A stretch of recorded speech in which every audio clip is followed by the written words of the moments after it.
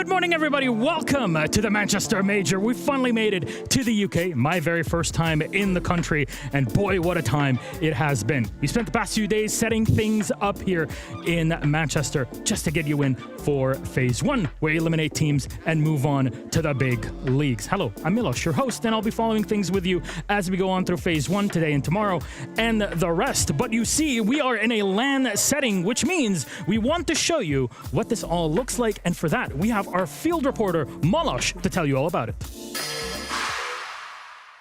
Thank you very much, Milos. Yes, we are here and we're showing off our space with all the players, and I assume it'll also be you in the space, but on the other side when we're talking about it later on. But you see, everybody's getting ready. Everybody will compete. And look at this. We have found a real catch. Joel, wait a sec. Joel, please, superstar from Bleed. How you doing today? I haven't seen you since SI.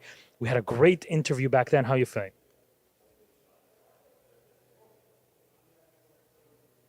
Few words, but a lot to say. Mentalist. Sorry. You're here. Sorry, Joel. I'll leave you back to your nap. Mentalist, first of all, welcome to the Manchester Major. Yep. I will tell you, Lagonis has told me, a reminder, Team Liquid have had like a really wishy-washy way to get here to the Major, but he has said to me that he's had super spicy food here just at the catering. What do you feel about that as someone from Southeast Asia? To me, UK food is not spicy at all. I think Lagonis and his team is just weak. Like Julio also told me, Brazilians can't take spices. I think, yeah, that's true, unfortunately. So yeah, I think British food is pretty good. Does lacking variety. I think if I were to stay here, What's good about British food? What are you talking about? I don't know. It's just the quality. They make it good. Thank you very much, Milos. Of course, for all of our international viewers, we got you covered here on the show, and I hope you enjoyed it. We have more also to show you later on in the day, but now our focus gets on the teams participating in Phase 1. And there's 8 of them here competing in our bracket. You get 2 lives before you are eliminated, and each team is coming from a different region. GK from MENA, my home region, is in there. Team Cruelty from Latam, from Mexico, of course. Bleed coming from Southeast Asia. KAG Osaka from Japan, Fear X from Korea, G2 Esports from EU, Space Station Gaming from NA, and of course Team Liquid from Brazil. These are our regions here in the Blast R6, our global regions represented in competition. But we have something for all you also watching at home, but also joining us later on. You see this QR code? It's actually pretty simple. Scan it, save this, and then predict. Simple as. You want to win free stuff in the game, it's actually just simple. See who you think will make it out of each phase, and you get free stuff right here. This simple. We're giving you one more shot. You got 2 more hours before this closes. No 2 ways around it. I'm not going to do anything faster than this. All right? Keep that in mind before we nom it away. And we're done. Take it away. There it is. All right, let's move on then to from the predictions and on to our tournament bracket. I said that Phase 1 is a double elimination bracket, and here's how it is. The teams are already seeded at random in here because, of course, they're all coming from the last chance qualifiers in their own regions, except for MENA. You get 2 lives, you get eliminated from here, and only 4 teams out of the 8 will make it through into Phase 2. And what does that mean? Well, we are currently in play-ins, which is what we call Phase 1. It is what precedes the actual playoffs, where you have those legends of their regions. Your BDS, you got your FaZe Clan. All those teams will be playing on May 19th, later on in this week. And of course, our grand finals, those will be all in our stage at the BEC Arena, and they're all playing for a boatload of money. First place awards you 350 SI points. Remember, we are waiting for that event in the US. It's been announced in Brazil. $210,000 for the winner, but just making it here at least gets you 8,500. But that is our prize pool. We kind of set things up for you before we start, but we also caught all these players walking into our venue. So let's see what our content team and Mats had to say to him.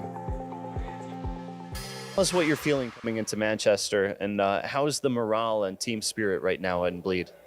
Right. I think coming to the Manchester and the UK as a whole, we're pretty decently confident this time because we prepared a lot during the LCQ as well as for this event. So hopefully we'll make the main stage this time. for this major, like we had a little bit of time to regroup and focus on this Manchester major. Like we made some particular changes in the team. We added 2 more players and we got a coach. So with the time being, it's a bit hectic, but like we will do our best and we'll prove that we are the best in the region. Yeah, I think we're feeling very, very comfortable coming to this major. I think we got a good run on the LCQ. We got some confidence back and we play really good. Put a lot of time into practice during the boot camp. So I think we're very confident for the tournament. Always good to hear from our players, but of course, we're still taking a tour of this entire space, and we are going to continue our tour with our casters. Again, more behind the scenes. Well, we got casters in the UK, from the UK, local bread, basically, that we got in here. Ace of Pyrite and Demo. Ace, I know it must have been a long trek to get to Manchester. How you feeling?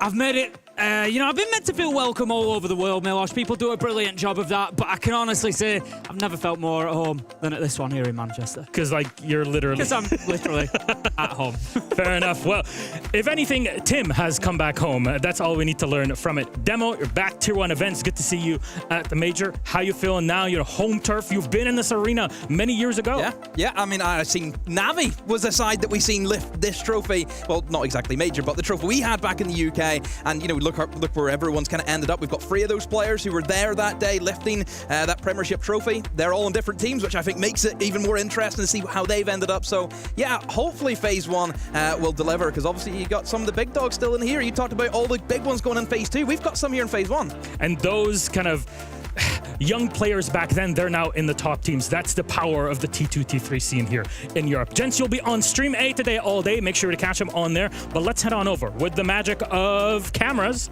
Here we are on the other side. We head over to our B stream where we have our good friends Faluk and XR Troika. Emmy, what are you talking? I'm just sending a message about the fun streams that we have on today. You're tweeting?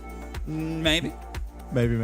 Well, friends, it's good to see you. As always, I really love every event that we get to see one another, as has been tradition. But now you're in the UK, actually doing an event, Emmy. How are you feeling? That's all right. Yeah. That's the most English accent. It's good, isn't it? It's good, isn't it? Have you seen it? No, it's my first time in the UK. What you enjoyed so far? Went to a football match? I did. Who'd you cheer for? Nobody. I cheered for the crowd. I took a page out of Tim's book, which is half Terrible. fun. Tim's a Liverpool fan. What do you mean take a page out of his book? He likes crying and losing. I'm having a great time. That's Manchester players in general. Why'd you keep insulting our food? Anyways, it's okay because your food is insulting. Anyways, let's talk about our teams, because you guys are going to be talking about our B stream matches today all day, and you're starting off with Bleed versus CAG. So please, can you fill us in on these teams? We can, with match 1, of course. Bleed versus CAG. That one is going to be the first one that we have coming up here today. It's a 2-match system that we are going to be running on the B stream. I don't really know what to expect with this one, because we've got CAG, we've got Bleed. CAG, we didn't see SI. Obviously, so for anyone that really only joins for sort of international Siege, there's a bit of a question mark there as to what they've been able to do in the background. I don't want to put too much spice onto this, even if Miloš really hates eating anything in this country, but there's already been chat inside the lobby saying good luck with your match in the losers bracket. So there's a little bit of heat. Oh, there's trash talk. There's a trash talk. Talk. There's some development talking about trash. Let's throw it to Miloš. Thank you very much, Emmy. Yes, I am the trash binniest person of them all, and we are back here to talk about things. But as you've seen, we've kind of introduced our player area of just production. We've also shown you where the casters are, but it's time for us to split the stream in 2. For those that want to continue on with the A stream, great. If you want to watch both streams, you can go to Rainbow Six Bravo and catch Emmy and Ollie, who I definitely want to also listen to throughout the day. You'll continue on with them for the match with Bleed. Let's do the split and then continue on. Hello, everybody, and welcome to the B stream. We are here for the Manchester Major. Emmy, it is finally here. What's that you making? I'm trying to make a B. B for B? B for best. I don't know. Oh, okay. B for the B. Manchester B. B double A. I thought you were going to make an M for Manchester. Do you know what we've got a buzz on about? All games here on this side, on this. It's a 2-stream system. Everybody's well aware of it at this point. What it is also a 2-game system, Ollie. It's a 2-game system. You got a match 1, you got a match 2. It all equals 4. Bish, bash, bosh. Bleed versus CAG is going to be the first game coming up. You can see there on your screens. We are going to be covering the B stream. That is going to start at 15:45, a 3:45 BST, and then match 2 coming later on into the evening is going to be SSG versus Cruelty. Woohoo! It's going to be very exciting. We have obviously 4 of these teams that you see across these 8 teams on your screen right now will be escaping the death knell and getting themselves towards the next section, the second phase of it. But it all starts here. It's a mini bracket within the larger bracket, like a nesting doll of violence and siege. Russian dolls? Yeah, that's Yeah? yeah. I like how we're cutting the stream in half, and we're also going to be cutting the phase 1 in half. As you say there, only 4 teams going to make it out. No. And we haven't got loads of time, so we need to get dialed in to the game that we have got at hand here. We've got CAG, we have got Bleed. We've already seen there's a bit of trash talk going on inside of the lobby. We know that the Bleed boys are always up for a good little bit of the sort of mental warfare that goes on. And CAG, well, they're no strangers to it either. No, I think this is the thing, right? The storyline that we have hitting this ground is Bleed is the current. They're what's hip. They're what's so hot right now, baby. Because the team is playing very, very well. They sort of came together last March, early, before things came. They've only missed 1 major in that time. In that league, they won every single game that they played, apart from in playoffs. Kagasaka, Cyclops is their other name that most of you probably know them by, and have known them for years. A roster that were the fan favorites from anywhere. Everybody's second favorite team for a long period of time was Cyclops. They fell out of favor. Now are they back to bite back against the current top dogs? That's why they're one of the most popular teams, is because it is almost, as you say, everybody's second favourite. Regardless of who your first is, a lot of people have got a soft spot for this CAG roster and this CAG team, and hopefully today we are going to see just exactly why. When we look at both sides have seen their fair share of sort of change and new introduction over the last sort of couple of months as well. You know, we can talk about CAG and what they've been able to do inside of the Japan League. And there's some serious players to watch out for here. You've got to keep an eye on players like Chibi, and on the flip side, I just love watching Bleed play. So I feel like we're in for a treat. I mean, the sort of beauty of these two teams, where they're going to hit heads, well, we'll find out. The first 4, Clubhouse, Border, Bank and Chalet, Band. That's kind of a little bit surprising for me. I thought we would find ourselves on Chalet and Club as a possibility. Now, I did think it would be something that would be removed at some point because it's not a big one, but Skyscraper Labs, this bit of a food for thought.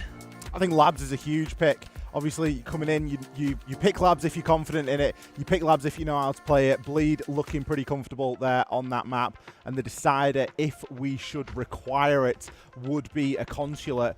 We've got some fairly tricky maps here. If you look at these maps that we've got available to us, we've got a Sky, a Labs, and a Consulate. These are often maps that sit on the edge of teams' map preference. Yeah. Not everyone's going to be fantastic at Skyscraper and Labs. It's usually pick your poison.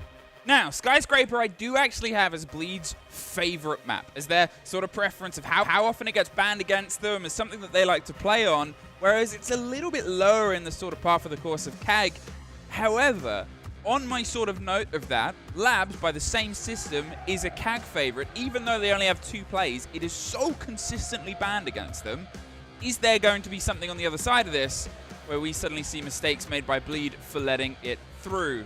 Sometimes we see occasions where a team will have an incredible performance on one map, and it's enough to warrant banning that map for the majority of a stage, if not longer. And the reality is, they might not really like it that much. It almost goes into a bit of a bait and switch situation. Something that there will be no bait and switch about today, though, is going to be this ban phase.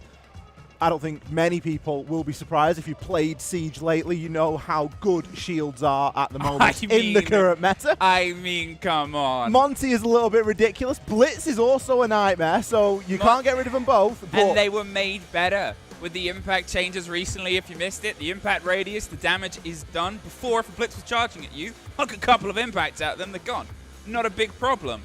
You had to play it smart. Now you can play it a little bit less smart. Ying is, I believe, statistically the highest banned operator across the recent leagues, across all of the leagues.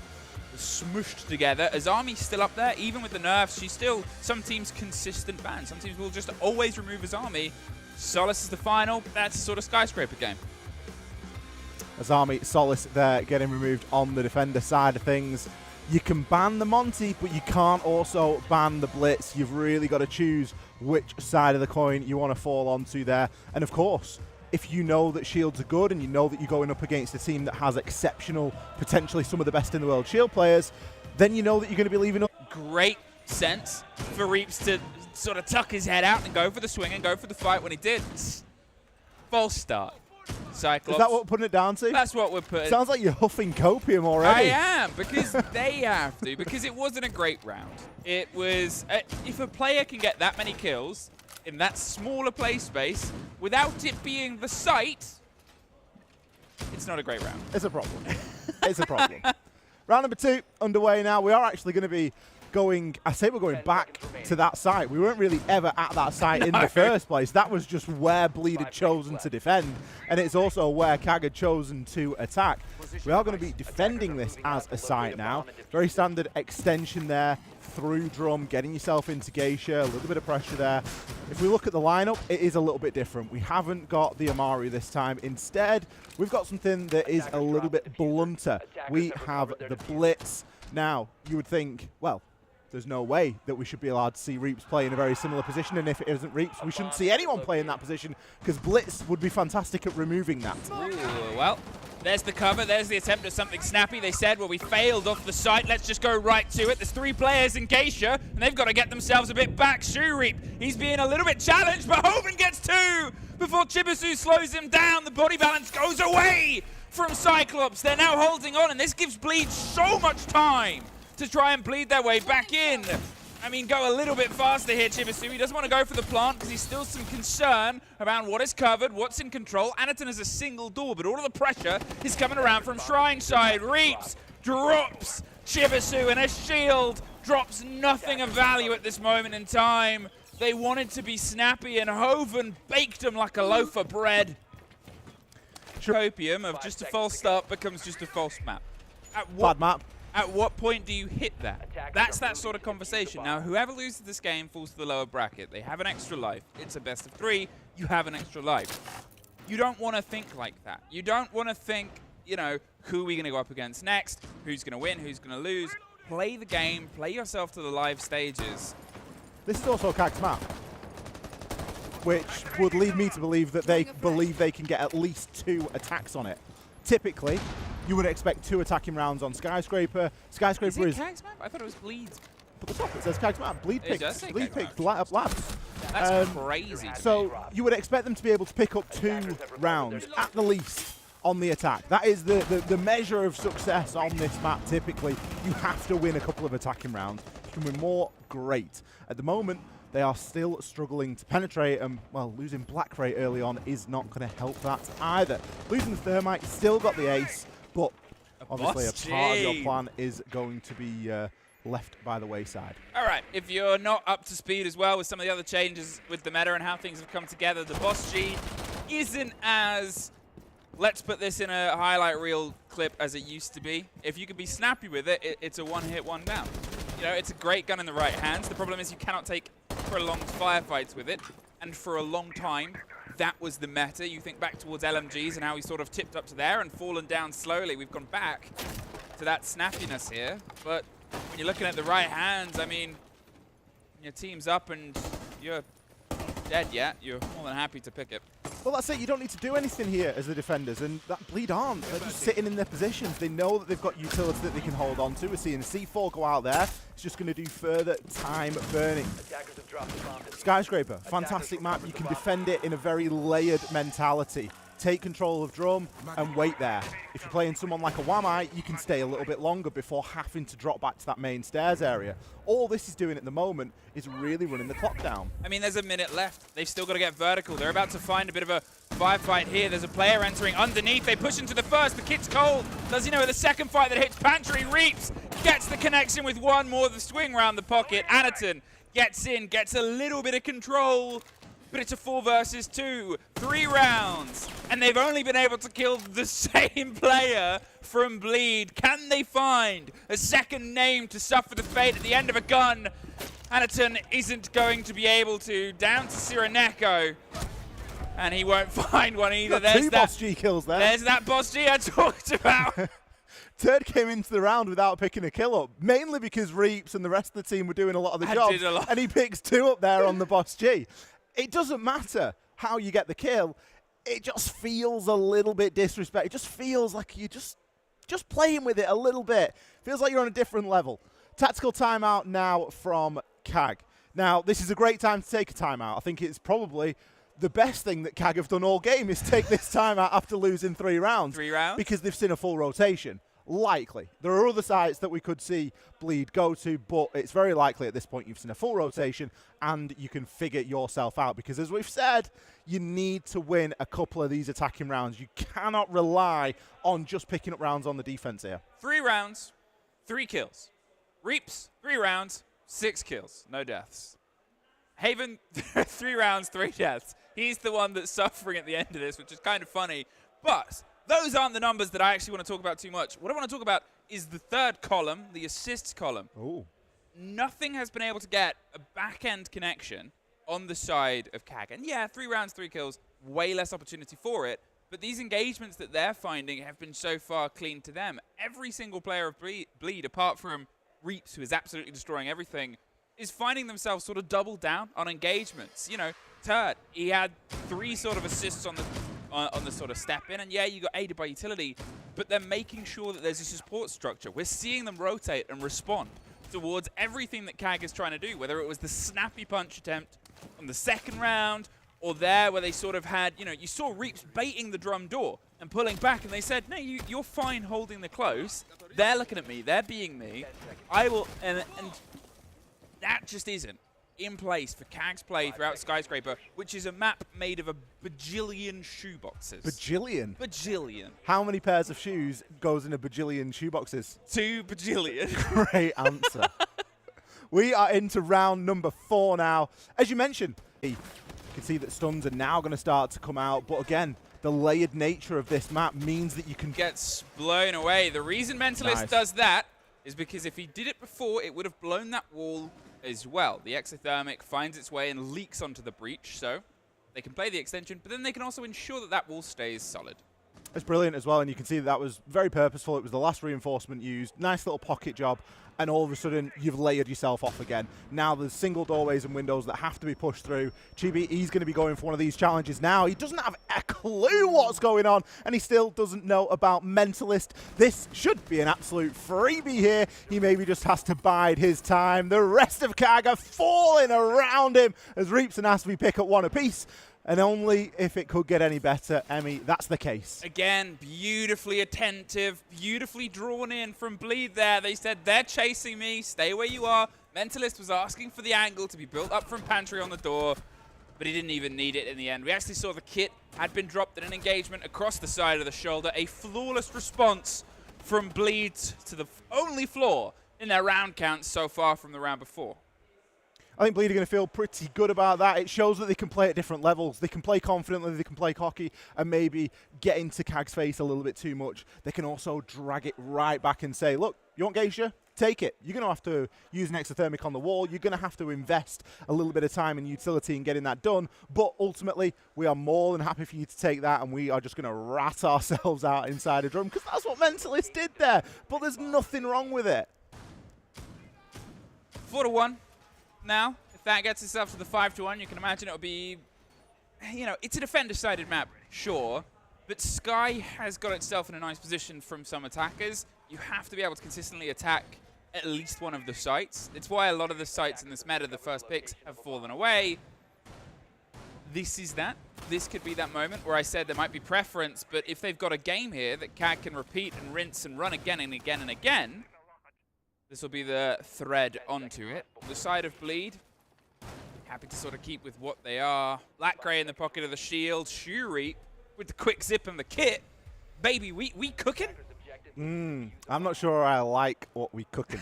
I really don't like the quick plays on Sky. Yep. I just think it's because there's a billion shoe boxes and 2 billion shoes. It can be so difficult to know just exactly what's going on. I like the rounds that CAG have done where they've taken a bit more time to hit that setup and then pinched and pushed these defenders to catch them out on the rotate.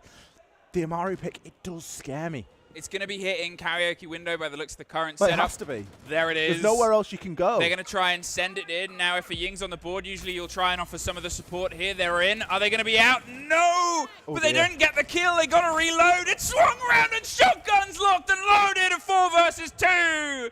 They tried to billow and blow and bluster their way in, but unfortunately, blunder is the only solution here. Sireneko, all that's left, a buck underneath, but Buddy Boy, what's bad?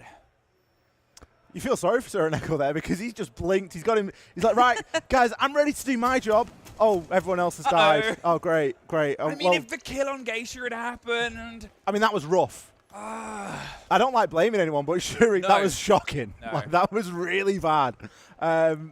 First game nerves, maybe it's a kill he would usually get.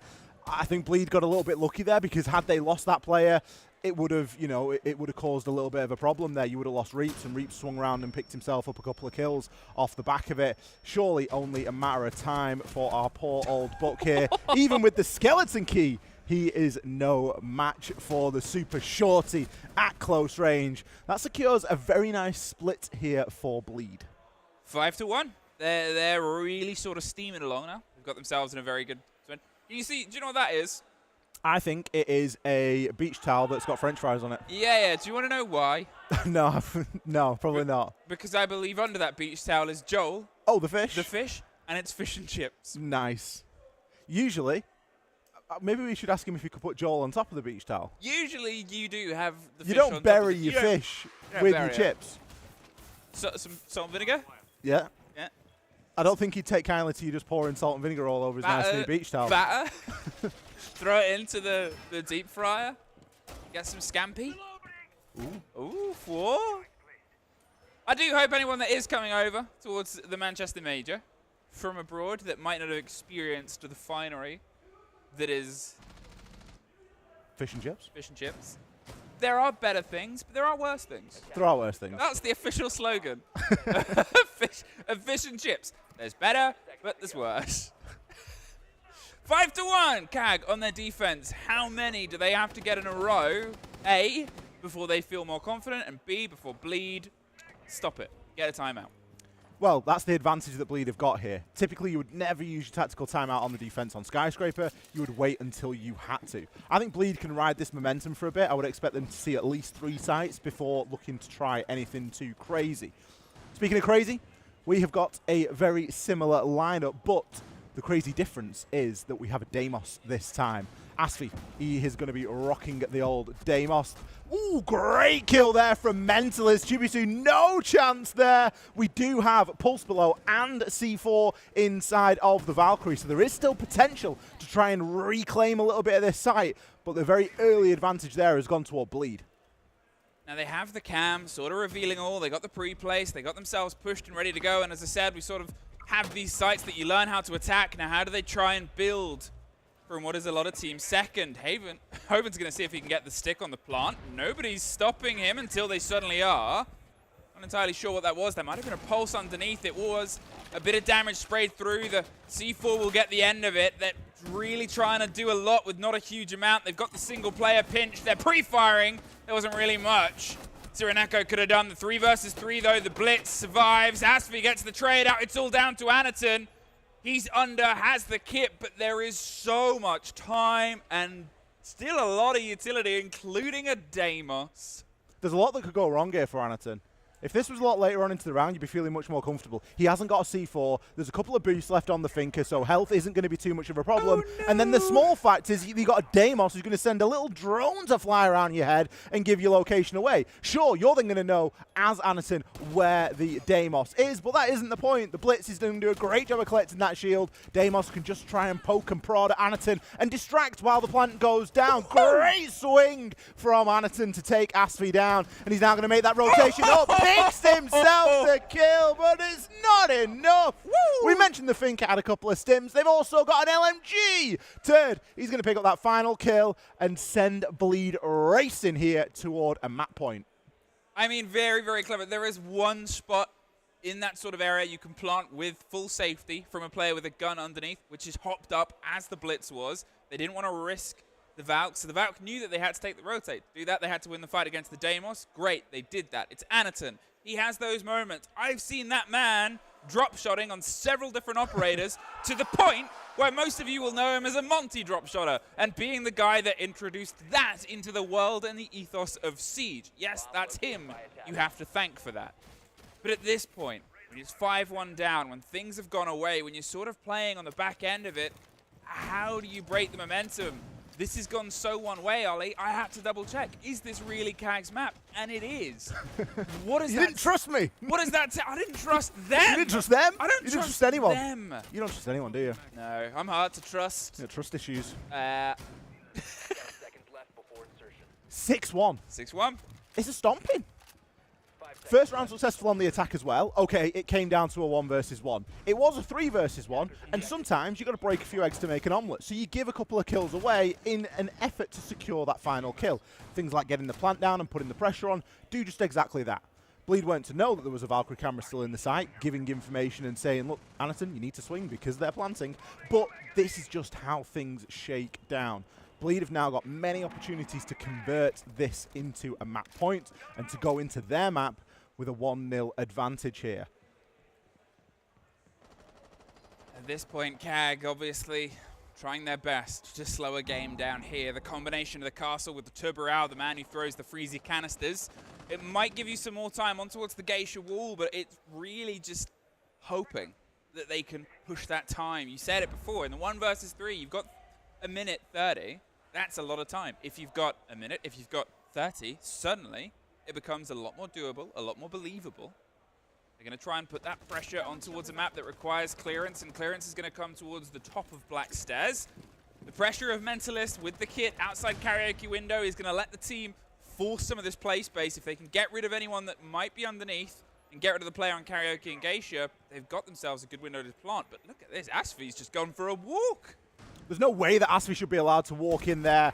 He gets himself into T, but immediately gets taken down. 3 kills come in there for Cyclops, and, well, it isn't a great time. Mentalist still out there on that karaoke rappel. He does have Hoven, but it's just your 2 hard breachers. You've lost a lot of that pushing power. You've lost your Ash, you've lost your Ossa, and you've lost the Flores. Kag now just need to relax.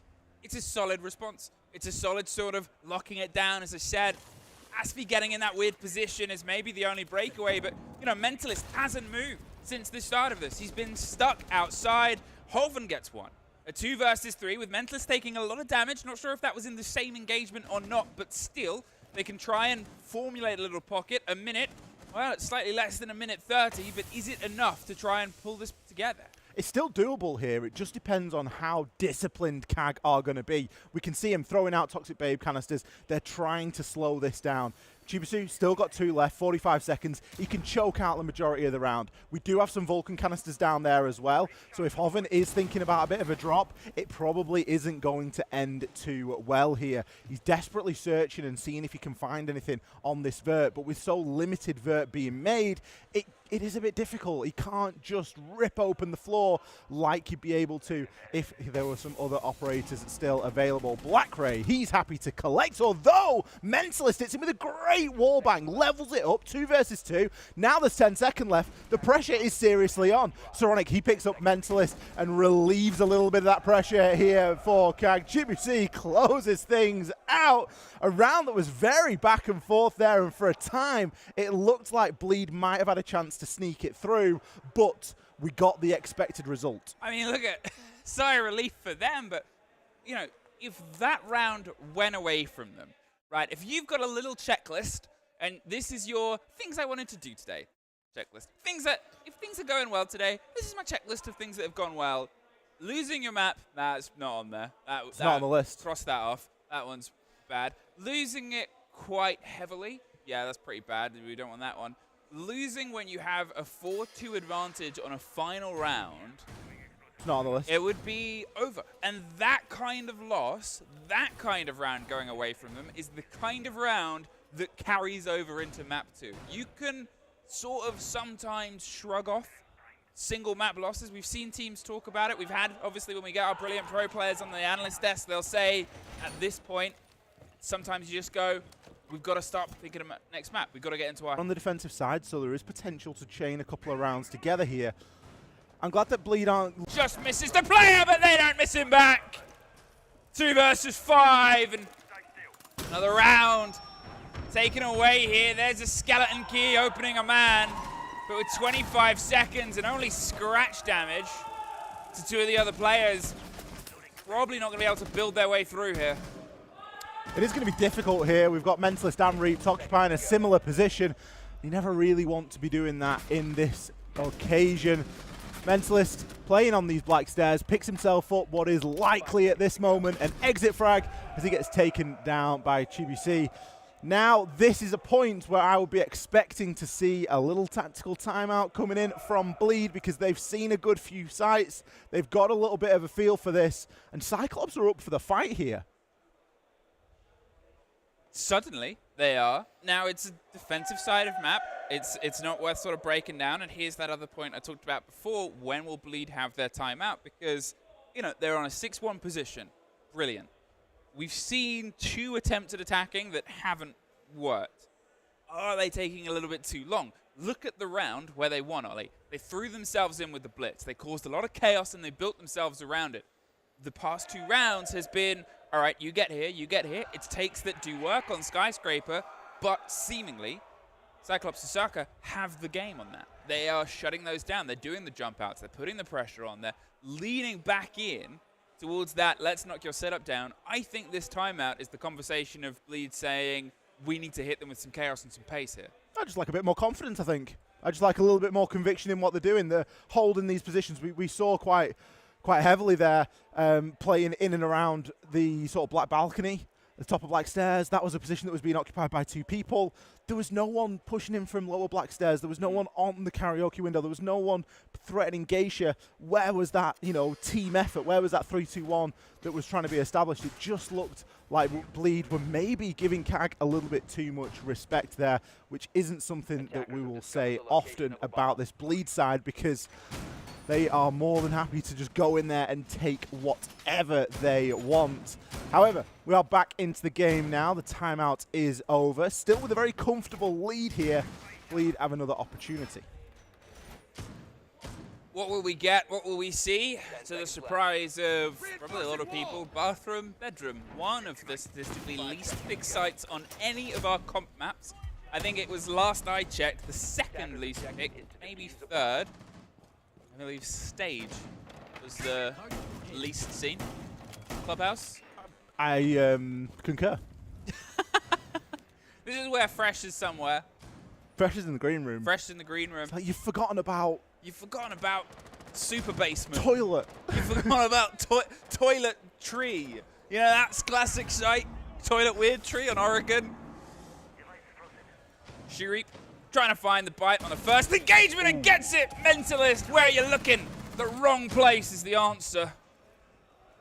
This is where CAG can get dangerous, because if they can just keep applying this, it isn't the crazy CAG of old, right? Yeah. We're not looking for that. But that's a flare of it. That is a little sprinkle, a little taste of what you used to go up against every single round. But now it just happens every now and then. And they're going to save it for a little special occasion, and bang, you've lost Mentalist, you've lost your Zafir. For the longest time, the quote on Cyclops was that they are the only team that can beat Cyclops.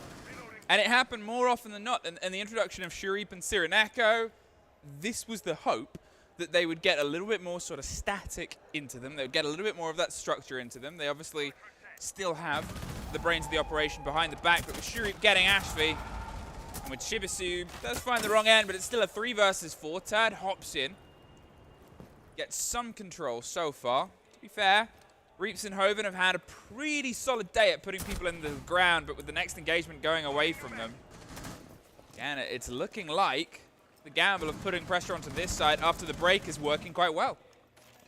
Reaps has a chance here to pick himself one up. He's got the yellow ping information, but he has to cross, and he's crossing very slowly. Grabs one onto Anaton and somehow keeps himself alive. Picks up the second, making it 3 on the round. This has entirely flipped things on its head. He now gets the track on the Legion. He understands that he's below, but we did see a silhouette there flanking up those main stairs. I do wonder what the flank protection is going to be looking like here. Reaps, he doesn't care about the flank protection. He is not going to stop Shirip, You're the last remaining player here for CAG, and the last hope if they wish to continue here on Skyscraper. Hoven gathering a little bit of information on the drone there. Reaps, don't forget, on for the ace right now. There's 35 seconds. He's still got quite a bit to do.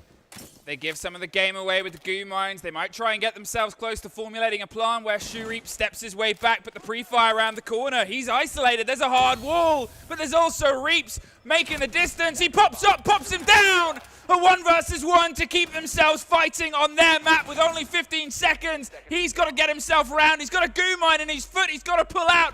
Truly tying with nothing. Shureep holds on.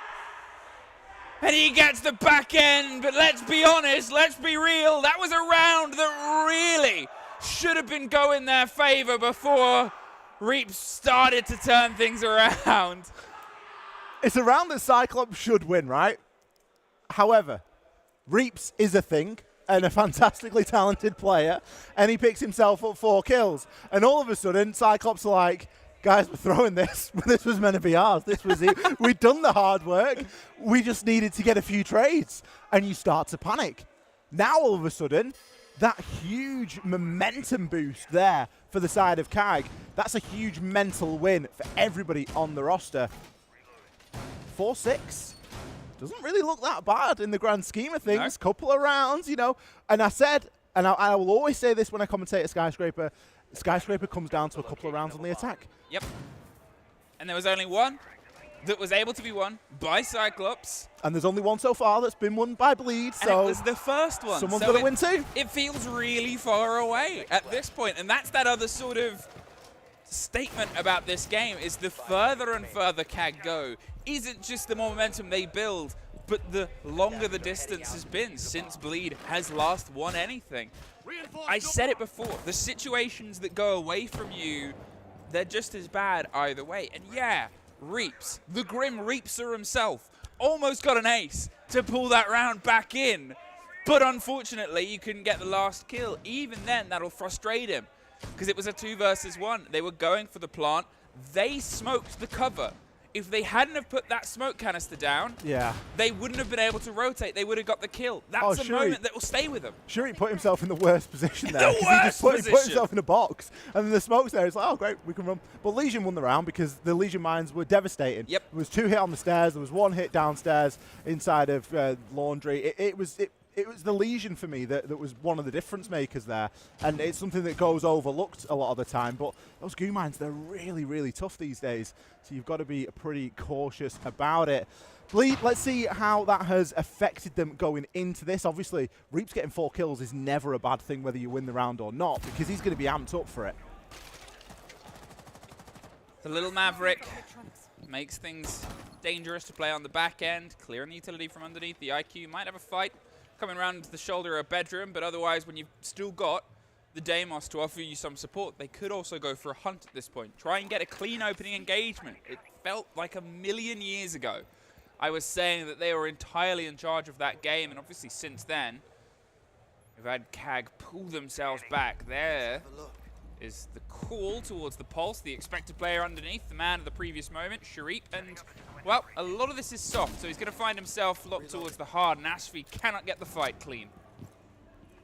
The great thing about the Deimos is that pistol absolutely shreds. So you are able to get a few wall bangs going, but on a map like Sky, it can be a bit difficult. And really, doesn't matter too much if you're just going to lose straight up engagements anyway. Sharif rocking the pulse there is going to be picking himself up a kill. Anaton 1 to boot. This could be a flawless quite easily. Where has this been? Where have they come from? And where are they going to a flawless round? A storybook. Written and driven on the idea of, hello, Cyclops, thanks for showing up. Whether it's the momentum of Shuri, the man you see screaming and crying for the energy of the team of the clutch before, or not, it is something the team is banding behind, because this energy, that gun skill, that pace and connection towards Bleed's game, this is why they are here. Doesn't matter how you start the game. I always get a little bit wrapped up in how the game starts. I'm like, wow, Bleed are playing really well here. Whoa, like, I'm watching out for this team, you know? And then as the game goes on, and you do it so many times, you just like, yeah, Cyclops, like, they're an experienced side. They have got fight in them. It might not be on the attack, that might not be where they shine, but if they can come away and win this round, it takes them to an OT, and all of a sudden, it's on a coin toss. It is anybody's, and things often change inside of an overtime. So we have gone from a 6-1 game right the way up to a 6-5 barn burner here. Still on a match point for Bleed, but now with a chance to go into an overtime if CAG are successful here. And let's be honest, they have been successful a lot on the defense so far, and they certainly have that all-important momentum behind them. The fact that they've just won the previous 4 rounds in a row. Now, the fun thing, obviously, is if you're looking towards Shroop, you're looking towards Cyrenaica, you're wondering where they sort of come from. 2 teams that have actually been at majors before. It's not their first sort of rodeo. It's one from Crest Gaming, I think Cyrenaica was from, and Shroop was from North Eption. And Russell was able to, well, not do huge things at the previous majors. However, if this is the time, if this is the place, well, that's not quite the engagement Shroop wants. Going to pull himself back and survive a little bit longer. That's why things just get a bit scary. Like, sure, you've done a lot of hard work and you don't need to be going for this, you know, a little bit of a cheese player. Bleeder already a little bit battered and bruised right now. Fortunately for him, he gets himself away nice and safely, but it does leave this east side free to be taken, and Hoven isn't going to waste any time getting himself in there behind Mini. We do see Cyrenaica, he's got the ability, of course, to deploy those Zoto canisters and freeze out that wall, but a great pick there onto Asvi. Someone that really has been pretty quiet since getting onto this attacking side. And speaking of quiet, Mentalist, he's really been down there, often finding himself one of the first people picked off, and that's not ideal. But the biggest thing is we're not getting any value out of that utility. Grim is huge at the moment. Those bees are fantastic. And to lose that, well, who knows? Sharik picks himself up yet another, and we've still got Bleed players out on the rappel. They can't even get onto the balconies, Emmy. I mean, all right. I said, where have they been? And they've made sure that the statement isn't just said the round before, but underlined. Fantastic bit of siege there. The confidence, the bravado, the bold, and the screaming at their opponents. Now, it's obviously something that you don't get the truest taste of seeing. We're all technically in the same big airport hangar right now that's converted into a studio. The casters are on one end, and all 4 teams, they can't obviously see their opponents directly. They're around the same place. They'll be hearing shouting because we can hear the shouting on the other side of the airport hangar. Well, can they hear the shouting? Because they've got the noise-cancelling headphones on. I think they're very loud. Well, I know that they're very loud because we can hear them from here. All right, maybe they can't. Maybe they can. Maybe they'll just get a little bit like a, Yeah.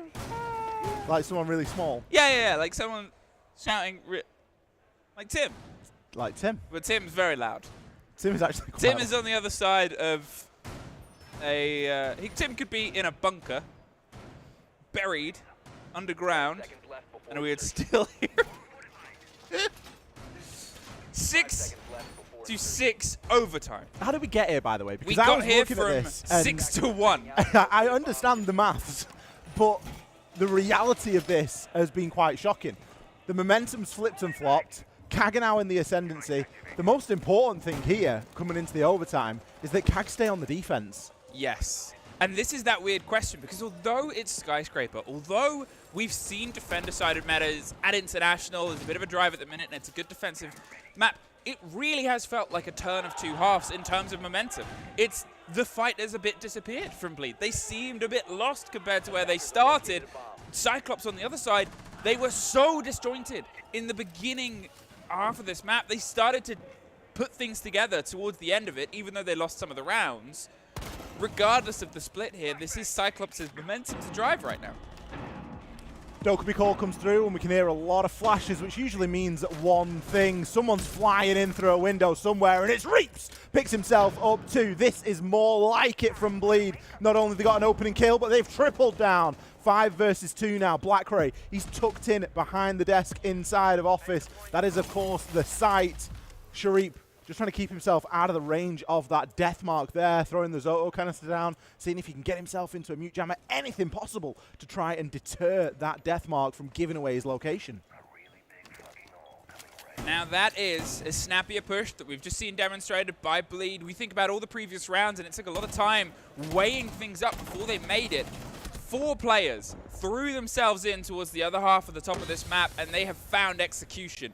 The smoke, led by Mentalist on the glass, trying to just eke his way in to a fight round the side. There's a bit of a breach, but they've got time to play with and cook with at this point because of how quick they were. They didn't allow the rotates. Black Gray gets the snap, doesn't have time to pull the pin on the C4. Shuri might suffer next, but he's able to suddenly find the fight round the back end of Trophy. Has the pings on the far range. The C4 fishing gets half a Hoven, but not the full bake. Sharip's able to find his third for the round, and Mentalist, he's knocked out as well! And I said it! It's not just that they're on the defense, they have the momentum and they've got the energy, and Ollie, they've got themselves map point. They have found themselves a map point here despite being 1-6 down only 15-20 minutes ago. A fantastic performance here for Cyclops. I mean, let's just put it into a bit of context. It's day one. It's match one. It's map one. It's very early days here at the Manchester Major. But the energy that Cyclops are bringing is fantastic to see. Bleed on the flip side, those guys look battered, bruised, defeated. They just look like they want to go GG next, get us into labs, because this has not been the map that they expected it to be. I can't believe we're here from where we were. And there's a part of me that's always sort of like, I want to see if it is true to the prediction. If this is a different CAG that we haven't seen on attack, is purely because of the momentum shift in the game, not just the attacker and the sort of defender-sided buff. Bleed do get some energy behind them. They do get the sort of statement of we're on our defense now, but I mean, that was what, a 4 versus 2 that just went away from them. They just didn't do anything. One body after one body. They were relying too heavily on the death mark, and Asfi did a great job of, well, yeah, did he do a great job? He was able to track a couple of people. I guess it's almost a universal at that point. It's a button press. But the problem was the death mark kept failing because of the mute jammers, because of all the utility that Cyclops had set up. So they were never able to gain that info. And I think they maybe just got a bit tunnel visioned. What would you have done 12 months ago in that position? You don't have Deimos. You'd have got drones out, you'd have got information, you'd have pushed and found kills. You don't have to use the Deimos just because it's there. Yep. Cyclops, 1 round separates them from cementing their map on the back of somewhere where they really weren't going to have it handled. Labs is looking actually maybe competitive at this point, because otherwise it might have been a bit of a sort of pushover. The first bit of pressure is going to be on towards Reaps. You worry that they might try and overcook things a little bit, the same way that we've just sort of said Bleed are doing it. Is there a team that when they can explode, it works very, very well, but Reaps is still on the board, putting up the numbers that he is. You want to make sure he isn't the first engagement. There's a lot of people that are putting good numbers up on both sides. I think Bleed's had his moment in the sun with his quad K, and obviously he's on 17 kills, 8 deaths, so he's doing great. Shuri on the flip side, looking over at Cyclops, 16-7.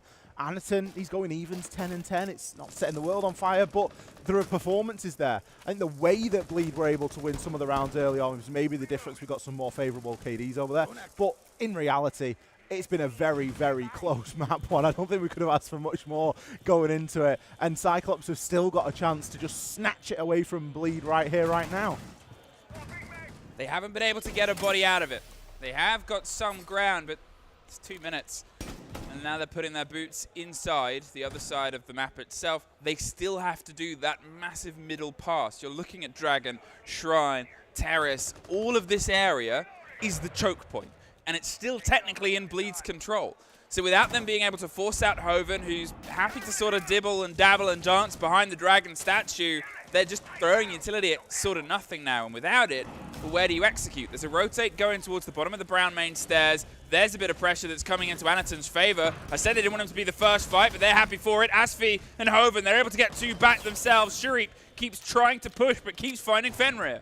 Asfi can play himself here inside of Geisha, who's got a good line of sight onto those main stairs. 3 versus 3 as Mentalist. He too shall fall. Hoven still has that position to play, but over aggression from Asfi. Why is he getting caught out there? Surenek there doing a great job to pick him out. Hoven, he has to try and keep himself alive. He's at the top of these black stairs now. He's got Turd underneath, now starting to feel the pressure as well, and we can hear and see those firebolts coming through. A plant is going to have to go down now. I mean, that's the point. Where's the kitten? Where's it going? They're trying to break their way onto Geisha, but the back line is perfectly placed here. Hoven gets the drop on the player. They don't have time!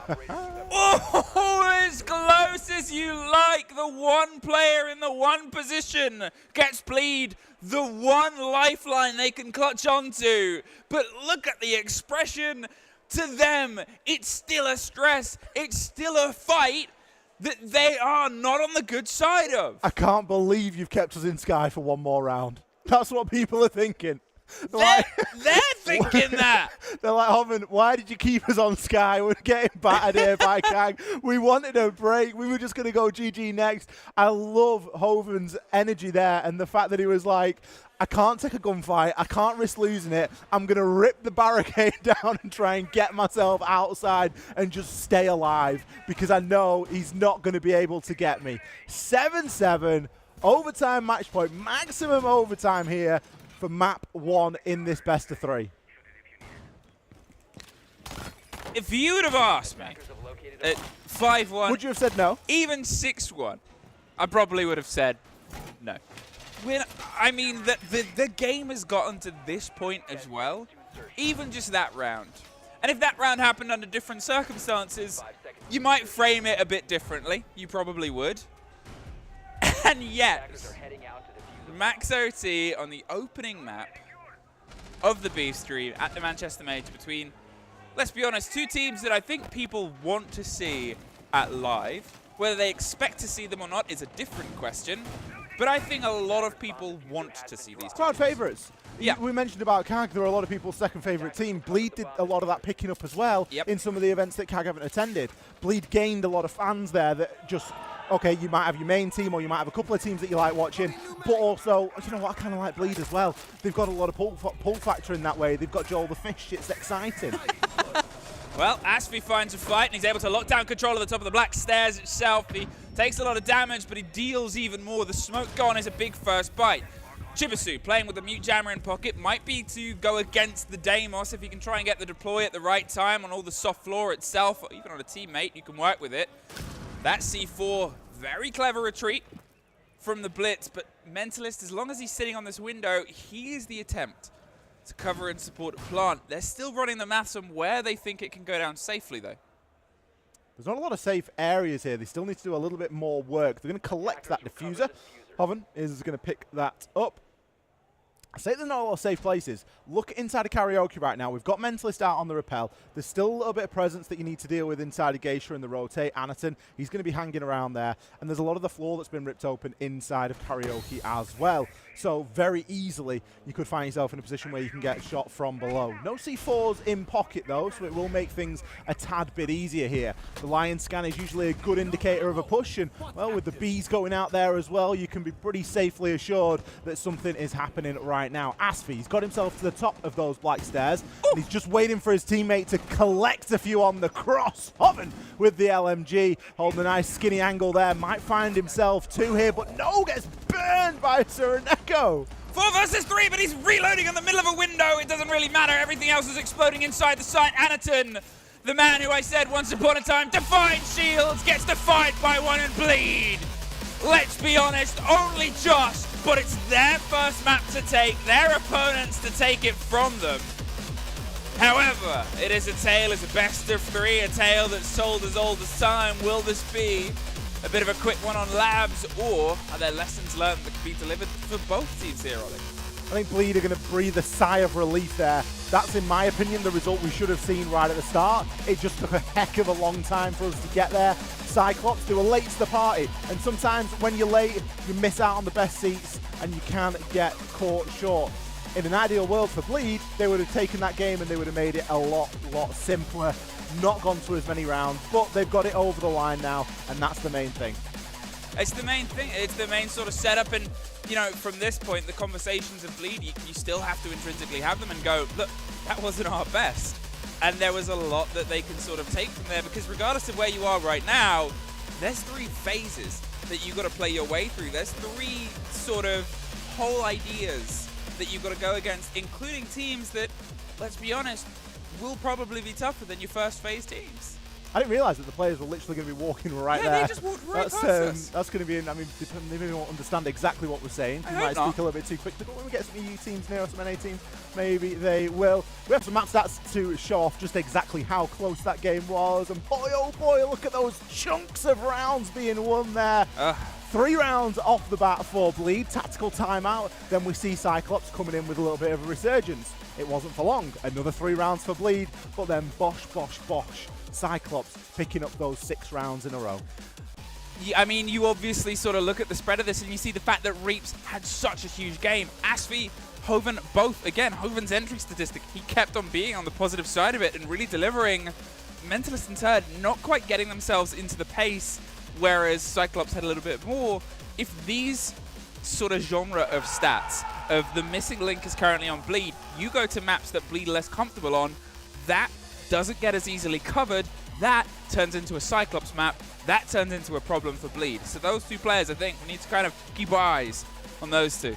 Speaking of more maps, we are going to cut to a short break. After that, we will be back with map 2, which will be Night Evan Labs. Don't go anywhere.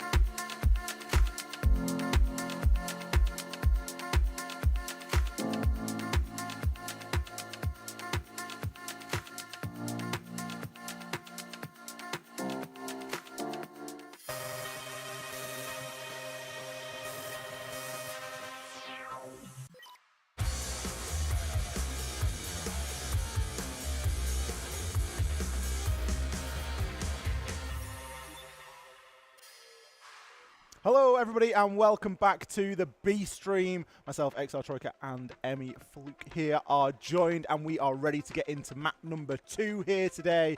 We have got Bleed, we have got CAG, and we have just had the most unnecessary start to Phase 1, Day 1, Map 1 I have ever seen. It was an unnecessary overtime. It was a map that went to 5-1, then it went to 6-1, and you're like, Bleed, have this. And then it went to 6-6, and you went, what's happened? Then it went to 7-6 against them, and you're just like... Okay, fair enough. Fair enough. Well done, CAG. But then Bleed still won it. Bleed still won it. 8-7 was where we kicked off on Skyscraper. So if you did miss it, make sure you stick around because I've got a feeling that Labs is going to be very much the same. Now, something that is very weird about this fixture, and we were just talking about off camera, is that both of these teams have chosen their opponent's #1 preference map as their map choice. For example, Skyscraper was picked by Cyclops. Skyscraper is, statistically, Bleed's #1 preference map. It's weird. So if you're wondering how we do the numbers on this, it's actually helped by Mr. Derry Desert Holt, who I know. Well, he's very good at computers and tippy typing because he spends all of his time in his room. So he gave us, never touches grass, doesn't even know what it is. He gave us the maths and the formula to work out. It's not just based on how they pick it and how they win it, but also how many times it's banned against them. Yes. And Labs banned against CAG pretty much every single time. They've played it twice and won one of them. But you're right, statistically, because of the way the numbers are run, it's their best or their favorite map, not their best. But from that, it does get a little bit weird because Labs might not be a very popular map in that region. Yeah. So therefore, it makes it look like it's a #1 preference map when in reality it isn't. We're giving you a little bit of a behind the scenes there. It's maybe a tad unnecessary, but the top line and the thing to take home is that these maps aren't necessarily highly preferred by the teams that it seems like picked them. Moving on into the bans, something that is going to differ straight away here is the banning strategy. Deimos this time has been removed by Bleed, as opposed to a classic Monty ban, which we were kind of expecting to get brought out against CAG fairly often here. Something else that snuck its way into that ban phase is the Two-Brow. We saw a lot of Two-Brow played in the previous map of Skyscraper, and that's something that Bleed don't want to have to deal with here on Labs. The weird sort of thing is, the way that they were playing Two-Brow would differ onto this map itself. You're looking at the sort of basement hold, you're looking at maybe IT holding onto that breach as well. You would play it against with an electric. You would Kaid, you would bandit, you would try and remove the pieces. You don't really do that on Skyscraper, but either way, you're entirely right. It's responsive. The Deimos especially, it was frustrating for them. It's frustrating for anyone that likes to try and get themselves sort of loosey-goosey around the exploring side of the map itself. I usually save that for when I play Malusi. The loosey-goosey Malusi. Lucy. We call it Lucy. Lucy Malusi. Is this a Tim thing? No. All right. More of a fresh thing. More of a fresh thing. Because to flanker is a Tim thing. Where he plays the Tachanka on the flank. I listened to that at a time when I just couldn't be bothered. And it was one of those things where I just don't need to hear that. It looks like we've got a slight pause before getting ourselves into the game. That's fine. That's the time to try and work out any more that we might have. We might have missed one, mightn't we? I'm trying to think of, like, things you do in Siege. Okay. And how close it is. I'm sure Twitch chat is probably popping off with loads right now. I can't think of any that are stream appropriate. That's the problem. Well, good. I'm glad that you've at least got the line there.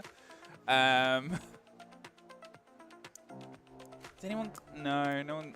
No, I will think about it. We'll cook. You'll come up with one. I'll cook. It'll be at the most random time, but you will come up with one. I'll message up. Oh, look, we can see Joel's head now. Joel's peeking out. He's peeking out from his chip blanket. To be honest, I would have hid from the performance of the previous map as well. Maybe that's what's missing. Maybe if they win the whole best of 3, they bring him out and put him on top. You get full Joel. You get the full, but we can only see his head now because they've only won one map. One map, one piece of Joel. The head of the tail. It's like a mermaid, but it's just a full fish. What kind of fish is it? It's got whiskers. It's a catfish, is it not? Catfish. It looks like a catfish. You look like a man that would know a lot more about fish than I look like a person who knows about fish. Well, I mean, I'm looking at it upside down, probably the wrong way around. Yeah. And it's a teddy bear at the end of the day. It's not. What? I don't want to break it to you. What? It's not. If that was actually a fish, it'd probably stink by now. They would, and because it has spent a lot of time in suitcases, traveling all over the world. It's probably got quite hot. That is like Julio, like, because he's the one I think he had to fly with it in his case, and he said it took up most of the room, at least the first Joel appearance. And I like the idea of it being like every time he's like, oh, I got to put the fish in my case. You're literally drawing straws to see who's going to bring Joel. Yeah. If you're going to pick a mascot, pick something nice and small. In SI, they had Joe, I think it was called, which is the mannequin.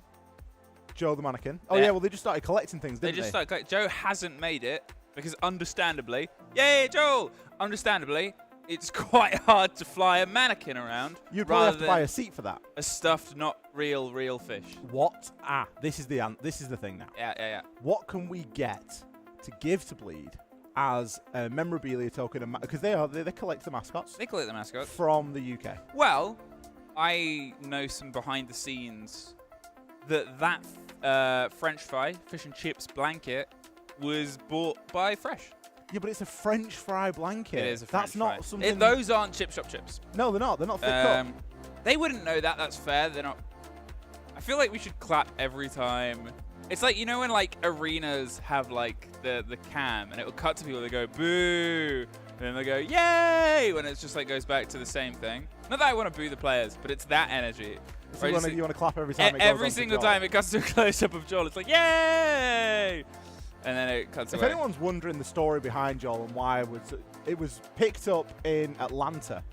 I think it was bought from a sort of an outdoors shop in Atlanta, and it just became a thing. I don't think it was just an outdoor shop. I think it was a Bass Pro shop. A Bass Pro shop. Which is like a huge deal. Yeah. We weren't in Atlanta, but I heard it was a huge deal. I heard it was a big deal.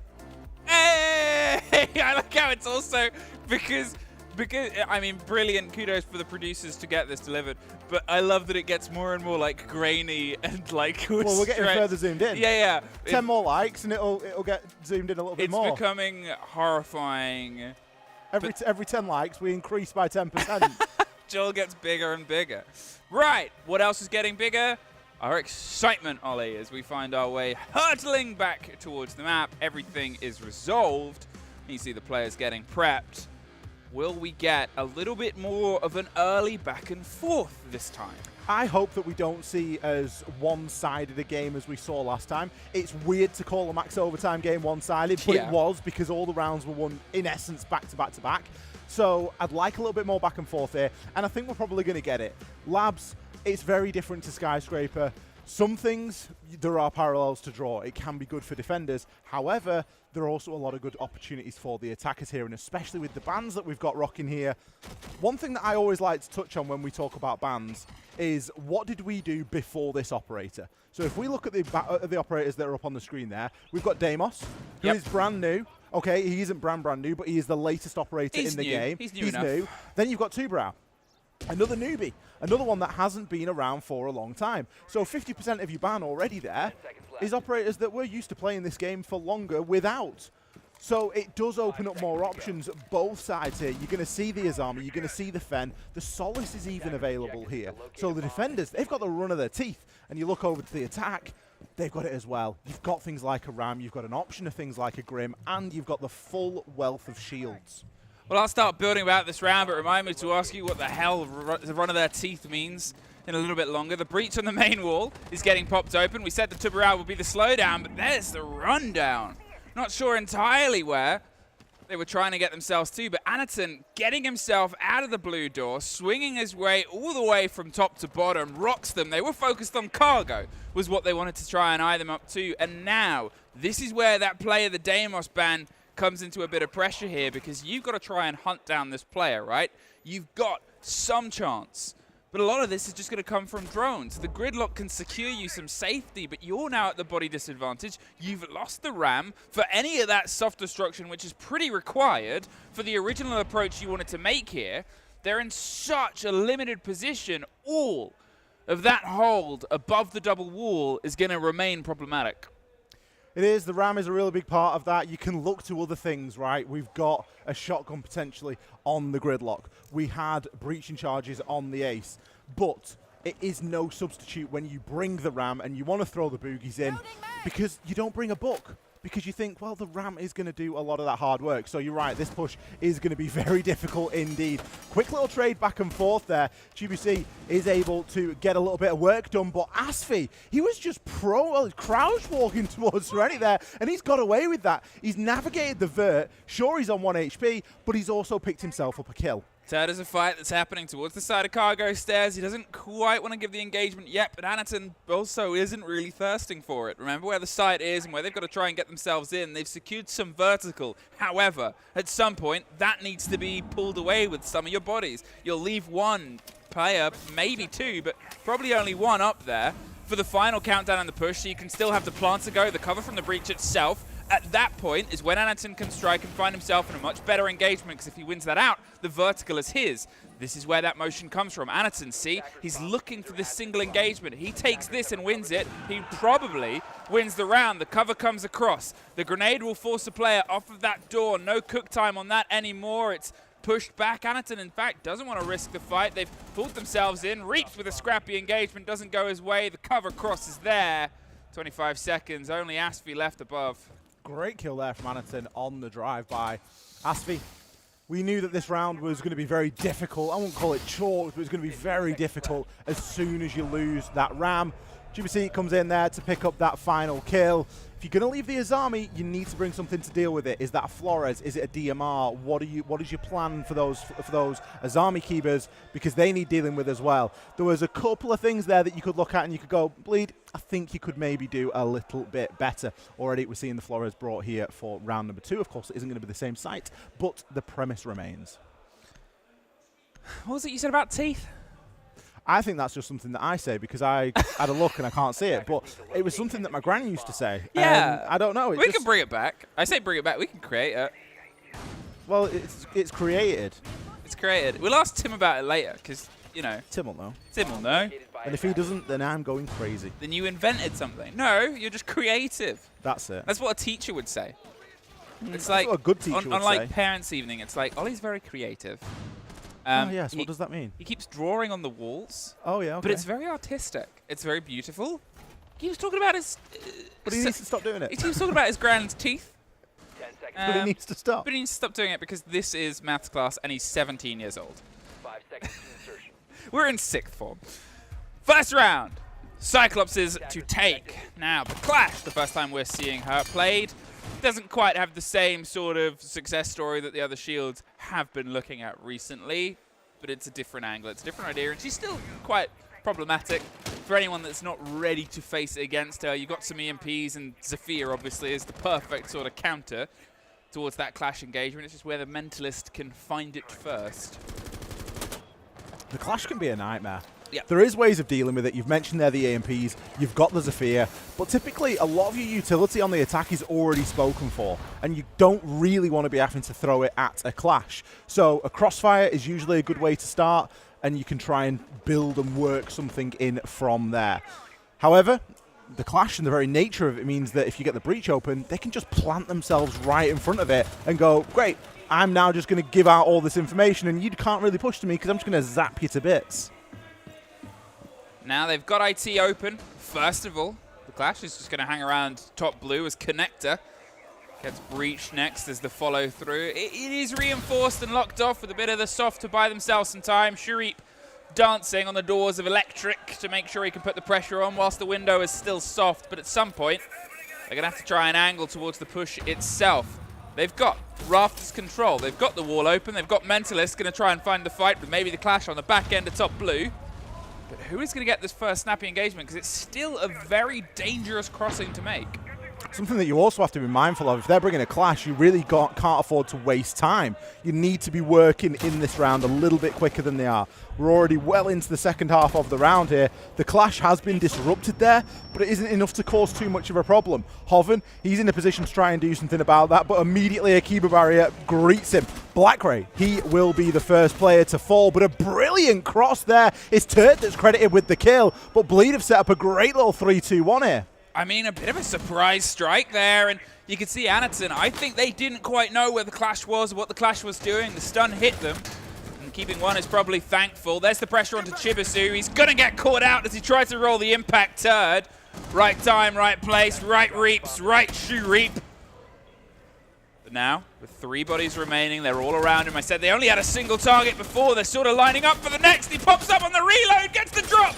He's just fishing for heads and bodies, baiting for the energy. He's up and down, but he's Hoven to get the final shot. Risky biscuits. I would have lost it. Absolutely lost it if we'd have seen that happen again. Punched through the wall. We saw it on Skyscraper. We don't need to be seeing it here again. Shareep, you're nuts. But even that was a step too far. I mean, the going up and down, this sort of like, it's like, you know those machines where It's whack-a-mole. Whack-a-mole. Yeah. I was going to say gopher, but the same. A gopher? I don't know. As a mole? It's not a catfish.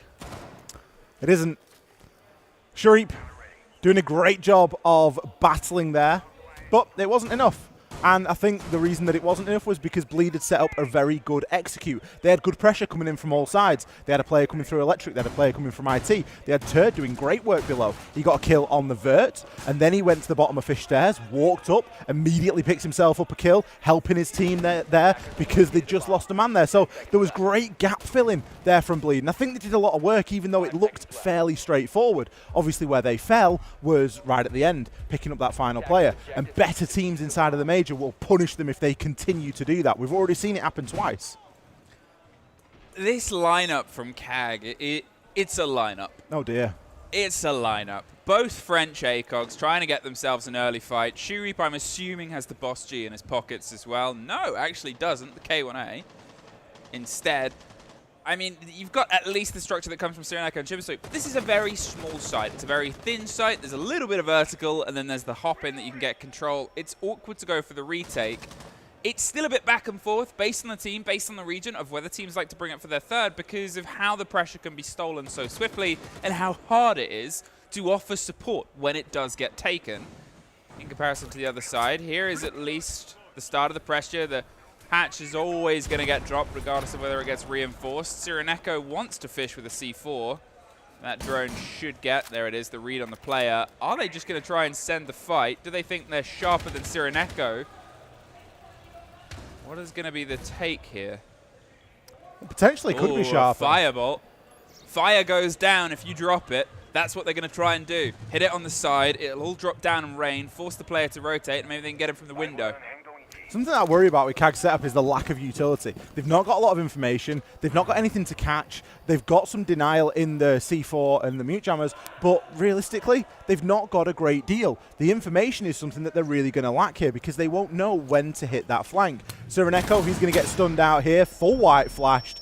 And instead of dropping there, we're going to see a player hop over onto the balcony. Shareep, he'll be successful. The fire does drop, and Fluke has got their hands in the air right now because they correctly called it. But still, he remains. Great pick from Hoven. Forces Cyrenaica into the corner there and knows he can pre-fire the angle. The one thing that I called that didn't quite come together was Reaps did go to the kitchen window to catch it, but then got shot in the face by somebody who was ready to offer some support, so they tried to stick in the environment. There's at least still the engagement, but with 50 seconds left, as I said, some of this starts to happen very swiftly with how thin it is between being outside and being in a position to plant. The smoke covers the corridor on the rotate, but there's Chibisu lining up, can't get both, it's traded back and forth, locked in, but he's behind you. 1 versus 1. Out of absolutely everything, nothing is pretty much left, but it's Turd. The Buck with a little bit of pocket utility to drive himself on those flashes, and Anaton, a great gun and a great gunner behind it to try and just get that first foot, that first engagement, that first alleyway, because there's only 20 seconds left, and that time you're not going to be able to really get the kit and hold F. He wants to fight. So Anaton's put himself on the other side of it. He expects the fight, and he's making sure that when it comes towards him, he at least has a little bit more wiggle room. The flashes come around the corner. It's not being given to him. That one will pocket itself. He's on the other side, but Anaton, oh, he's just able to flirt with danger and fall back.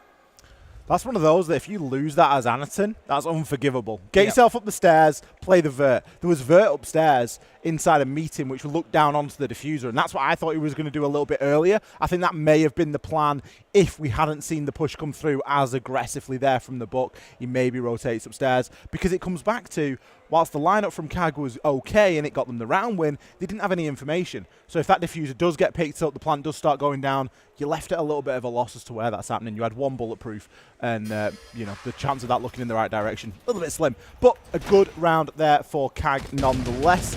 They did get it over the line, and they can take us back downstairs. The first round that's ended in time between the two teams as well. Otherwise, it's been pretty consistently bloodshed. It's very sudden, and you wonder if Bleed maybe just underestimated the angles that were inside. As I said, it's awkward. As soon as the site control falls out, very tough. Try and pull it back into your favor. Now, last time we were here, this player in this position got a cheeky kill. Will they try and respect the hunt a little bit more, or go back to plan A? Seems like plan A is on the cards as they swap back to the gridlock, back to the IQ. Maybe try and get some more survival going. Just got to keep Hoven alive, haven't they? Yep. The Ram has almost been a bit of a cursed operator so far from Bleed. Every single time that Ram's been brought, it's been first-blooded, regardless of who's playing it. I think Reap played it a couple of rounds ago. We've got Hoven. He played it in round 1. So just try and keep the Ram alive a little bit. Set those drones up, get a little bit of info going, and, you know, essentially have a backup plan if it doesn't go well. They haven't brought the backup plan this time. They do have a couple of breaching charges, but if you bring in the Ram, you need to use it, and hopefully they will get themselves into a position to do just exactly that. It looks like they're going for a bit of a wider sweep right now. You can see them opening IT wall. They're trying to put a bit of pressure in onto Garage. Sharif will need to be cautious there, as he is going to be hanging around, but cautious. Obviously not cautious enough. Not cautious enough for Mentalist there. And a great pick onto Anaton. Some fantastic information. And Mentalist, he had moments on Sky where he couldn't put a foot right. Now he can't put a foot wrong. It was the thing I said at the end of the map, is there were still great performances, but Turd and Mentalist were the two that were behind the pace. That's just statistics, unfortunately. They were aware of that, and they had the conversation about it just as much as we pointed it out. They will know all of this. As intrinsically, now, Mentalist finding a return to form, putting the pressure back in. You're looking at two of the players that have been able to put some distance in. There's Reaps getting the catch onto one more.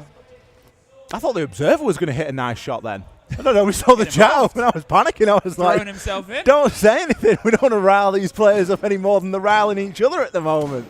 And, well, we know our wonderful observing team, Sky, easy as medics, all ready for a fight. Black Gray, I don't know. He's got to be ready for a fight. He hasn't found a single one. Now he's got to find all 5 if he's got a hope of this round. The ace to open, not only you're killing, well, he can't even get the drone. Sometimes that happens. Sometimes I can relate. Down.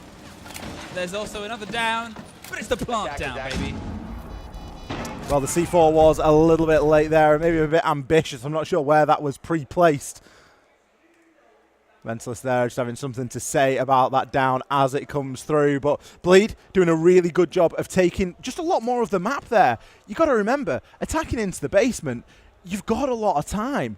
You can afford to take into IT, and just through the sheer nature of the way that Labs is laid out, it isn't the end of the world to take all 3 floors, because there is that huge expanse of space inside of Warehouse where there is just nothing. There's a couple of boxes, and once you've cleared it, it's clear. So a good read from them. And finally, we got to see a little bit of that RAM usage as well. It's really strange, Labs, because it's a map that when it first came out, I'm gonna chart this as a course. I'm hoping he's listening. Take me on the journey. This is the fresh journey of Labs, brought to you by us playing Ranky with him. It starts with the reveal of the map and the play, and there's too many half walls. I hate it. I'm being peeked from everywhere. There's too many things. There's too much coverage. There's too many bits, too many half walls. 10 seconds left. That was how it was. Then the game started to be developed and played in top tier, in comp, with 5 takes. Then you start to see the taste of it. Now, he's a believer. It's the best map in the game. It's the best map in the game. You have plays like this, where the structure of this is very similar to Clubhouse, around the rafters, around the push and control. But instead now, there's the bleed through on the back line that plays a little bit like Oregon. Then you've got the back end, where you've sort of got the big corner that cuts the map in half, a little bit like Chalet. There's so much that goes into the construction here. Oh my goodness! What? Well, that's why you got to be careful playing your Solaces. Turd there on the IQ scanner. And Black Ray just trying to gain a bit of information for free. Had the Helios activated there. And he just gets beamed. Just gets beamed. I mean, Black Ray's having a rough one. Let's be honest. If we said we wanted to see a little bit more, we've got a little bit less from the other side of CAG. It's been a traded round and a traded map at this point, but the early drop on the Solace, I mean, when you're looking towards this site, it's the top and bottom hold. It's a dangerous sandwich. The next bit, Ollie, it's the top bit of bread. The bun top. Is it sesame toasted? Let's find out. I'm sure we will. There's a very weird thing going on inside of the site right now. That is going to be some lines of sight made, I imagine, by Anaton with the Super Shorty, just ripping things open. We remember previously that we had Turd, I believe it was, on the book. He did do some fantastic work from below. So just keeping a mind on that and not wanting anything to really escape them and have the option to do that themselves. Mentalist, he's going to hop himself in. There's only one door away from the site here. The site, as we know, heavily vacated because of that top floor presence right now. Mentalist just going to see if he can figure out anything on the drone, but Hoven is going to have a bit of a shock as he rounds the corner if the drone work hasn't been done here, because this is being occupied upstairs and they're going to have to fight pretty hard for it. This is it. All of those entrances, they're watched and sort of metered. Ashby, he crouches his way in on the back end, but does he know that there's players right behind him? It doesn't matter. He gets one, but there's a second, and Jibisu a little bit too late, a little bit too wide, a little bit too much of a miss. There's the catch. The support comes through from Reaps. They know that there's a player on top blue as well, holding the angle, but that really was the missed moment. A double flank just flitters away to nothing. A flawless is the build up there, and the deadlock's broken. 3-2, the momentum now in Bleed's books. When Bleed are on their form, and particularly when Reaps is gunning, oh my, they look so dangerous. They look like the most dangerous team in the world. Socials, knock it up. Grim Reapser. Grim Reapser. You're allowed. With the doors, with the axe, and let's get some logos thrown around there as well. I talked about Fresh. He's appeared. It's like if you say Fresh 3 times, he appears. I guess I don't... Hey! Another 10%. 10 more likes, 10 more percent. 10 more Joel. Yeah, we were actually talking about you. I guess you missed it. Fresh is a little bit off screen right now. We were talking about how at first you didn't like this map. You're like, too many half walls, I hate it. And then you went, oh, I actually really like this map now because we saw teams develop best map in the game. Now, you can't hear him, but he did say that, and I'm not just putting words in his mouth. And he's off. Even if he did, what could he do? Where does he go? I think he's just flitting between strings. I think he just lives, breathes Siege. Yeah. Live, He's laugh. just there because he wants to be. He's got that on his wall. Live, laugh, Siege. It's like live, laugh, Siege. He's got it. Then love. Live, love, Siege. Laugh. Attackers are moving out to locate a bomb and defuse it. A much closer game. This is what we wanted. This is what we wanted. This is what we needed. 3-2. As I said, it's the first time that we've had 2 rounds tied in a row this game so far. And 2 flawlesses, though. That does have a little bit of a concern if you just saw those 2 by themselves. There's still an edge, isn't there? Oops. Oh, there's an edge to that. Oh, dear. Mentalist. That's the oldest trick in the book as well. Black Ray is just constantly replacing that Cade, and as such is able to trick off an exothermic. It's not often that you get those exothermics tricked off like that anymore, mainly due to the length of time the Cade canister takes to deploy. But we do have a ram, and for all that we've spoken about it, it has survived the first 50 seconds or so of the round. And I imagine that it has got a bit more work to do, because if you have got people Cade tricking and you have got utility on the wall, one of the best ways to do is get a ram on it and remove some of that floor, remove that ability to stay there, and then further help you open that wall. Stick a ram on it. Let's see if it can try and break it across. Shuri, he's playing the connection to this position. They're more aggressively holding above at this point. But remember last time how it ended up with just Black Grey alone in the site. At some point, you have to try and peel back, maybe reconvene, reinvent. They get the single breach open this time round. That is it in terms of their sort of use of the thermites. They can try and get Reaps around with the ace charges, get some of the stretch there, maybe open some angles, but it really sort of sets you up whether you want to get both. Hoven gets the take onto one, and seems like a single wall tank plant is the idea where you would leave the double wall locked. I don't think they know about Shurip at the moment, and he is taking full advantage. The boogie went in. That's a great audio cue as well. It's audio coverage for him. He can rustle around a little bit if he likes. He's got a bit of support here from Anaton as well. So there could be a serious retake on here. He has still been misdroned. They know about Anaton, but I don't think they know here about Sharif. And Anaton can bait that perfectly. Leaps. He's going to look to try and open the wall. Not going for a hop through, just trying to get a line of sight and use it. Black Ray falls. Mentalist finds another. And Sharif, well, they certainly didn't know about him because he's still up here, and I'm sure if they did, he would have been dealt with by now. Look at all this red ping information. Finally, the drone comes through. Shots fire left and right. Brilliant pinch to close the round out. That's 2 rounds in a row that Bleed have looked dangerous. 3? That's 3 flawlesses in a row. I mean, you sort of have a little bit of a tragic moment there where, again, if they were the opening 3 rounds of this game, you would be like, it's done, it's over. We said that last time. We were wrong. It went all the way. But still, you would look at that as how the takes have come together, what they were trying to do on their defense there, and they just felt a bit pushed aside here. 4-2, it's not the end of the world. However, attacking labs can be a bit sticky. It can be a bit dangerous. You know, as I said, it bears similarities in Fangs that only really show up when you have a 5 versus 5.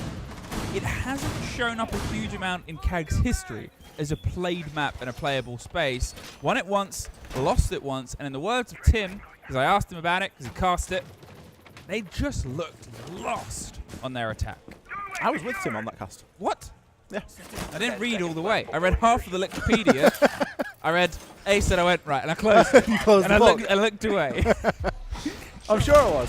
One of the big problems that CAG's got at the moment is 0 and 11. No. Turd, hello? Oh, that would have been such a nice shot. He hit him as well. No. Oh, he's taken one to the chest there.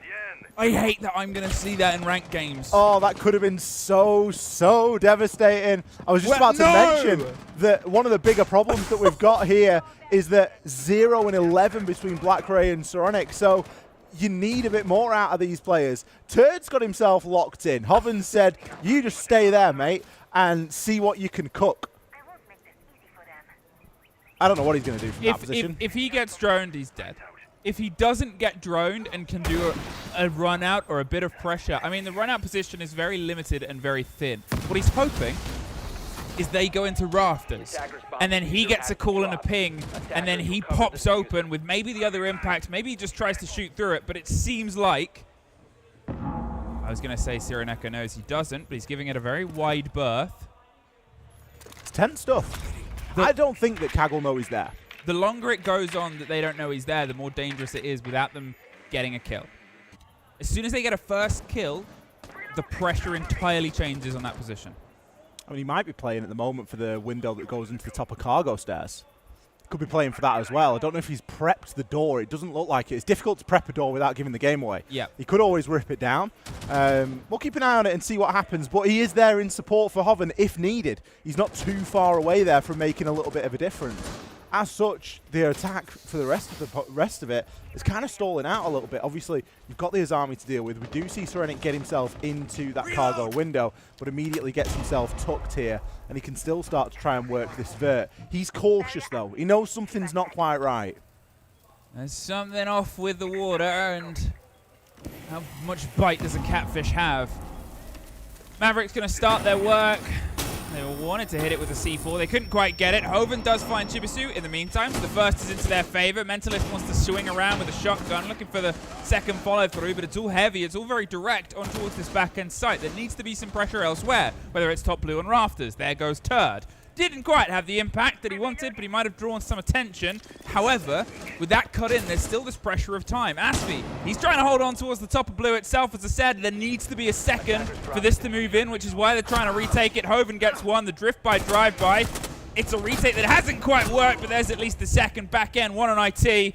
And one at the bottom of rafters. They've got to try and pinch their way out. Hoven can just leave at this point, but he seems a man that really wants to play his life every position, and no more keeper barricades to give himself any more time. Time, though, they've pretty much run out of. Missed this player, going for the Deeg for the last. He knows where they're coming from, and he hits the side of Sireneko, hits the second, and there's the 3 in a row. Lovely stuff. Hey, Deagles aren't easy. If you get it 3 in a row, you deserve the kill. Deagles aren't easy. At that point, we mentioned there that Turd, he sort of started the round with a bang and he jumped himself out, hit a shot onto Black Ray, but then didn't do anything. Yeah. But then when he gets taken out, there's 40 seconds left on the clock.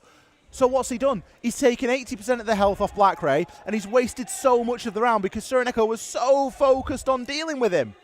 Imagine, I said it's going to be something that you see in your sort of ranked games, that exact rotation. Yeah, because I'm going to be doing it. It was prepped underneath. But I love the idea. If your teammate said to you, I'm going to do this, and then lock me in here, and then you're like, okay, and when will you help? He's like, what? Never. What? Help? Yeah, you want to hope that I get back to be locked in here. No, just lock me in here. Like, what are you not understanding about this plan? I go out, I go for a peek, Yeah. I come back in, and then you lock me in there. Because obviously I need to be punished for the peak. So you lock me away. Put me in jail. I mean, like, we're just going to play 4 versus 5. No, it's just very funny. It obviously didn't quite have the full read-through. CAG on attack timeout, if you cannot see that in the top left screen. 5-2. 4 of those have been in a row. 3 of those have been flawless. Bleed on their defense. If this one gets to a 6-2, I can see it getting to a 6-3. I cannot see it going much further. I would have said that on Sky, honestly. I really would. I Yeah. don't want to get too ahead of myself here. On paper, this looks great for Bleed. It doesn't look great for CAG. CAG's taking a timeout. They were great for a round after on Skyscraper when they took a timeout, and they did that on the more difficult side, if anything, because they did it on the attack. I'm surprised they took it when they did. I maybe would have just, you know, let bygones be bygones and see how these attacking rounds go. But also on the flip side, there's not a lot of opportunity to make mistakes here, because one round and all of a sudden a match point is against you, and then you're back into that fighting constantly against that match point. So we'll see how they try and turn up here. Obviously going downstairs is the most preferred site at the moment for Bleed. Shurip going to be rocking the shield. Don't quite have the double shield set up, which we maybe would have, I mean, I wouldn't have been surprised to see it, but this looks like it could be quite quick. We've got a breach on either side, so there's no chance to trick. Impact goes out as well, guarantees everything gets open. The site is essentially being given away here for free right now, and Bleed needs to be cautious about that. Yeah, I mean, they've obviously got the Goyo canister on the first in. They still have the vertical control. With this work being done, now they can focus on a lot of other things, but when you open up both this wall and the single wall, you have to be cautious of the pressure that can come from the other. A lot of teams will just try and run out and try and see what they can bite and see what they can get on the single wall. You're offered a little bit of protection, more than you would think, which means that at least 2 players have to stick themselves down there. They still have 3, and then you go, okay, well, how much do we send above? There is the 3. As I said, Shurip's run some maths and some numbers, and the Monty can try and do Monty things, which is exactly this. Duck in as close as they can to Hoven, who's going to go for the swing but can't get the connection. Sireneko has the cover, takes about half damage, but they're still weighing things up. Mentalist ready to try and pop one of the 2 remaining canisters before they get the pressure through. But again, as he said, where is Bleed going to try and hold the line here? You don't want to pop that canister too early now. We're only at 1 minute 30, so there's still a long time left in this round. And with only 1 C4, it puts even more pressure on this utility. Hoven maybe got a bit aggro there. If he'd have got a kill, it would have been a different story, but he didn't. There's still potential here for Shurip to walk in. He is worried about the vert, though. We do see the EMP going out there just to deny anything that could be causing him a hassle. And Stun's getting sent out into Exo. The plant now starts to go down. Asfi picks up one onto Black Ray, but that isn't going to stop this plant from being secured. Shuri, he's nailed it to the floor, and now we're in a post. Surinek, he gets himself down on the Zafir. Anaton, half damage, he manages to get himself away. Surinek there was essentially the bait in order to get that plant down, but Mentalist, he's already got himself on it. No, the D shield, why would you lose that in that position? Shuri, your one strength there is the Monty shield. You cannot afford to D shield and take that fight. So the take on the plant was clever. So they got the breaches open, they did the maths on the double wall, did the maths on the single wall, and thought, this is easier maths. We can cover the flashes on towards the Exo swing, and then we can just plant on the default spot. They did that. They got that, and they got out and got the shield back down. They did lose the single player, and that's where they started to try and rethink. So when that player went down, as I said it, as soon as the breach happened, you have to keep an eye on both those walls. When that Soph went down there, they had to try and come a little bit further back because they had to watch both. that left just the Monty alone. Because now that other player that was just going to watch the double breach with you is having to watch the single wall, and then Bleed just went, this is free right now. We've got the pressure, we've put the phantom pressure. CAG, I mean, they could have positioned better for that, but you can understand why they were where they were. Still, I said it before, I can imagine us getting to 6-3. I don't know how much further we'll get. I think after that round, you maybe look at it on the premise that Bleed almost baited the plant in.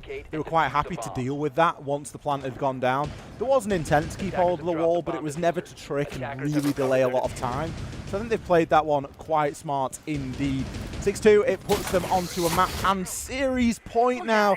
There is a very real chance that we do not see a decider here, which would, of course, be Consulate. There is a very real chance that Bleed get this done in 2 clean maps. But Cyclops, they will have something to say about that. And players are starting to light up a little bit. Sereneki's got himself 2 kills. We've still got Black Ray on 0 and 7. This time he's going to be on the blitz. So, okay, not looking toward him getting a load of kills, but still looking toward him to have a good position to be able to assist and try and support a lot of his team from.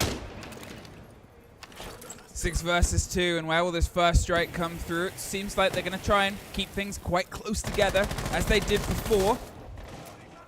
At this point, though, it's just that sort of first swing, that first fight. As you said, this is the verticality that becomes that important. First bit of pressure here.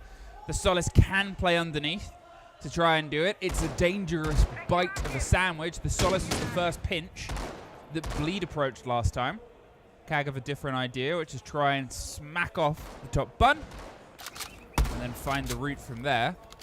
But it's all time, it's all precious momentum going away from them.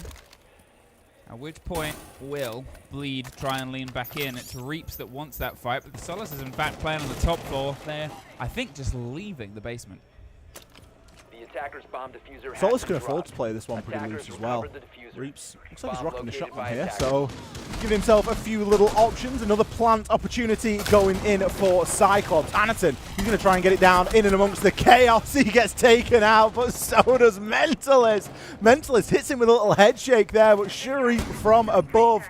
Damage has already been done, though. The plant, whilst it didn't go down, it now means that it's cold in the middle of the site, and Turdy's on his Boss G ACOG arc again, picking himself up yet another. Eventually, quite rightly, gets shut down by Chibisu, but 3 versus 2 now, 45 seconds left, and the kit is in the heart of the bomb site.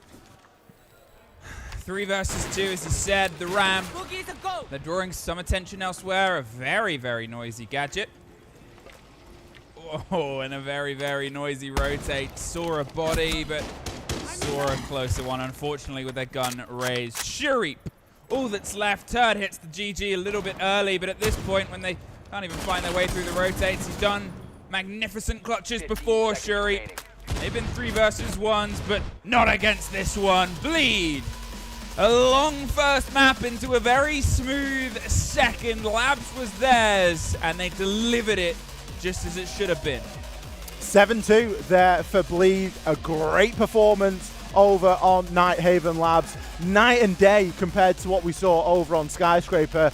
Bleed got a really good handle of this game quite early on, and they kept tight hold of it. Opportunities on Skyscraper really slipped away from them. But you look at the scoreboard there, Reaps 12 and 3. I mean, fantastic. I mean, yeah, lights out Skyscraper, but they've really knocked the mistakes on the head moving into Labs. If this map had gone longer, he would have been definitely vying for the kill record. If this had been, you know, if this wasn't a 7-2 and he was at this par, he would have probably ended up around the same level of only 17 kills.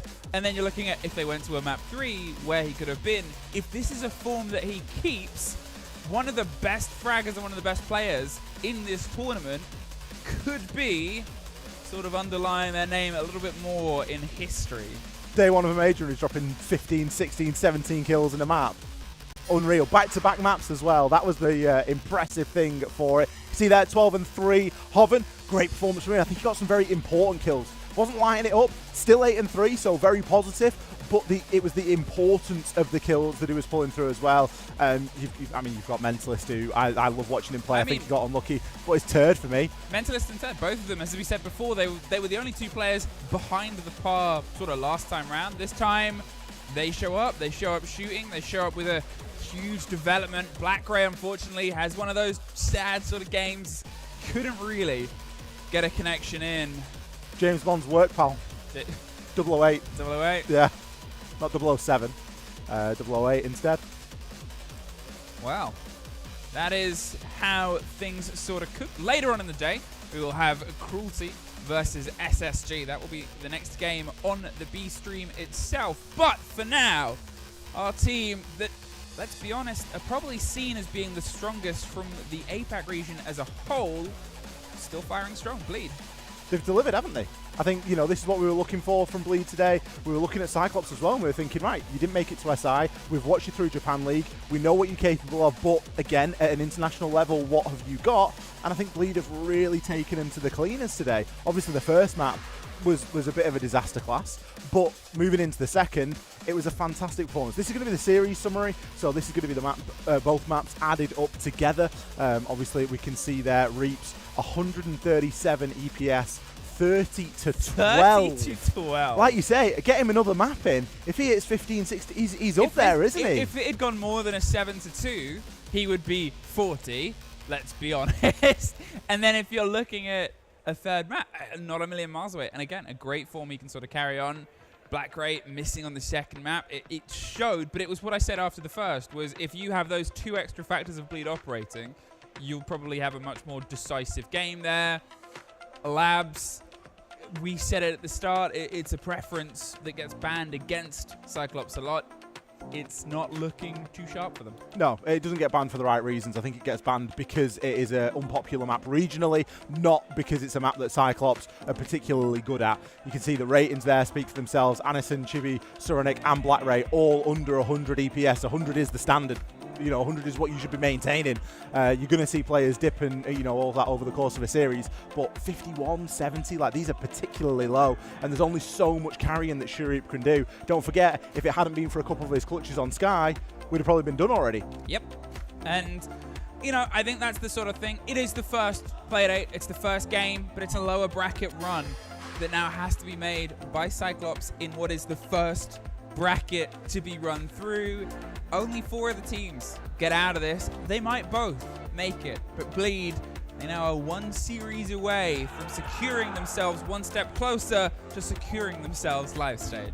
Well, we need to find out who Bleed are going to play. We're going to take a very short break, and then we are going to be back with game 2 of the day. That is, of course, going to be SSG versus Cruelty. You are not going to want to miss this. Don't go anywhere. We'll be back after a few minutes.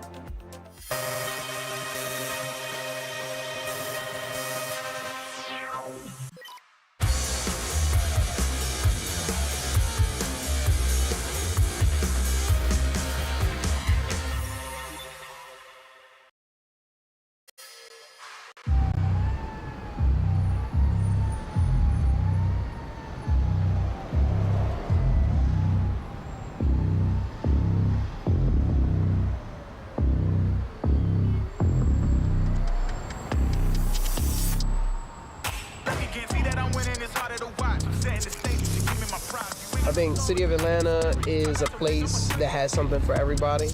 It's very urban, but it's also very natural.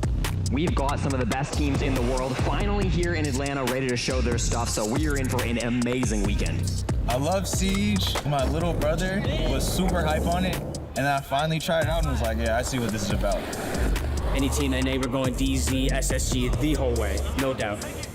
There's money on the line, there's glory on the line, and for teams that came into this event on the bubble, well, we'll wait and see if they're able to punch their ticket to Sao Paulo.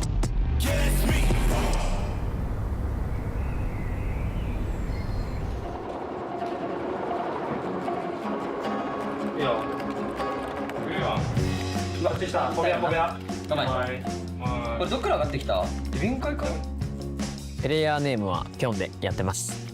チームはスカーズに所属します。ゆっくりこう、テンポ変えてこうぜ。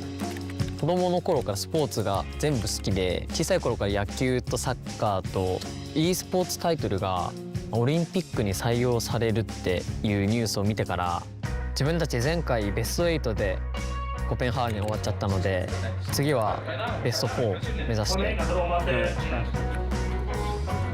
今日の対戦でもこんな感じがいいな。Psycho's so good that he's in a class by himself. Bro's dropping 20, 15 consistently. He's making everybody else around him look trash. He's the GOAT. Hands down. The GOAT. Yo, best paint mechanic. The Blue Smurf cap with Shaiko photoshopped onto it. We love Shaiko. We love Shaiko. We love Shaiko. We love Shaiko. Salut, c'est Shaiko et je suis entry fragger pour Team BDS. Ce que j'en pense, c'est que ouais, pour moi, je suis un gars normal qui joue juste aux jeux vidéo, quoi. Mais je le vois aussi quand même qu'il y a pas mal de gens qui me suivent, qui me supportent et tout, et ça fait quand même plaisir. Les objectifs, c'est déjà d'essayer de gagner ce major, actuellement à Atlanta. Et le gagner aussi, ça veut dire qu'on se qualifie au Six, au Brésil. Du coup, ouais, ça serait incroyable. Mais il y a beaucoup de travail derrière, quoi, du genre. They're still hunting for that SI spot. Starting off with a win in Swiss stage is vital. Comme j'ai dit avant, c'est genre beaucoup d'entraînement, quoi, c'est tout, c'est...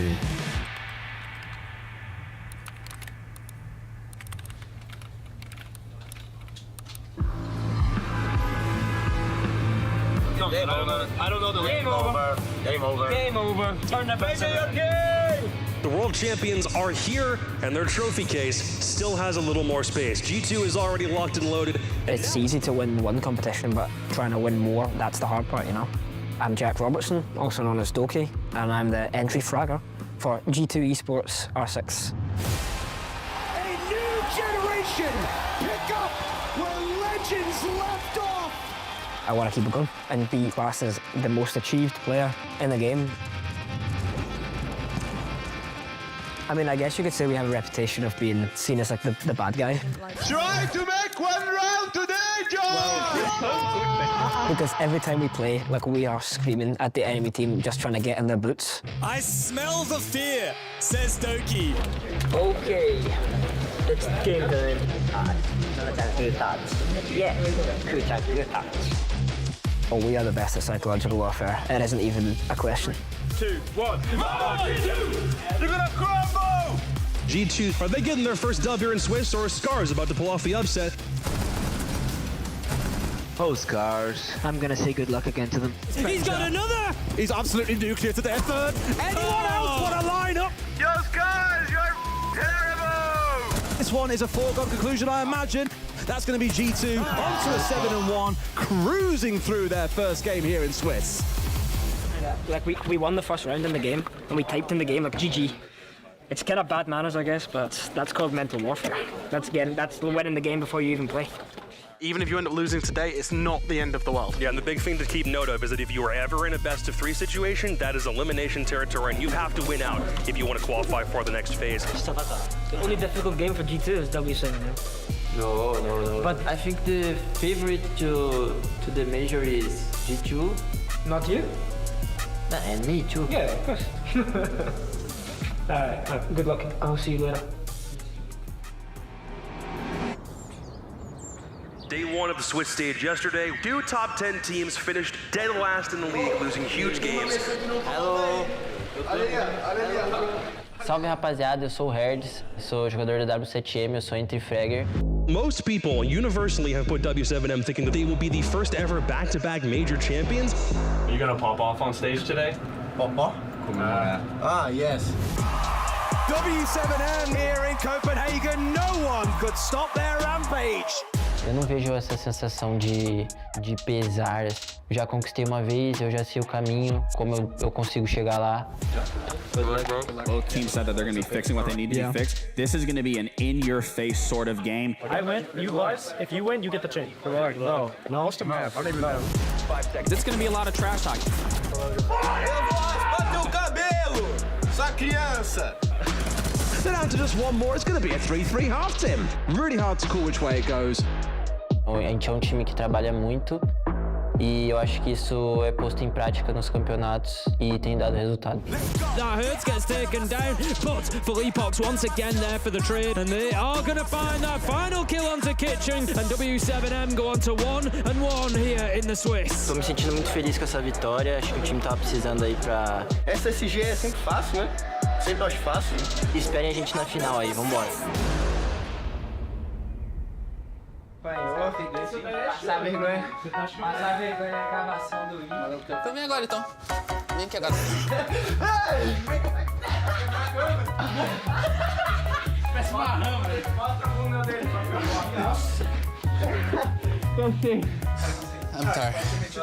Meu nome é Jaime Pereira Ramos Jr., mais conhecido como Cyber dentro do jogo Rainbow Six.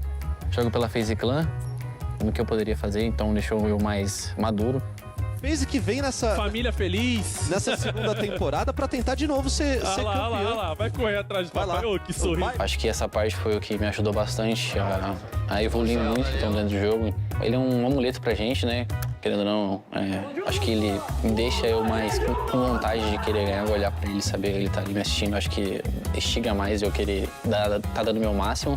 No Major Suécia eu quebrei o recorde, né, de kills que teve em campeonato de Major. E no próximo campeonato que a gente jogou, que foi o Major Berlim, eu quebrei novamente meu recorde, mas não fui campeão. Mas eu espero, se eu ganhar, conseguir levar ele pro palco e ajudar ele a levantar o Hammer junto comigo. E a gente vai trabalhar bastante para isso acontecer ou no Major ou no Six Invitation. It looks like FaZe are on the way to their second win here. They beat Dark Zero last night, and they've got NIP on the ropes, raining body shots in, and it just needs that one knockout. And FaZe will lock it down, and they go 2-0 here in the Swiss format at the Atlanta Major. Pô, fumou bastante, pô. É isso, pô. Vamos. Bora, Sozão. Ficou só esperando os caras. E você? Pior que foi um jogo bem tranquilo da nossa parte. Corriga dessa. Vamos, cadê essa?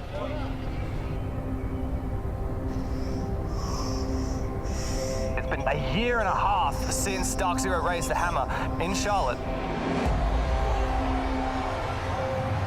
This is a team that has some of NA's smartest and best players.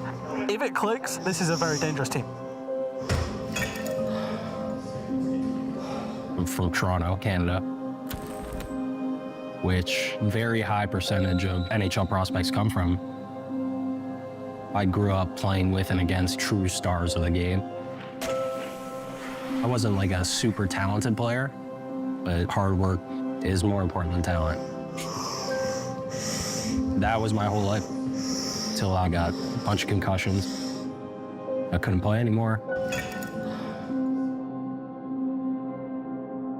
So I guess I kind of just threw myself into competitive gaming. I'm Troy, Canadian in-game. I'm the in-game leader of Dark Zero. I am the best and the most accomplished in-game leader in the history of Rainbow Six Siege.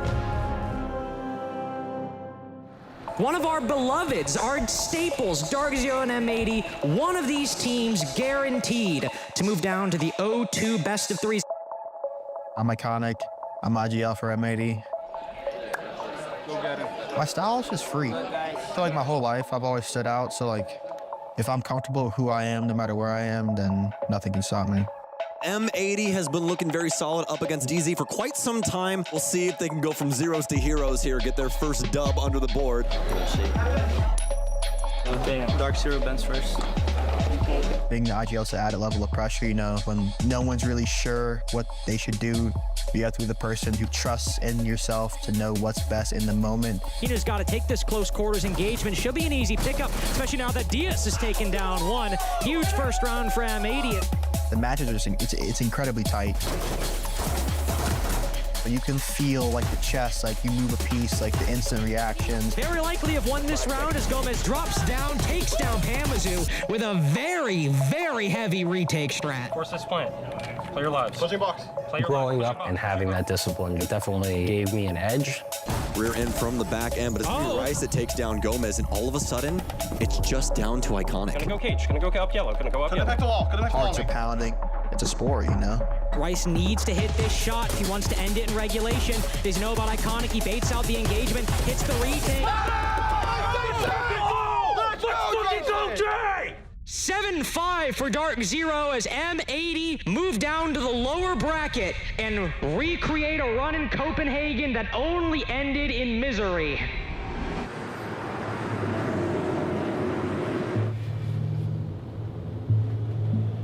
For M80, they found themselves in that same spot at Copenhagen, being down 0-2 very early on, and let me tell you, it didn't end well.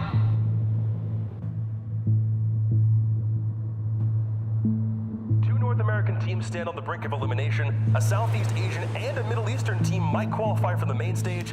None of this is how anybody drew it up, and that is the story of Atlanta in a nutshell. We're in a good spot, I think. We're gonna wait for the bar to open. Oh, 5 minutes.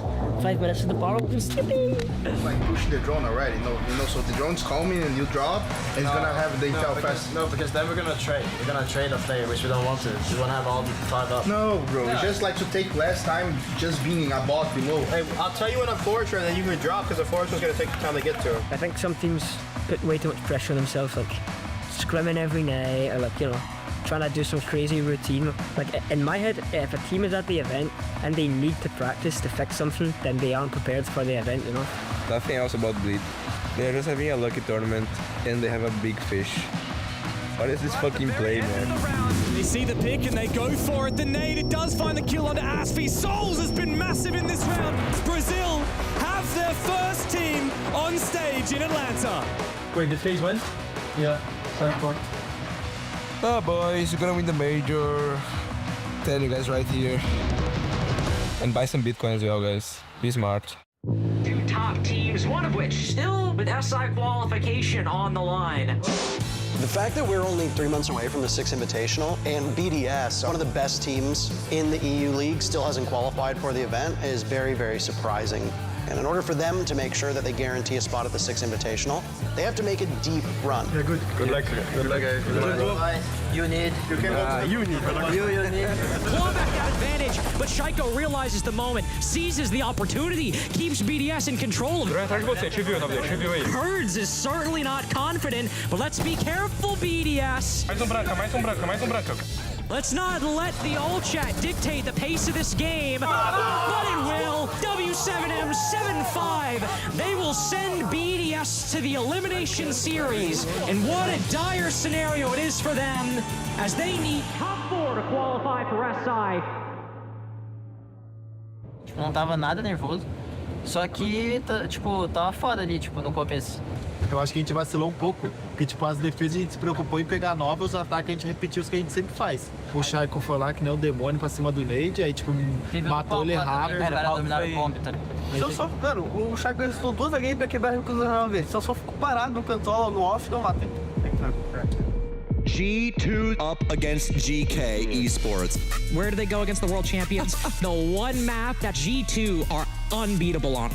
Our captain in IGL, Alamal, he is a complete psychopath in every meaning and description of that word. He's out of my head. He's out of my head, guys. No, He actually shaved his head and dyed it blonde, so he looks like Eminem, and it just looks fucking terrible. Pains me to say it. He's one of the best players in the game. I hope he doesn't see this. Alamal looking to seek an engagement. It's over! G2 make main stage. What fucking play? That's the difference between an SI champion and a normal major champion, okay? Yeah, boys. Great map. That's so good. Look at that play. That is cool. The next team, they need to pray. Thank God you found a good team to follow and not someone like M80. Those guys suck.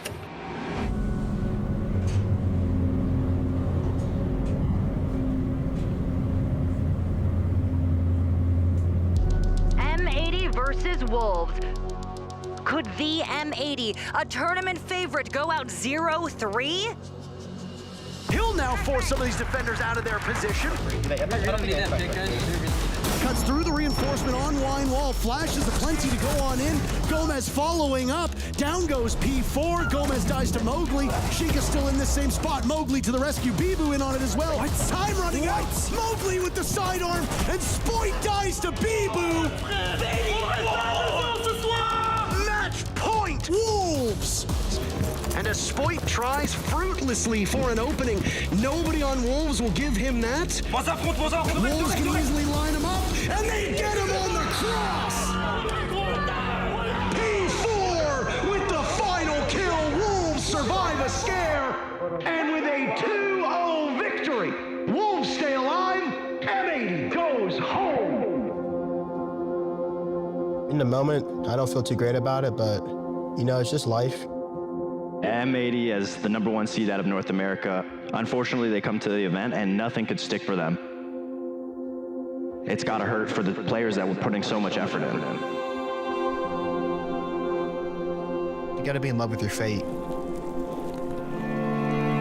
You can't choose too much in life what actually happens, but if you work for it, if it happens, then it's amazing. Yeah, I will drive back home. And if it doesn't happen, you know, you just got to have to, again, live with that and learn from that. You don't have time to be upset over this loss.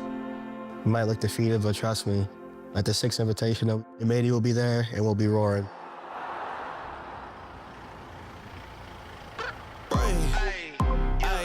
Okay, let it be known. I'm working hard when I ain't on the phone. They see the hub, they see the flow. Grind never stopping, I'm keeping it going. ゲームプランね。今日どういう風にして相手と一緒に行っちゃって。まあ、いつもの俺らのジャパンのプレースタイル。Go, go! All three hatches, boys. Oh, a really good opening kill. Hot and Cold goes down. A very aggressive play from Space Station as 2 of them fall. As I say that, a 3rd goes down. And SSG, their chances of locking in this round look very grim. And that will be a nice, quick and easy lockout for the Japanese. さあ、ブラジルだ。リラックスでいこう。相手さ、これ予想してるよりめちゃなんて引き気味で息めっちゃ取れるやん。めっちゃビビってます。最初からアグレッシブ。いやマジで普通の攻めで今のところいけるから逆に普通のダメだったら変えるでいいと思う。とかあれそこだけ気をつけてほしいな。いいよみんな声出ていいよ。もっと声出していこう。さあここ集中していくぞ。When you look at Japanese Rainbow Six, there's so much potential there. Scars, while they dominate in Japan, they just can't find success on an international level. It's really hard to pin down what issues are befalling that region. Scars is set up for this attack. They're going to fight for this tooth and nail. He's pushed in and up through the red stairs, knowing that there's a player out on the balcony. He's going to look for the jump out, but J90 has the read. さあれ見るわカメラあってそれピアノペ Washoy has found his pick. They're going to drop the hatch now. It's Fault to make the entry. Washoy has to have an impact, but he goes down with no resistance. 硬くなるなよもう負けでもいい全力でやろう悔いのないように Space Station are looking for liftoff. Scars disastrous. Fire up the engines. Space Station blast through Scars.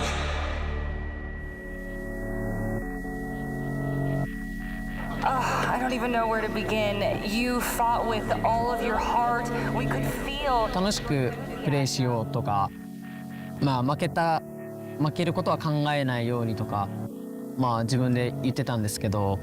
Scars put up one hell of a performance. They fought to the very end. Yes, it was unfortunate. やっぱりいざ負けるってなると、いや今まで何してたんだろうとか、もっとこうすればよかったとか、これからの、残りのブラジルまでの期間、次のブラジル APAC が優勝するために自分たちが絶対勝ちます。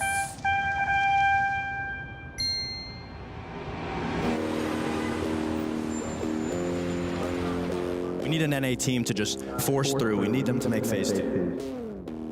One in low, chasing Kyle down, Kyle hide.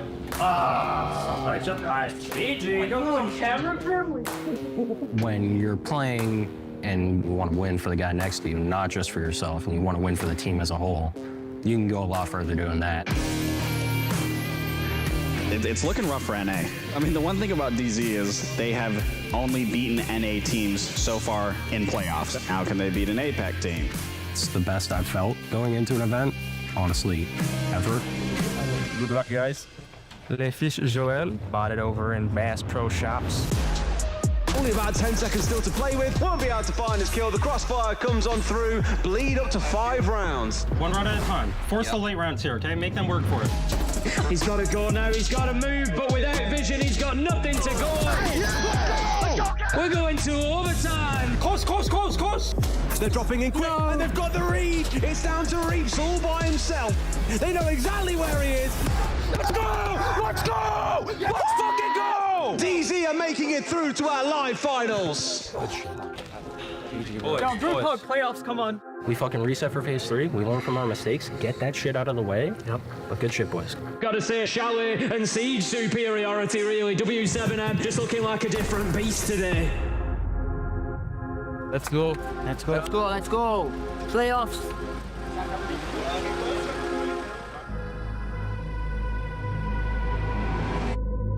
Sometimes being first place isn't all it's cracked up to be.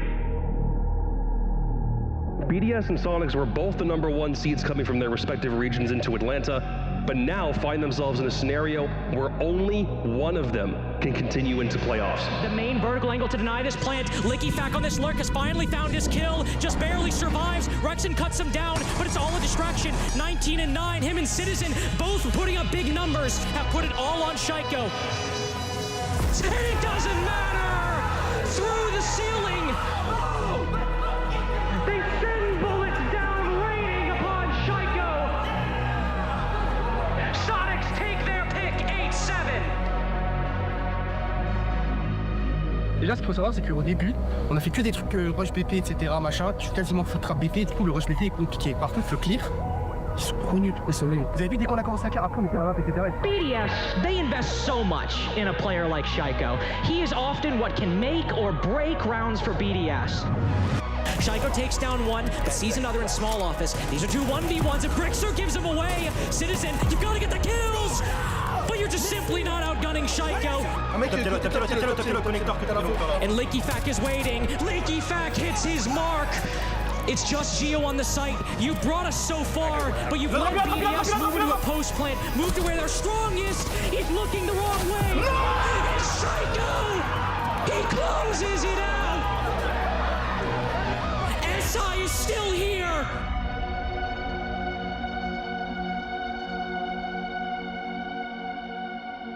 Ouais les gars, enfin, Sonic, en vrai c'était bon mais on a eu chaud quand même. Ça va, on est bien resté focus quand même. Top. Demain, faut gagner. On prépare le match sérieusement ce soir et ça devrait le faire pour demain. Bien joué les gars. This is the last day of play-ins. Every single game today is going to be do it or go home. We'll start off with BDS and Virtus Pro, then move into GK's. I gotta be joking. Yeah, so basically this is what we use to predict what we're gonna play. And right now, VP or BDS? It's not gonna happen unless he rounds the corner with the pistol. Holy shit. It's a dangerous game right there. There goes the stun and the kill to go through. We predict that. And then we can see we're gonna play BDS mostly. Looking for something, anything that could bring this game over the line.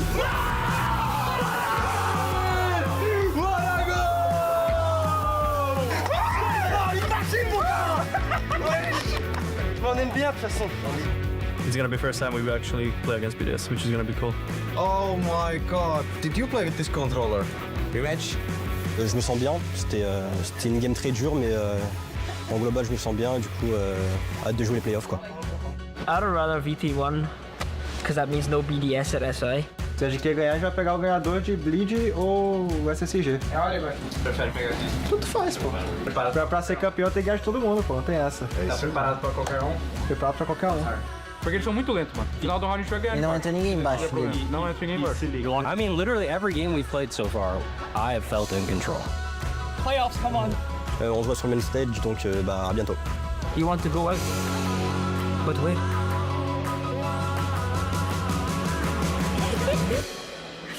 Well, I'm gonna go, I guess. So see you later. Bye-bye.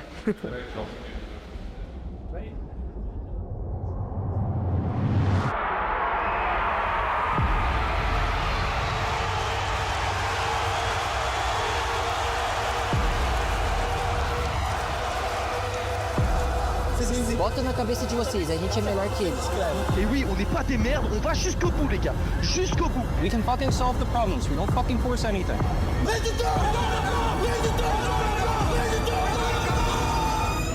Wake up. Get out your head. Play.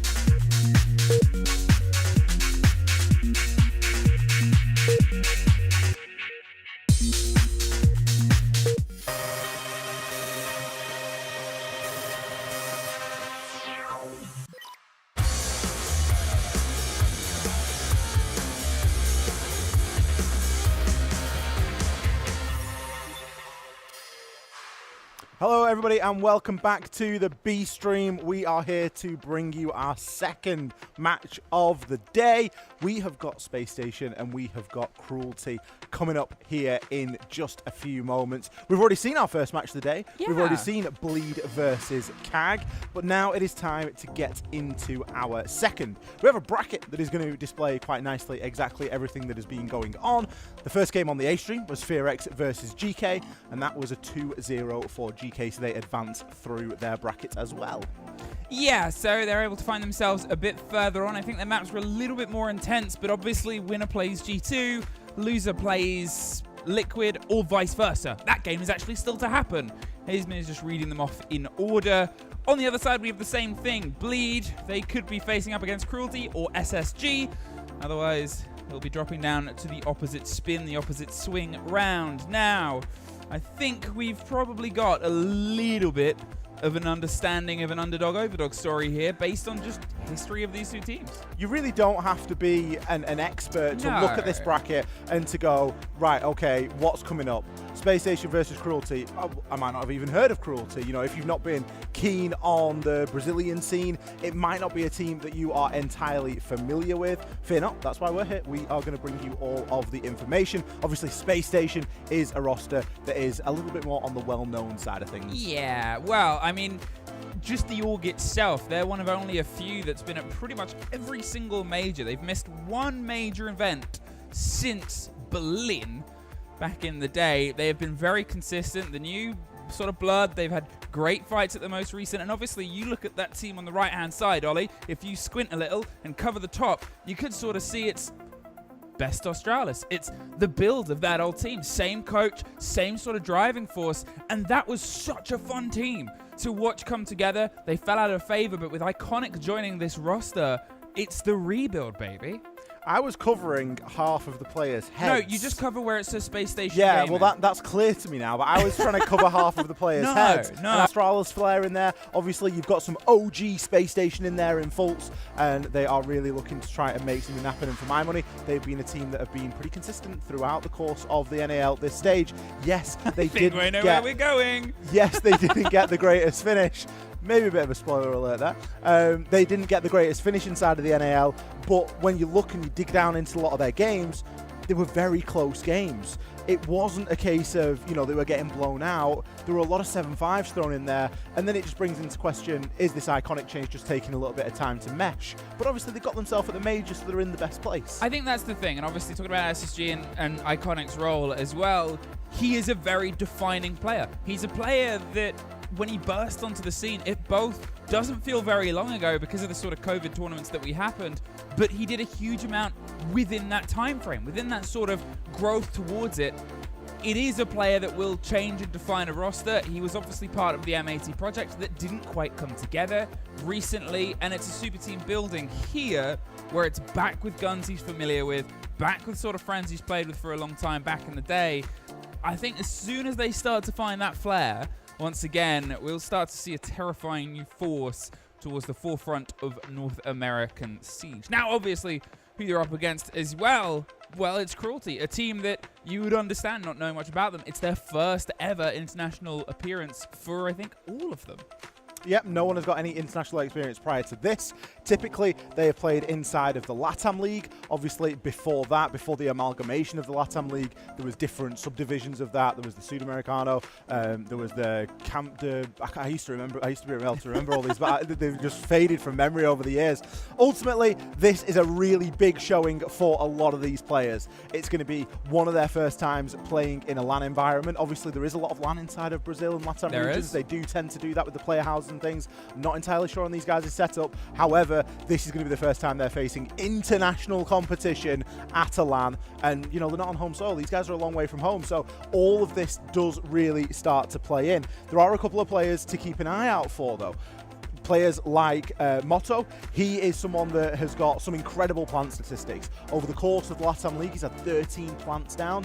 That's a number that you would look to someone like Bride, or more recently Adrian, which is so nice to be able to say now. That's someone that you would look to for them to be getting that sort of number of plants down. And then when it comes to kills, they've also got a little bit of that fragging power as well. Yep. And I think that's the thing with Pyrox. They're in that position.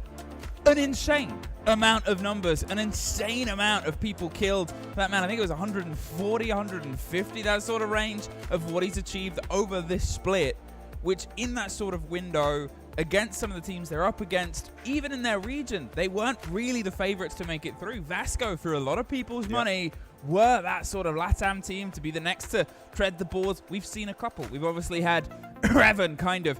Alpha of Ferris, they're able to have a great run for the Latin American region as well.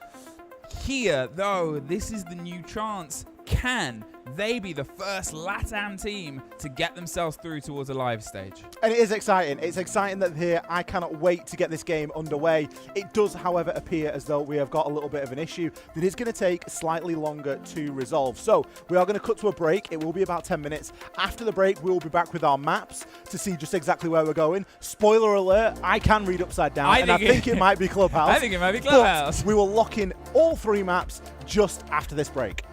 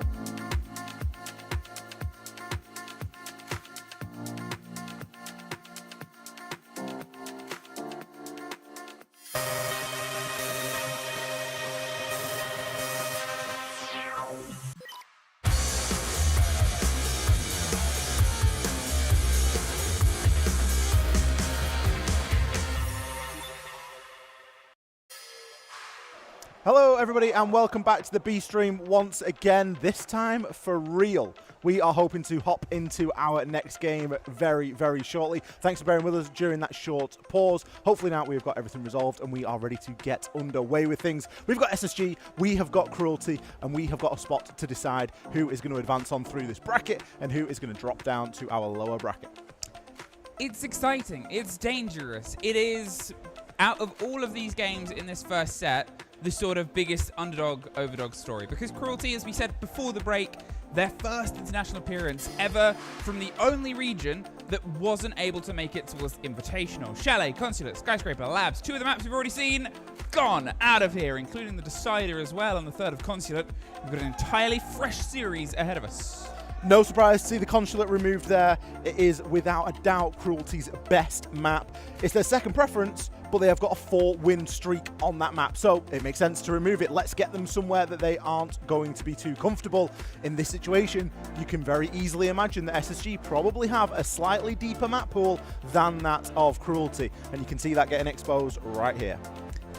In terms of where we're going to find ourselves, Bank and Clubhouse. Now, Cruelty wanting to take us to Bank, it is a little bit of a risky strategy, I think, and this is where your taste of international comes in, because SSG, they've got a 9-map pool, and Bank is one that they very much enjoy.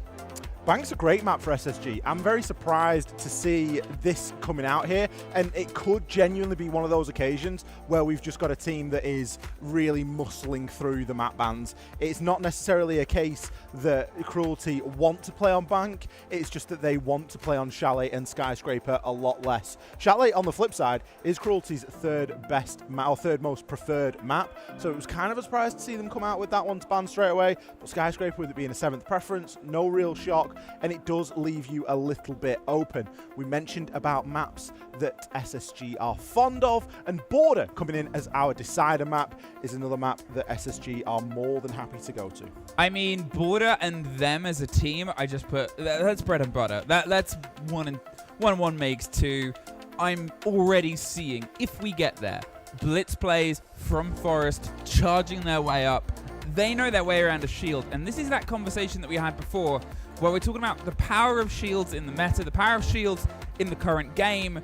SSG could arguably have the best blitz player in the world on their roster.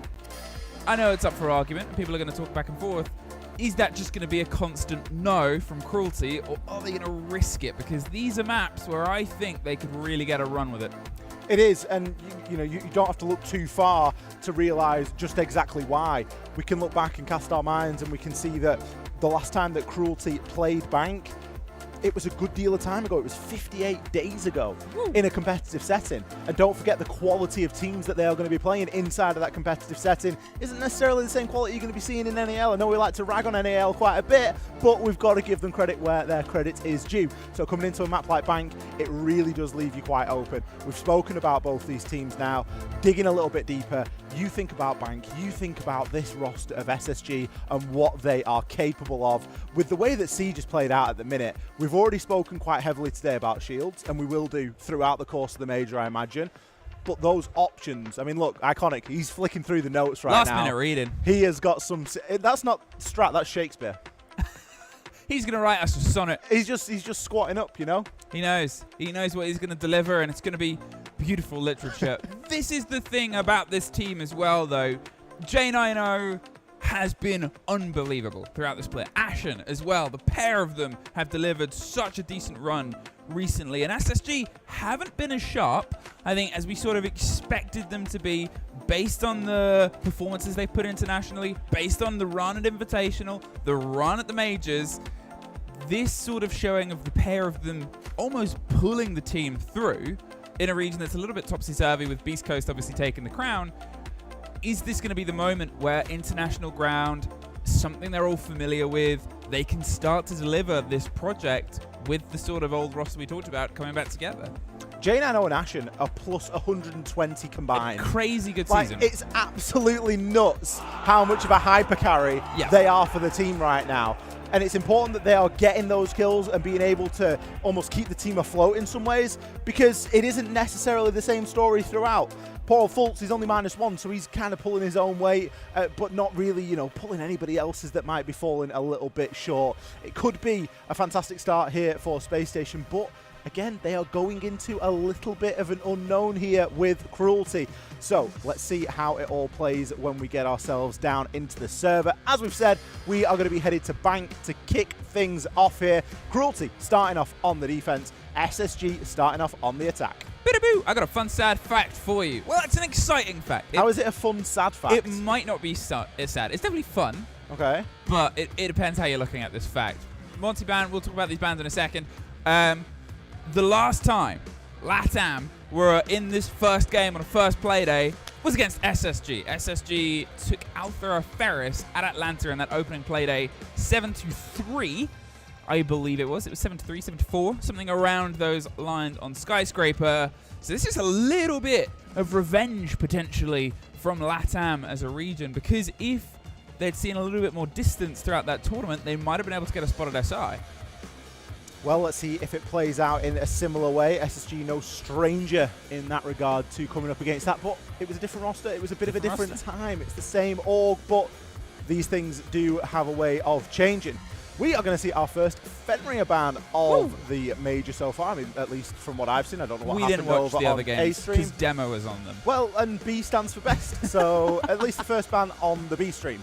I love this music. We also have the Monty has been removed, along with the Ying, so colour me shocked.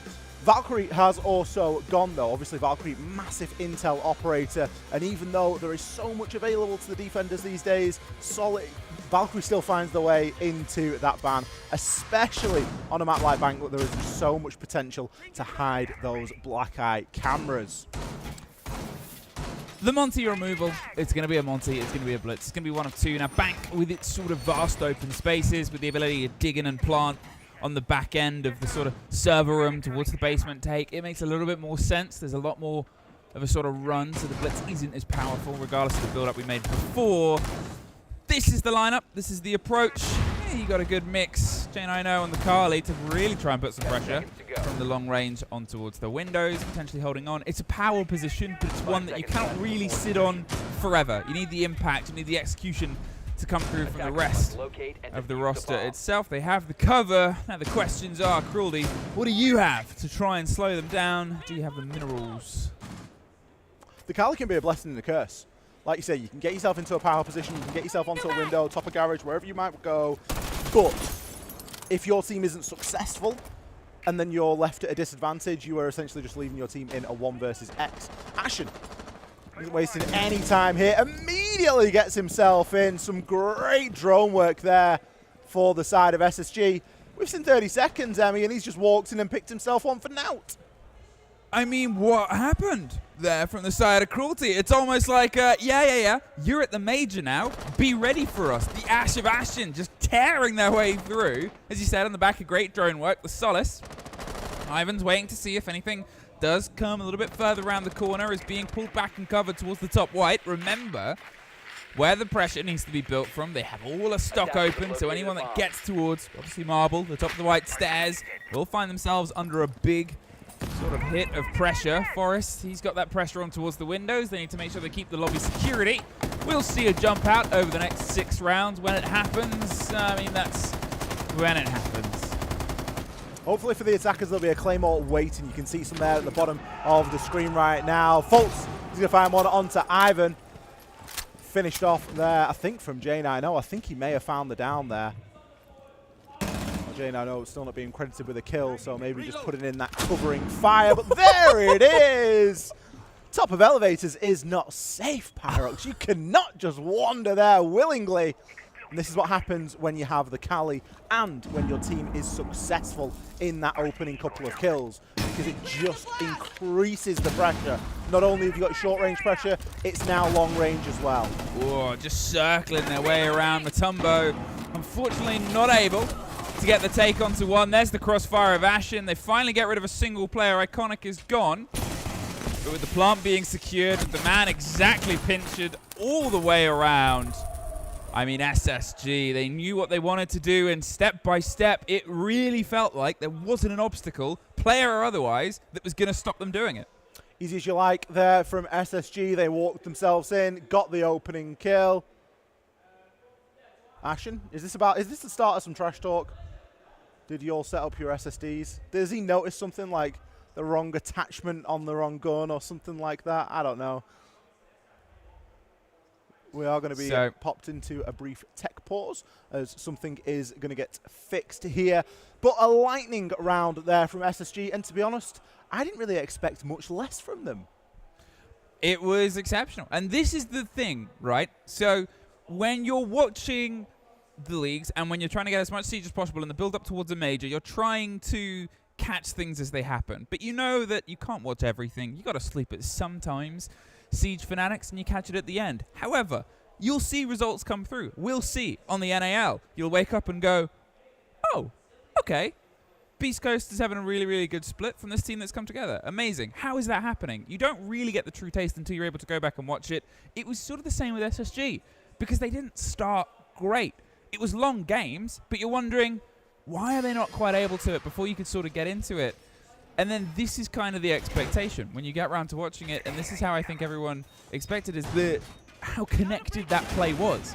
We talked about it before, the building up around Iconic, the bringing him back into a roster and a system. These are almost the takes where you're starting to see all 5 of them operate really, really well together. Downstairs we go, Cruelty. Not going for another attempt upstairs. I'll be honest, upstairs is a very difficult site to defend, especially with what is available, and especially with the way that SSG chose to approach that. It looked as though Cruelty were really trying to play for a C4 below. They had the mute below, and that was the kind of setup and the vibe. But then when that just gets destroyed by Ashen, you think, hang on a minute, let's consolidate. Let's not try anything too fancy just yet. Let's see if we can keep hold of the basement. Now, they have got a little bit of a roam presence here, and that is okay. You are expected to roam somewhat. You don't want to give the entire map away for free, but you need to make sure that those channels and routes back to the site are relatively safe. They've got themselves the extension in towards server, and Ashen's not handed the fight immediately, but he really wants to take something. I don't know if there was a drop that came around on the corner, but there is a player that Mutombo, I was going to say, almost got dropped there. A single bullet connects onto the back end of that, and he's gone.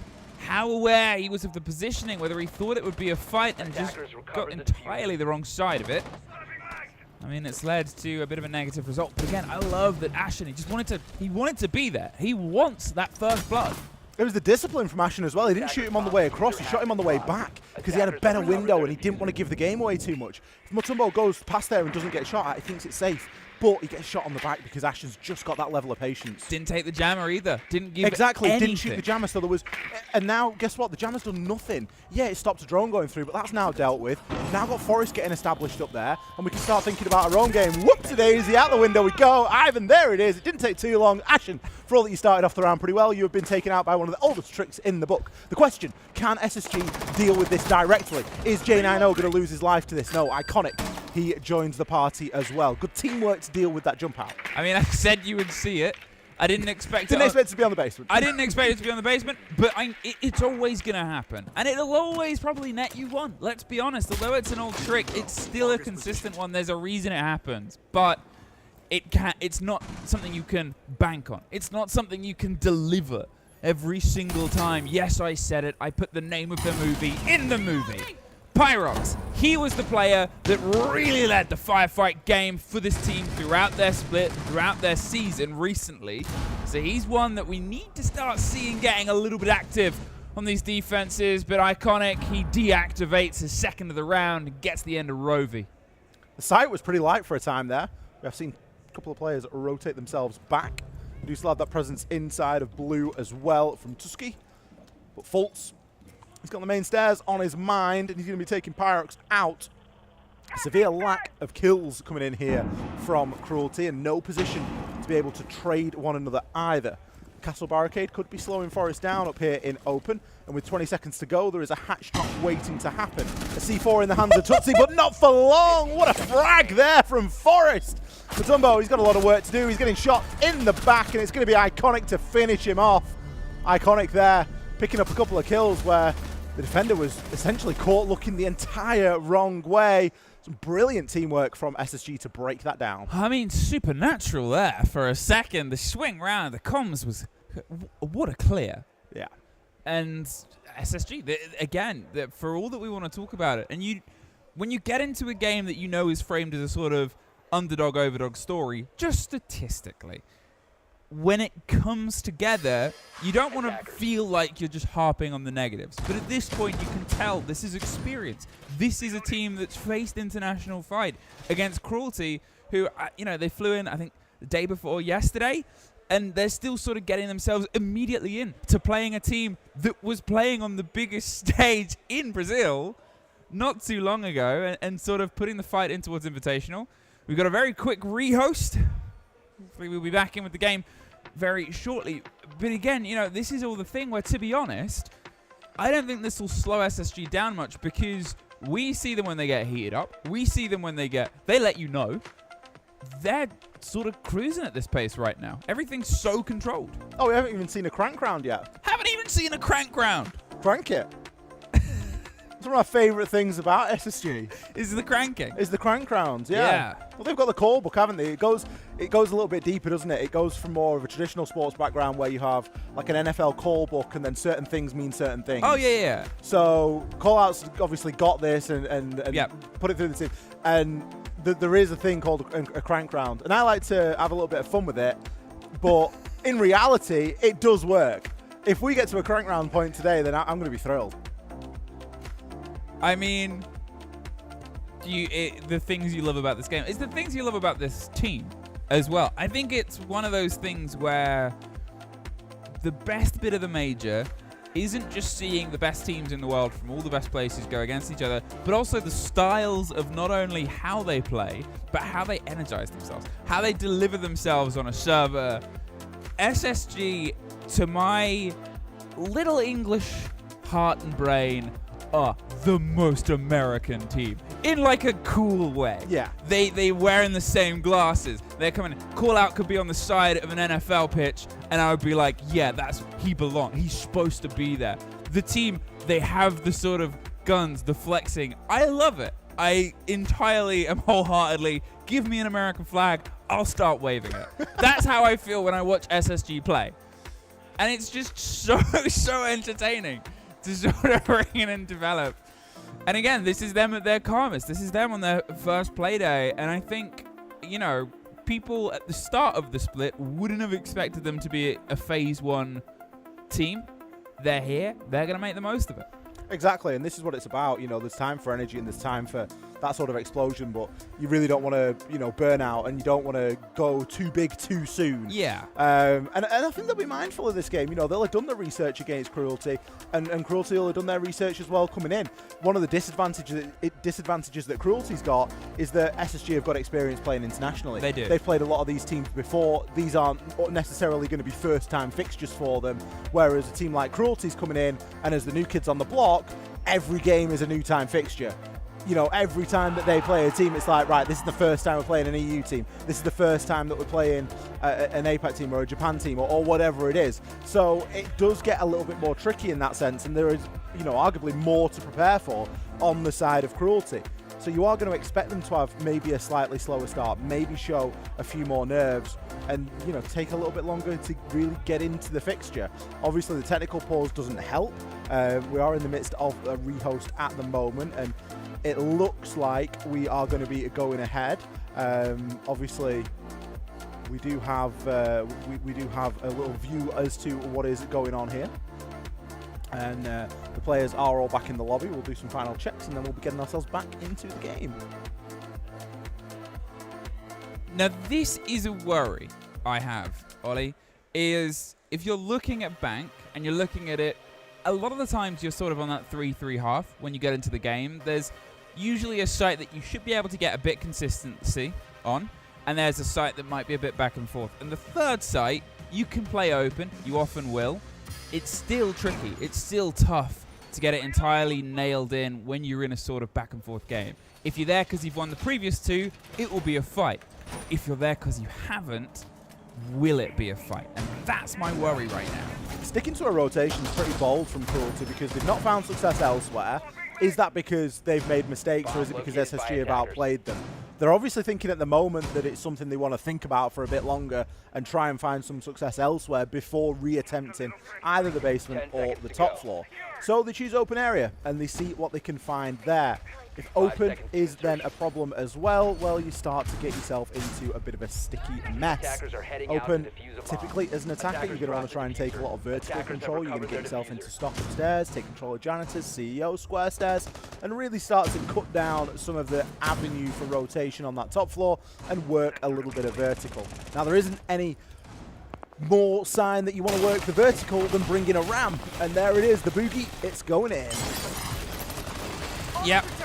You're putting your way across all that vertical without the danger of it immediately. Obviously, there was the kill and the jump out on the previous round. Now, because there has been the rehost on the kills, I'm wondering, is there been only 2 kills over the first 2 rounds? There was one in the first that was against Iconic. Otherwise, I remember the jump out kill from the second round. I don't know if there was a lot more than that. I will be able to tell you, Emmy. Oh, you get that up and I'll talk about this play. They're holding on underneath. They're sort of saying, look, step in, but it's so expected. The C4 Atoski's going to try and, I was going to say, read something. Is he going to go for another jump out? The answer is yes, and there's the result. Faults had the watch. As I said, there's consistency. J9O did almost die, but he didn't, and that's that sort of split. You've just sent your intel gatherer that was underneath in that position. Yeah, you could rotate the Solace in, but the Pulse is perfect for it. For what? A risk, a chance, a dream? What's the charge? What's the charge? A meal? A succulent J9O dead meal? It's true, though, isn't it? You look at the risk-reward there. The Pulse is going to be fantastic. You know that SSG are going to play Vert. You know that you've got a C4 in the hands of Mirror, and now you're not able to use it because you might not have that info. Ivan, he's rotated himself upstairs. Could have a chance here onto Ashen and will convert. But look at the proximity. Fultz is immediately there to trade. Pyrox takes Forest down in the meantime, a kill that hasn't gone traded for the time being, as he hangs out here inside the stock. Hatch is soft, can drop that, throw a goo, and get himself back to the safety of the site.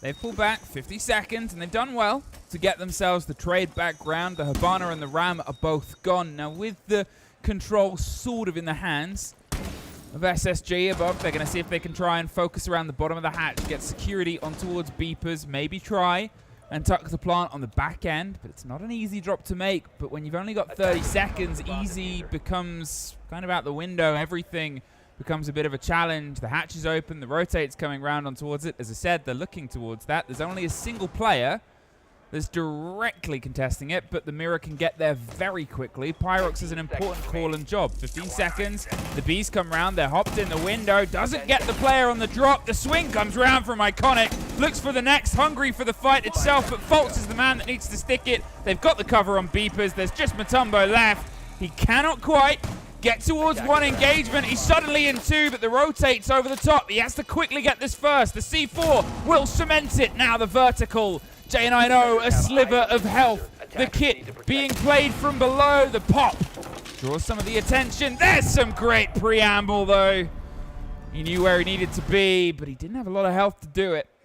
J9O is one of the best players in the world, you know. And I don't say that lightly. Yeah. The play sense in that moment, as soon as the C4's ripped and you know that your teammate's gone, you've just got to go upstairs. You just have to play that vertically from above. You've lost Iconic, pushing in copy. Iconic did a cracking job, by the way. His rotation outside on that top floor, we had Fultz coming in and dropping the hatch. We had Iconic. He got himself into stock, and I was thinking, surely they're not going to double hatch drop, and all of a sudden you see Iconic's intention. He keeps sprinting. He runs out the window. He hops to copy. It was somewhere that they'd not touched throughout the whole round, and it was the big glaring weakness in the Cruelty defense at that moment in time.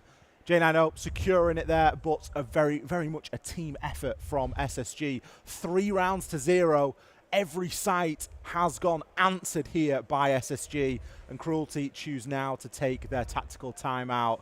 Is there anything that they can do in this time to steady the ship? Because at the moment, it kind of doesn't even look like we're watching 2 teams at the same level. It's unfortunate, but it's one of the hardest things in the world, right? They sort of say that the 2 hardest games that you'll play when you get to a major is your first one and the final. And whether that order changes. But it's because you get to the pace of it. It's an entirely different game, even just playing on land, regardless of the sort of setup. And yeah, they have some of the experience. Getting there when you're now against these sort of figureheads of their entire region, being able to deliver themselves, their game, their play style. We said it during the map reveal that this is where things are going to get a little bit tough for Cruelty because the team hasn't been together a huge amount of time. They were sort of pieced together. From, I think, 3 of them came from ex-Alpha or Ferris. They sort of pulled in the 2 others from 2 different rosters, and they've done well to get to this point. But experience gives you a deeper map pool. Experience gives you your legs to play this first game, the final game, at a major. And SSG, recent SSG, has been a very experienced team in that regard. Welcome to the big leagues. Welcome to the big leagues. That's what it is, essentially. You know, you can do well domestically. And we've seen this, you know, through many teams. Fantastic. You've played well domestically. Now you're with the big dogs. And, you know, teams, they won't hold off during the domestic league, but there will be things that get in the way, and they will save things for the live events because this is what matters to them. This is where the SI points are. This is where the big prize pools are, and this is what they want to play for. They want to win trophies. That is essentially the crux of it here. We have got to find who has it to advance through the bracket, take on, of course, it's going to be Bleed, and then move forward, and obviously a team is going to drop down into that lower. So far, SSG, they've had a fantastic start here on Bank. 3 rounds in a row. On the attack, it is worth adding, for a day that we've seen has been relatively defender-sided in the first half of obviously our first game, Bleed versus CAG. It is now sort of balancing out as all things should. Slight changes in terms of the hold itself. Obviously, the reinforcement on towards the hop-in on stock. It means that they can maybe keep control of Janitor's door a little bit firmer. They weren't quite happy with how things fell apart there. Curious what they're going to try here. Are they just going to force this close player out so they can't swing in when they go for the cover? There's Mutombo catching at least one. There's the swing in on towards the back end player, but J9O suddenly up the spiral stairs. The execute has come together. J9O with a secondary finds his secondary as easy as you like. Ivan's trying to rebuild some structure as Forrest goes for the plant. It's covered. Very calm and cool. Top white falls. And Pyrox, all alone, hops out for one and finds it. But at this point, they can very easily replace that player. Fultz, nice, smart. Fultz is fuming there. He's absolutely fuming. The plant is going down, and this guy runs out of the top of square just to get one. I mean, he will get back up there, but lo and behold, someone has replaced that position. And they're back out on the rappel. It is an impactless kill at that point because you've got to fight the position. But this isn't how. Do you know how you could also do it? Is utilize the Kiba in the pocket, try and cover the window, cover some motion. But again, it is so easy for you and I to sit here and say that. We don't have to play. I would have jumped out and not even got the kill. We've played the game, though. I've seen you play the game. You'd have put the Kiba down. Yeah, but outside. Yeah, outside, yeah. I would have thrown the Kiba at Fultz. And he would have still typed, nice. He would have still smart. Nice, smart. I would have tried to hit him with the Kiba. No, but again, it's experience, right? And they can be as sassy as they like inside chat. That's SSG. And you'll either like it or you won't like it. I'll be honest with anyone watching this. If you've not seen SSG, regardless of the game, who they're up against, how intense it is, all chat will be open. Oh, the sass. There the is. Sass. But it comes in many ways. Comes in J9O getting 3 kills with Cali's secondary. Because it wasn't working out there on the rappel. So he walks himself up spiral and picks himself 3. Yeah. And it's like it's just effortless. It's like it's nothing to him. He's 5-0 right now. Don't forget, we had the little rehost. And I think he was 2-0 before that. So it's potentially 7-0 right now. I like the idea that ages ago, I talked about J9O. Well, I talked about Carly specifically, and I said, if you're playing that on the Windows, which most people would do, and we saw him do a bit of it, if you leave it too long, you'll just be giving your team a 4 versus X. Because, you know, you can force people to give you engagements there by forcing positions. It takes more than just the Carly there. And if things go wrong, you're sort of there waiting. J9O's different. He'll just they're like, oh, we can do a quick snappy take here. Great read, first of all, by SSG. And then he's like, cool, I'm at the top right. I'm looking for the fight. Ashen's looking for a fight here. Oh, just misses it. But does he know about janitors? There was a hot ping, so I think he's just going to try and play himself a bit safe. Hits the quick call there and gives him the option to drop. Not sure if he knows there's a shotgun player playing behind the shield, but he doesn't care. Goes for the swing anyway. Will be taken out there along with the drone. The drone maybe coming in a little bit too late. We already know that somebody is there. Fultz, is he about to meet the same fate? He's going to set himself up a drone on those main stairs, try and gather a little bit of info. This mid portion of the map is really being heavily contested right now. That Warden is going to be a tough nut to crack there inside of the elevator. And Fultz, for the time being, is just going to choose to ignore it. Instead, focus a little bit of attention inside of Janitor, but do they know about Rovi here? He's just tucked into Printer. Fultz, bad info there. Didn't know that he was in that position, just ratting it out. And, well, this looks like the start of Cruelty's first round. J9O and Forest are close to the site, and they want to see if they can maybe get this player underneath. They've entered via the lobby hatch. Not been offered to Forest yet. The plant's coming through. Oh, almost the worst time. There's one. Looks for the second and doesn't quite get it. A post plant. But Cruelty, they just have to structure their take together. It's still 2 versus 4. 3 versus 2 versus 1 versus J9O. Finds himself in a 1 versus 1 from where we were to where we are. The C4 is shot out. And there's the connection. You said it before. He's one of the best in the world. But at the same time, the team we've just seen pull that off. I mean, such good, cool, calm sailing. I've never seen anything like it. How the heck have they managed to get the plant down there in a 2 versus 5 in that situation? The site was just entirely surrendered. Cruelty were like, we're just going to play the mid floor. It's fine. They had no idea SSG were in the site. They had no idea SSG were getting the plant down. Maybe they did, because Forest picked up a couple of kills as players were rotating back. But still, you've got a flood. Whilst that plant's going down, there's one player alive from SSG that you've got to deal with. Flood that position.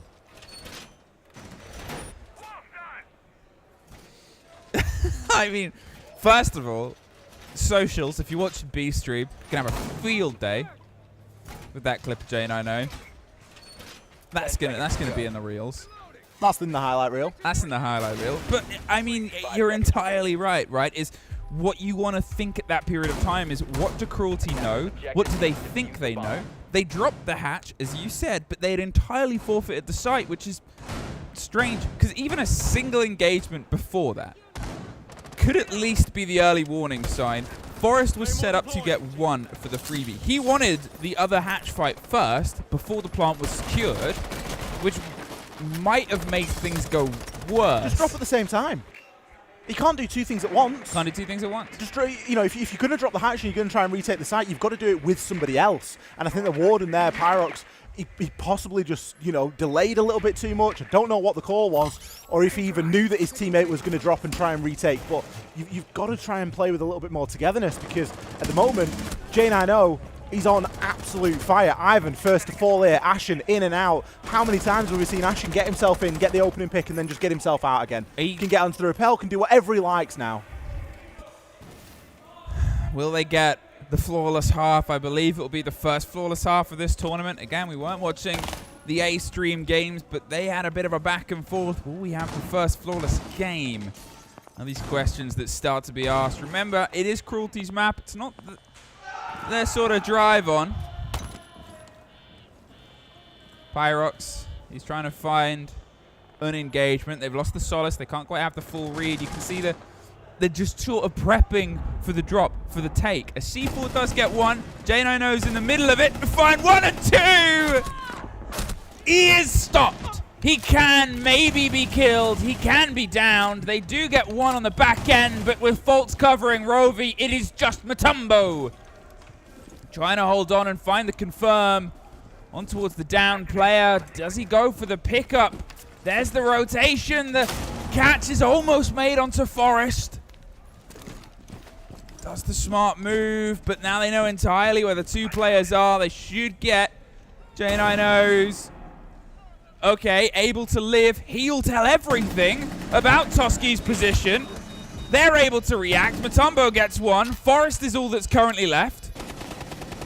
He's looking to find his way out. A 1 versus 1 now. Both players are down. He's able to finish his. He's on the swing of the Beeper's door. Close, and it's Forest to get the confirmation. J9O lives.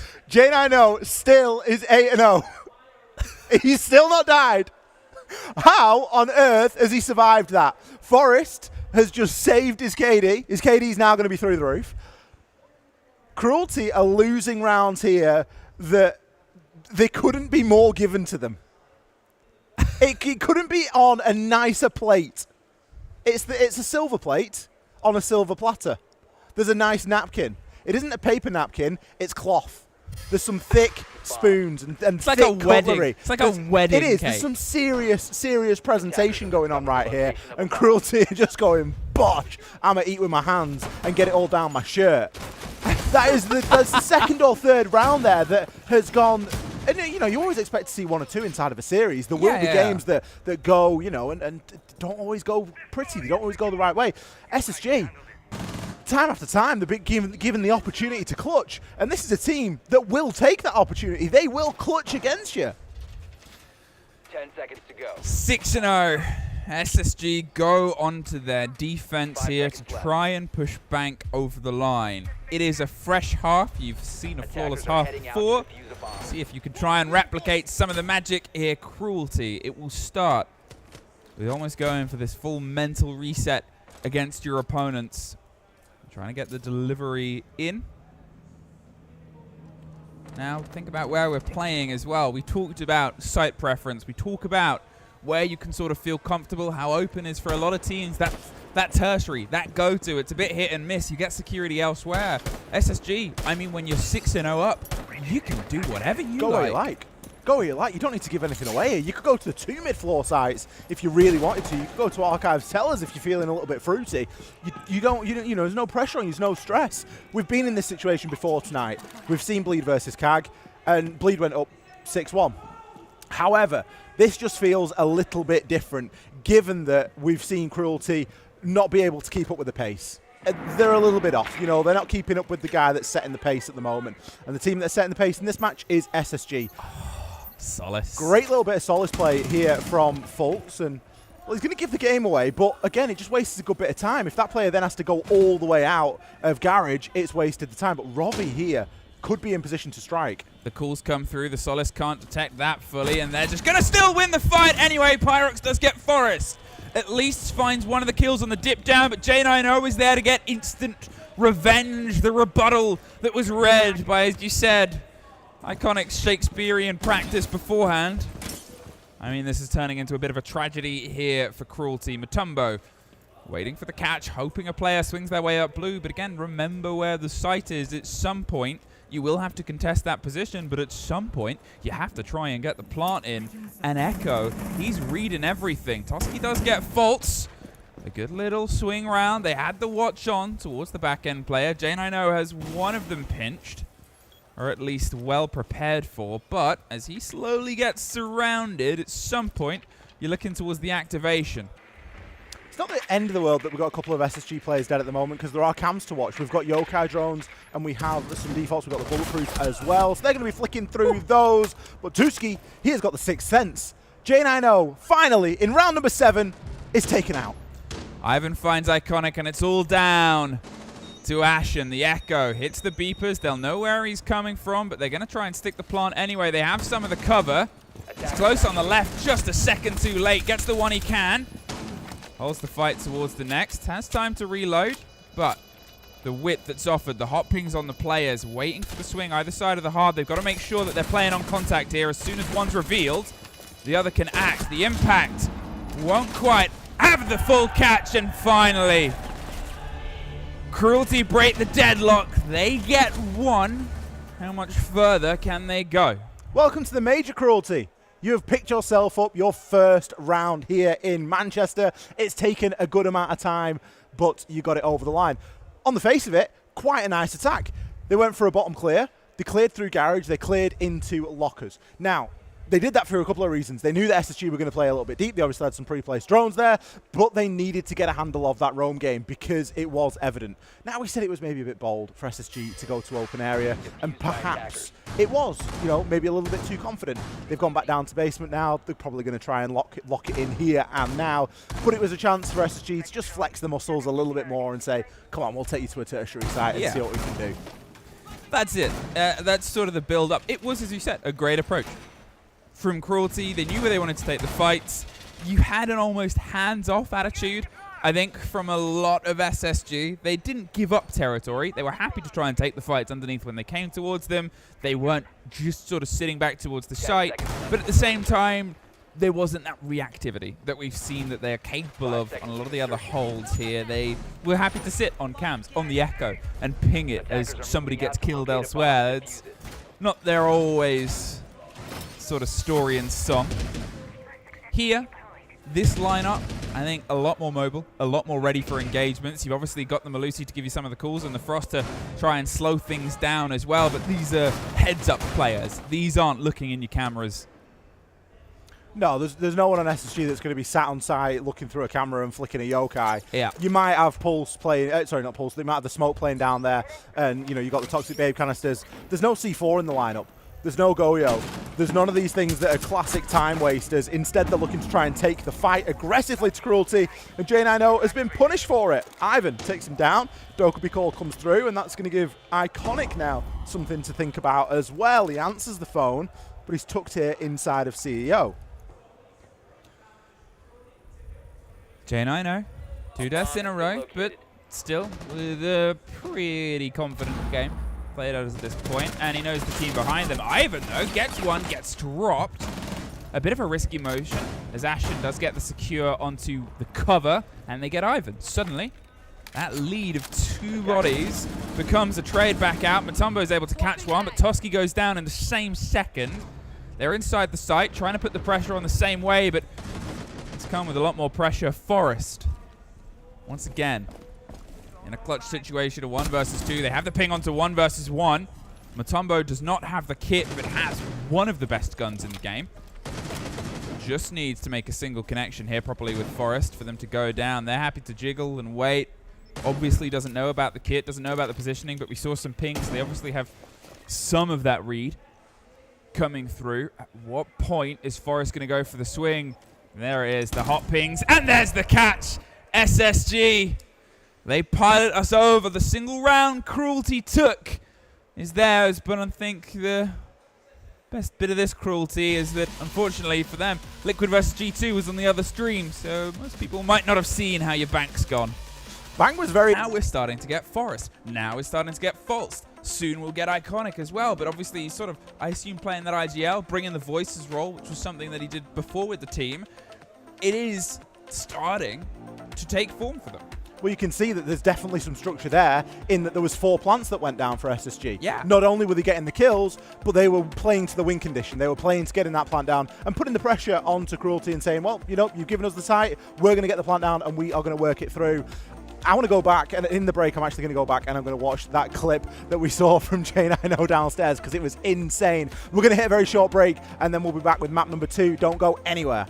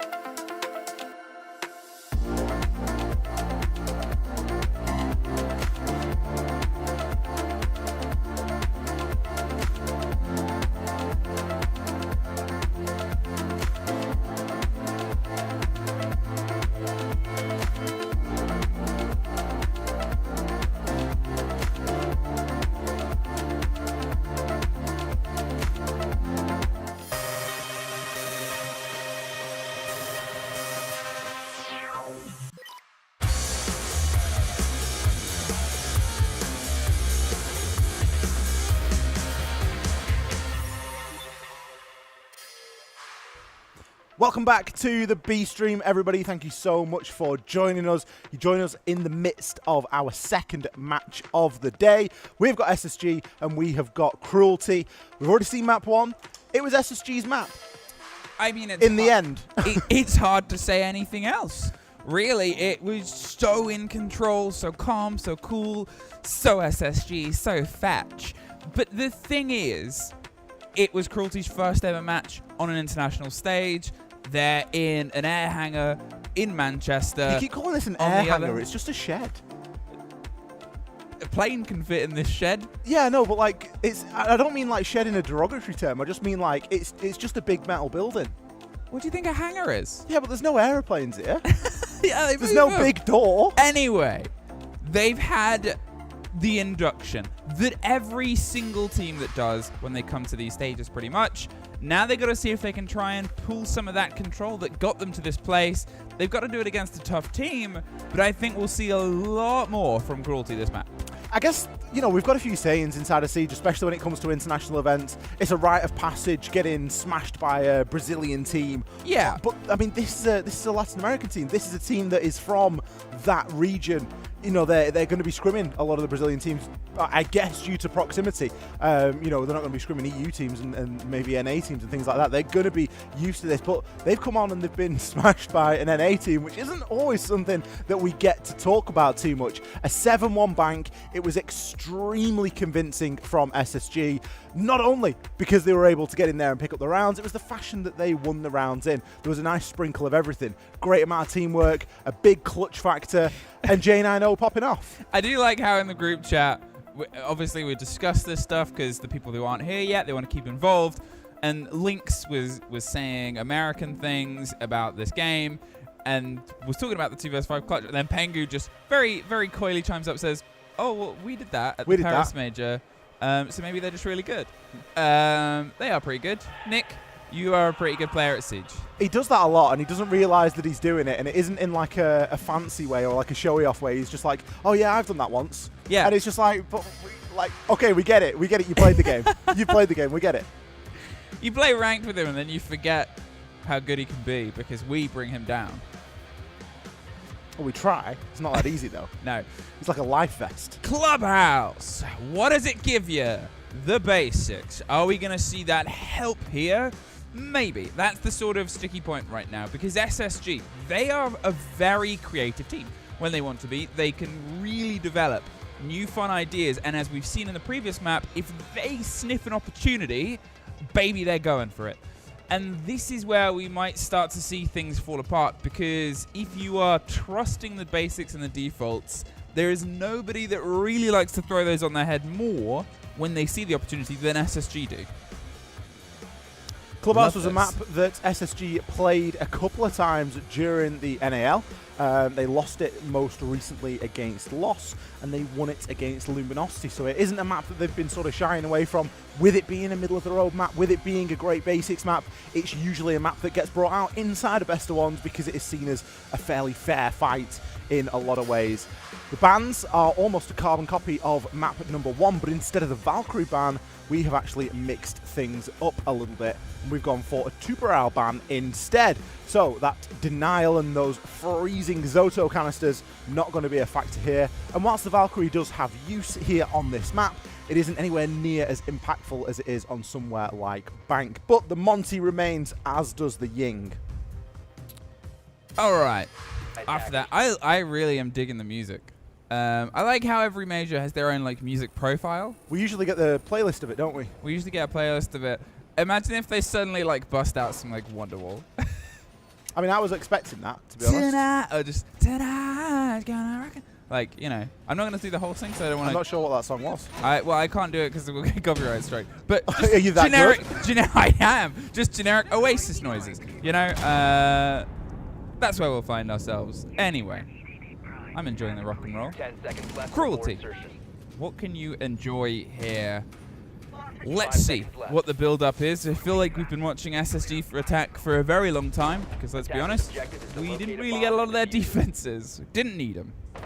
yeah, it's almost all we saw over on Bank, with it only being an 8-round game. 6 of those rounds were SSG on the attack, and now they're going to be attacking onto Club. A little bit of a different beast, and usually you are pushed into more well-known and prescribed takes, but there is still that opportunity to show a little bit of individual flair, depending on how teams want to approach. Typically, if you're going to be approaching the basement, you want to do a top floor clear and try to work your way down like that. And that's what we are going to be looking toward here inside of map 1. One of the key differentiating factors for teams attacking onto Clubhouse is the speed at which they clear that top floor and how much of that utility they use up. They're looking to try and just steadily pinch positions. It is how it's done when you said clearing the top floor. The pace that needs to be applied is pretty predetermined. What they've done here is get the width. There's 3 players they're going to try and force out. The first is caught by Fultz, just swings against the breach. Is able to remove Rovi. It's a big operator, big bit of utility gone before it can really start to build up momentum as she grows in power the longer it goes on. They've left the Solace alone, hoping Ivan can maybe, play against some drones, play against some encroaching intel, and offer the support here on the catch. Prepare themselves for the fight with Ashen. Ashen in a key position now. J9O going to fall as well as he tried to make his way down blue, but Ashen is going to be ready to respond to that. Forest does a good job of shutting down the Solace upstairs. That's Ivan off the board as well, and maybe a little bit of over-aggression here from Mutombo. He does just peek his gun round, and Ashen immediately jumps into the skeleton key, gets the audio cue. Far too aggressive from Cruelty. This is the basement. You don't need to roam this heavy. Again, such beautiful, beautiful control of what he wanted to do there. Didn't shoot when he just saw the barrel, waited for the audio. Great pair of headphones. 50 seconds, a 4 versus 2. We've seen these go away from these 2 teams, but it was SSG that won it out last time. Can Cruelty try and make some magic happen? It was now the situation of Pyrox and Toski, 2 players that, again, I guess no one really activated, but Pyrox was huge eyes on in the start of this series. Pyrox going to pick one up there with the C4. You will see to it that the camera has gone as well, and that could be a bit of information that you might want at some point, especially if you're Tusky and you're now in a 1 versus 2. Picks one up through Moto Hatch. SSG now relatively split out, and Tusky's got a good heads up as to where this player might be. Ashen, how have you not fallen? He hits him with the turn and burn there, Emmy. It's just either side. Ashen so ready for any of these engagements, any of these confrontations that are being sort of hurtled towards him at this point. Again, they're still not being fully stressed. It's the first round of the second map. They're up 1 map. The longer this series goes on, the more things start to play into SSG's favor. Obviously, the stickier it gets, and the more we go, you can't just write off 1 map. You've got to sort of look at this whole first series. But again, it's just so well controlled. You could see, however, what I will say is Cruelty were running the numbers. They knew what SSG would do. The SSG take, they rotated, Ashen underneath. They were going to force the players down. They preempted that. I think that rotate, very good, very clever, the right thing to do. But then some of the engagements just started to go away from them. They were able to pinch the Solace pretty quickly, SSG, from that point. And those 2 players were the last 2 alive because they just couldn't react to save people. It's about being in that position to be able to trade off, and if you're going to commit to that top floor clear and you lose somebody early, you have a decision to make. Do you all try and get back to site and make the best of what you've got, or do you try and hold on and pick up that trade back and 1 more? Because as I mentioned, it's a time game, it's a utility game. How much time are they going to spend clearing the top floor, and what's it going to cost them to do it? And ultimately, SSG did it very economically with both time and utility. Now we look toward round number 2, and we're faced with a bit of a different objective. We're going to be into gym and bedroom this time. It usually calls for an across clear from the top, so you're going to try and get into garage, rafters, CCTV, cache, and look to make a stand and work your way through the map in that direction. It's very seldom that you see too much vert coming into this map, or at least this site, until the very end, if a plant is going down. Typically, the big fight initially is for this control of CCTV. With the breach being one you can approach pretty flat as the fight. Pyrox isn't going to stick around and risk and take it. They've got to try and slink their way.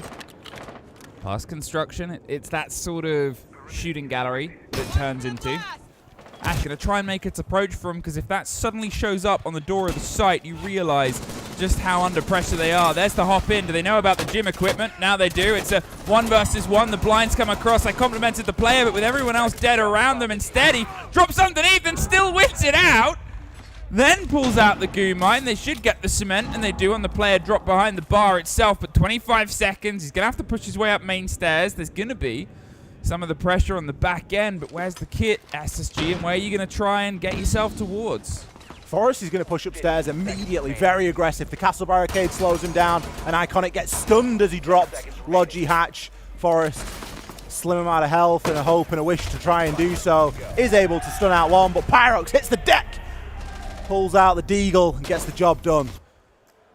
Now, obviously, as soon as that blitz was active, things went a little bit awry elsewhere. I'm not sure if they really wanted to hit the hatch, if that was... I don't think they knew it was open.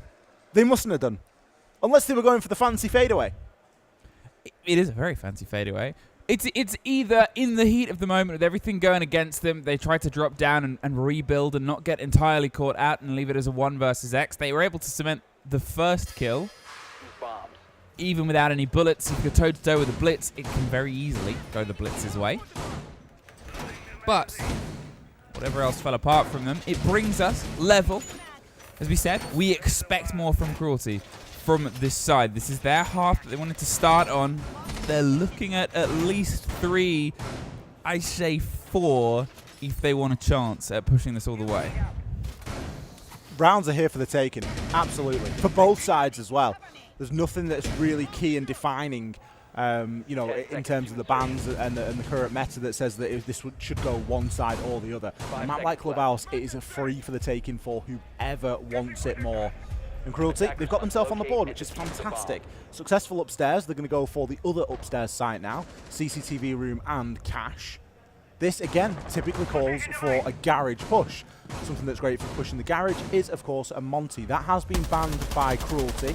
No blitz chosen this time from SSG. Instead, they're going to deal with it in a little bit more of an old-school way. They have brought the Capitao, but there is always that relationship between a Capitao and a Wamai. Wamai being the only thing that will capture a Capitao fire arrow and, of course, slow down your clear of garage in the process. A lot of this depends on the success of the keeper barriers up there on rafters and the success of Ravi and how he's able to play and place those discs. And of course, if SSG really want to try and push it, if they think it's being too heavily held, then why not go for a construction push?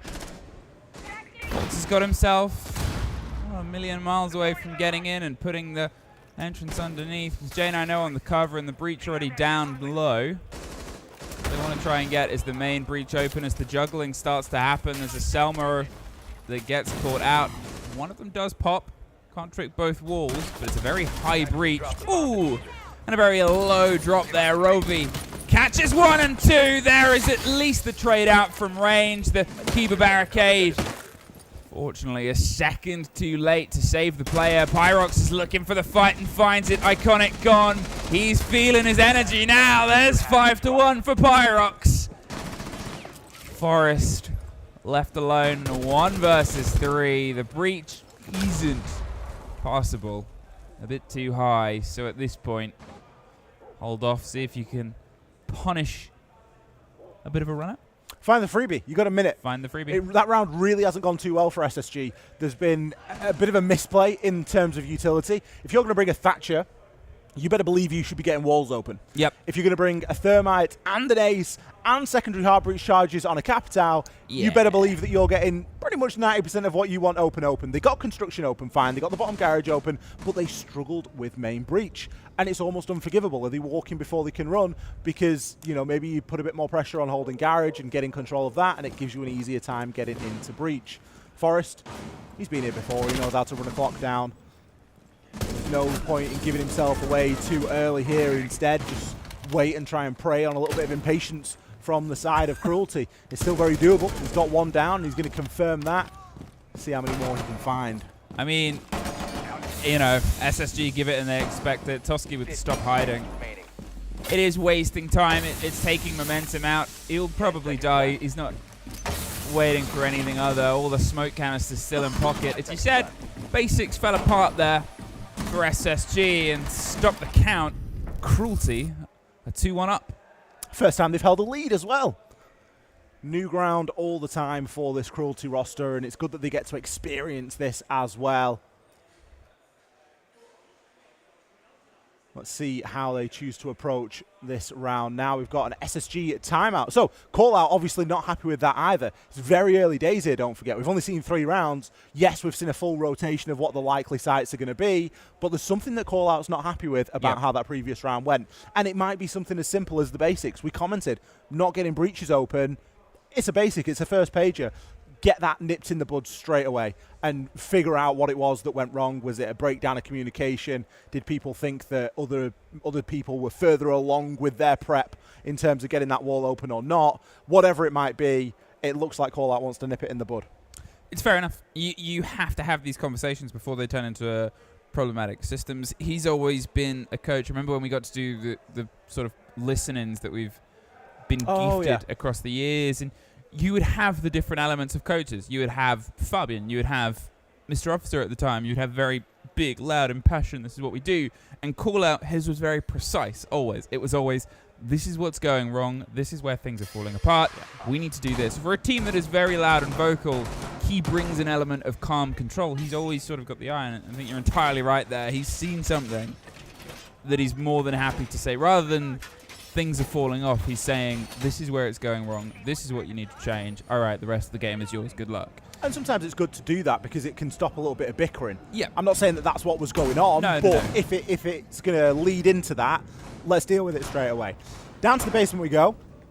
A side that we've seen SSG get themselves into a little bit of hot water over. It wasn't the round that they really wished it to be, although they did come away with the round win in the end. It came down to that 1 versus 1, so they're going to be looking to try and get this done a little bit smoother, I would imagine. And to assist that Roam game clear, because they're expecting they're going to be going up against a Roam, they're going to bring the Dokkaebi and the Jackal this time, doubling down on that information. Pyrox wanted to see if he could try and give a little bit of a taste of bank they weren't able to fully deliver. Thrown out and caught out. The Amaya's playing the connection here around Adam, around the top of the blue stairs. But there isn't any direct pressure as of yet. There's a lot of work that has to be done on an approach on Clubhouse, and they're not holding on to the top anywhere near as sort of viscerally as they were before. The hand is loose and already relenting here. Pyrox rotates down, Toski's down. The two are just flirting with the main stairs, but it's not worth it to them. Well, this is all you've got to do. Sometimes you just got to burn a minute and burn a little bit of util, and that's what they've done here. Look at the time. They've got themselves back down to site. They've gone for a little bit more site-centric setup here. We've got the castle, of course, but instead of the Solace, we've got things like a Warden. We've got things like an Azami. That value comes over time. So they don't need to try and, vie too heavily for this pressure. Pyrox wants to get himself out and have a peek, then feel free. If his Wamai discs are placed, he's going to get some time in like that, then why not? Picks himself up a kill at the top of Oil Pit and just goes, guys, what's all the fuss about? I mean, what happened there? J9O removed. He was the tour de force of the first map on Bank, and there, just a very easy catch. I wonder if it was droned out and he just mistimed it, but the reactions of Pyrox delivered him onto the next plane. There's some pressure coming up dirt. They're circling themselves towards the default plant, just tucked on the back end of the B chassis here. They need to try and force out the player on the back of A-Case. The mirror isn't offering anything. Fultz is, unfortunately, getting a Selma caught between the beams. Not quite the energy that they want here. They're, again, look at how Cruelty said, oh, they're struggling with the fundamentals. Let's force fundamental siege. Another one for Pyrox. There is the trade out. They try and get the execute. It's traded back and forth, but Pyrox, the Eternal, keeps getting the back end. There's Fultz finally ending him. So don't quite get the ace of Pyrox. 2-1, Fultz, all that's left in this situation. He doesn't have the kit. As I said, they were eyeing up towards the default, and that's where it's sitting for now. 30 seconds. If he can try and cut this into 2 engagement, he stands a chance, but they're not playing it. Cruelty, 3-1 up. Couldn't get past the first there in the 1 versus 2. Cruelty, they weren't exactly, it wasn't an ideal position really for them to be in, but they made the best of it. They generated a crossfire and they were able to put the pressure on. Again, I think there's some basics that are coming down and really sort of biting SSG in the bum. Like, we're not seeing this. There's an angle for a start onto that mirror window. Yep. There is an angle that you can get. It's skinny, it's awkward, it's a pixel, it's horrible, but it can be found. And if it's enough to move that player out of position, then great, let's do it. There wasn't enough pressure coming in through blue that time either. Bit of a lack from SSG there, and they brought the roam clearing ops, they brought the Jackal, they brought the Dokkaebi. But for what roam? The roam didn't last very long at all. It lasted about 50 seconds, 45 seconds, and then you've got 3 players stacked up on main stairs that are just going, yeah, should we go back down site? Yeah, I fancy going back down site, do you? Yeah, come on, let's go, follow me. And Pyrox with his little hop up oil bit. I mean, that was just timing. It is entirely timing, but again, that's why the question I asked there for J9O's sake is, because he has been so electric on these engagements today, was it entirely unaware? Was it just poor timing as it is? That happens. You could have the best player in the world, but sometimes if they go through a rotate and there happens to be someone, that's this game. But why is there not a drone on it? Why is there not a Claymore on it? Oh. Why is there a Solace moonwalking? I think there's multiple questions. But I think the first two are at least valid. There should have been a drone at least on that. You know, when you're dealing with attacking into basement, once you've cleared the map, there's a couple of things you worry about. You want a main stairs drone, and you want a blue drone. Yeah. And you ideally want an Adam drone as well, but typically you would have someone playing there. Yeah. But you're not always going to have someone dropping oil and playing garage, so you want a garage drone. Once you've got those 2 drones, someone flicks, and you flick the drones until those flanks are being actively held. Gotta keep your headphones on. Claymores are a thing. You could easily put a Claymore down there and stop that. Just, again, you know, a few little steps that aren't really going in their favour. So and the technical pauses as well. For all the first game was flawless, wasn't it? We seem to be catching up with the old tech pause in the second game. Because the beginning of the game wasn't? No, the first game. Bleed versus CAG. Oh, yeah. It was flawless. Yeah, the first map of this was bad again. Yeah, it was pretty plagued. We seem to be catching up with those blooming tech pauses. As you all saw, the Solaces crash. We'll just get ourselves back in. Now, the players cannot communicate with the coach. They can't do anything. They have to keep the headphones on. You can see them repositioning them. You wear a headset for a long period of time. As soon as the adrenaline starts to ebb a tiny bit, you'll feel them. And then you go, okay, they're not the most uncomfortable things in the world, but you wear anything for a long... You wear a hat for a long period of time, and you'll find yourself a bit stressed out. Will you? Sometimes. They're not allowed to talk to each other, as you just saw the ref remind them as well. The players. Newbies to the system. They don't know the rules. Yeah, but it's fair to sort of just give them a prod, give them a reminder. Of course, you can talk in a tactical timeout. You cannot talk in a technical pause. That is the clear distinction, and it's one of those where everyone's just got to sit there and marinate in their own thoughts for a brief period of time until the rehost gets underway.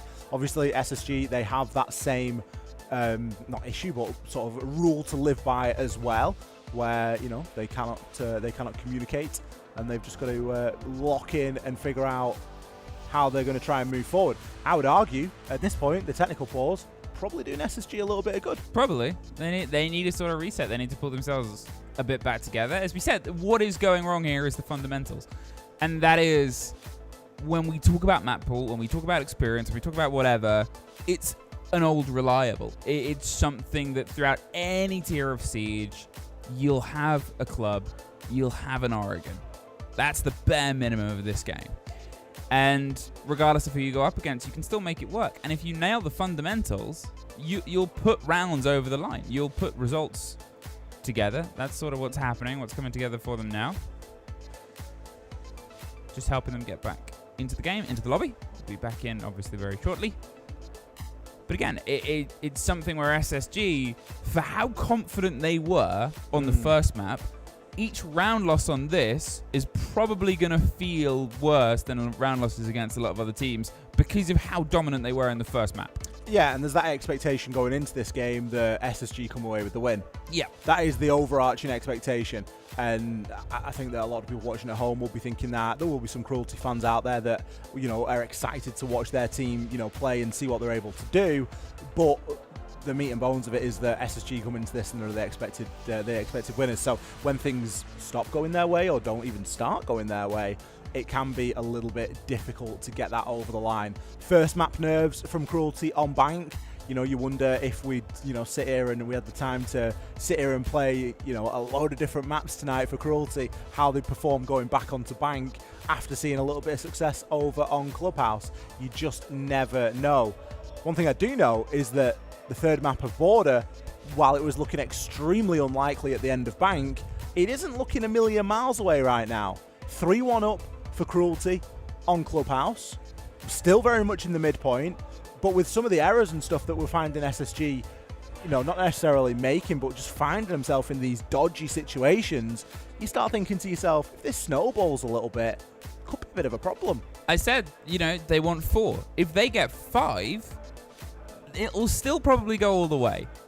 But we could start looking at Border. Now, Border, I'm going to be honest, I'll still put the bank down for SSG. I think they're a great Border team. I think it plays into them very well. I think it plays against what's going wrong on this map very well as well. It's a map that doesn't have a heavy reliance on sort of fundamentals. You're throwing yourself into engagements and hoping you're threading the needle and being one step ahead. They are great at that. And that is what they did very, very well on Bank. That was their sort of difference maker. But getting there. That's the point. That's the sort of meat of it. You're looking at upper bracket, lower bracket. You're looking at, regardless of whether you win or lose, making the biggest possible statement here. Well, we are back into the game, rejoining here at round number 5. We have, of course, just seen the basement, so that means we'll be going back upstairs to gym and bedroom. Of course, when we saw this site previously, it was very much an across clear with a bit of a hopping from a blitz through into gym. The blitz, however, fell for damage, and it didn't all go to plan. It was a bit of a scramble in the end for SSG to really gain any significant control. There was a bit of play going downstairs, really trying to root out. I think it was the Legion that was playing down there. Let's see if they're able to. I mean, that's a hell of a lineup, isn't it? I like that it's a lineup with the clouds as well. Well, they don't move, of course. Yeah, clouds don't move. They stay still, and it hit, I'm assuming, an electric wall. No, surely not. Sure. Did it miss? Did the lineup just miss? Did he throw it? Yeah, we saw him. Well, he's on his drone. We don't know. We saw him throw it. It must be electric. Yeah, he did. Bandit tricked it. Unbelievable. Maybe that's why you don't throw a lineup from the clouds. Maybe that's why you don't do the lineup from the clouds. Too much trust in it. Is it fundamentals? I don't know. Let's see how the round goes before we start to piece those together. I wouldn't say so. Forest putting the pressure. Now, when you try and do this clear across the top, what you're looking at is the cutoff point, which is construction. You open up Logi Hatch, you open up this wall, so it means that any players that are sticking around a little bit longer than they should be on towards CCTV and Cash will get caught as soon as they try and pass that terrain. There's nothing comfortable for them. That is the player they're pinging out on top rafters. How long is too long? Well, that's actually down to the pressure SSG can put down. As long as they feel comfortable, they can sit there. It has to be a problem that's removed. And look at all 5 players of SSG trying to encircle this position. There's one on the top red. Toski's on his cam here holding on. The wall is being breached, but a minute later than it should be. Finally, they can try and force out this player. They win the first onto the engagement of the breach. Ivan's caught. The blinds come. Toski's caught as well, just sprinting. So much better from SSG. Look at the synergy there. You've got the kill coming in from Fultz onto Ivan. You've got Tusky going down. There was stuns coming in. There was a player pushing him at the right moment. You've got that pressure coming in from Breach. Yes, Fultz has won his one there, and that's what's opened the round up. But it's the immediate teamwork that comes off the back of it. The only problem that I can foresee right now is that they've got 40 seconds to try and get this job done. Fortunately for SSG, there are no smokes left. There is also no C4. So there is a very good chance that they're able to get this over the line, but they need to trade out these numbers. J90 does stop Pyrox before he starts threading multiple kills together. He was the last player on the back end as Iconic Makes an approach up main. Now the kit is going to be trying forced in here onto Jim, but 20 seconds for us. He's got to get off that last Rotero drone and try and get himself inside the fight. The single player behind the chassis is protected by one of those. The swing of Mutombo gets one to his pistol for the next. They have to change window. Roby's able to get himself in the position 1 versus 2. The kit is cold. 3 seconds. They find the fight, J90. He was quiet a bit before this point, but loud as anything when you need him. That really came down to the wire there. SSG will be lost without J90 in that round. Having the foresight, having the initiative to push through and to pick up those final 2 kills. Again, it came down to being scrappy. I commented, the only problem I can foresee is there's 40 seconds left. There's no denial, but the positioning isn't great. And on the flip side, the positioning of the players from Cruelty was fantastic. They were exactly where they needed to be. Awkward, horrible positions that take a bit of rooting out. Yep. Mutombo picking up a kill as he was full white flashed obviously helps matters, but it was still a very close fought round, and a round that SSG only narrowly managed to clinch. There is a chance for them to bring this 3-3. And the chance is going to play out on bar stage. Of all sites, now you probably see this a very low amount. There's sort of 2 ways, I'm going to say it, of attacking, of getting control. The most standard, as you'll see, is a sort of southwest to northeast, the right to the left of your screen right now, where you'll get up to construction, control of the hatch, force them behind the big brick wall in the middle, and try and tuck the plant on the stage itself. But you need construction, because that's the verticality that, as you see, perfectly lines up. It's where that castle door is and what they're trying to stop. They keep the angles and they make things very aggressive, and you utilize that lovely brick wall down in the middle for all of the cover. That is the default take that you'll get a lot of teams do. Now, SSG often don't play the defaults, so the other is going to be a little bit of a cook round on towards the kitchen side, where the hold is. But this feels, so far, par for the course. Yeah, you're going to need to take vert regardless of what you do because of how many vertical options there are onto the site.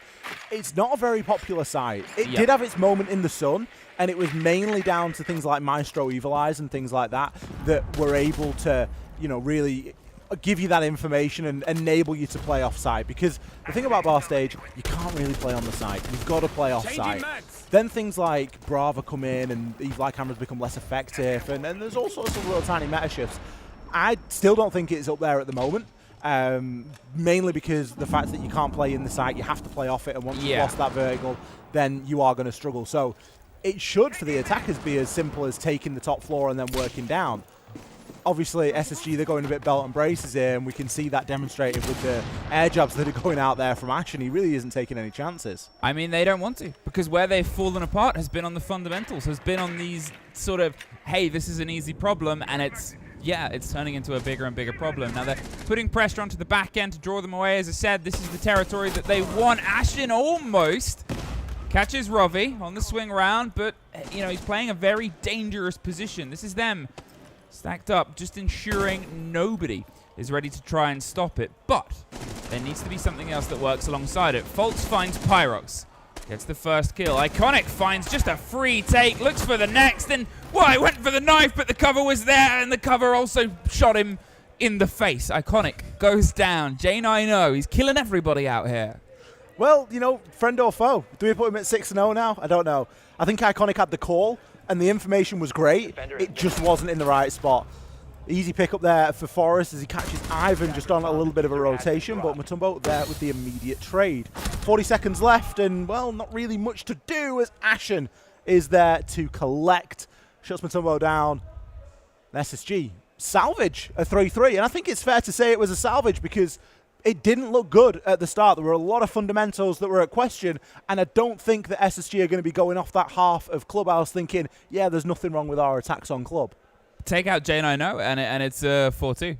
And that's the sort of split of it. That round came down to a second and a half. And, you know, it could have been anyone else in that position. They might not have. They likely wouldn't have had the same drive and sort of forethought in the chaos together. Since the rehost, he's gone 5-0. He's been able to get himself to a form. Before the rehost, he was, what, 1-3? Yeah. I think it was. And you're sort of looking at this change of pace for a player and how necessary he is for this team. This could be a game that you might not realize there was a rehost if you only looked at J90's score. Yeah. And you were like, okay, we're in round 7 and he's 5-0. He's doing great. That's not the full picture because he didn't have the most fantastic start. But again, he's there when it matters the most. 6-4 right now, +2.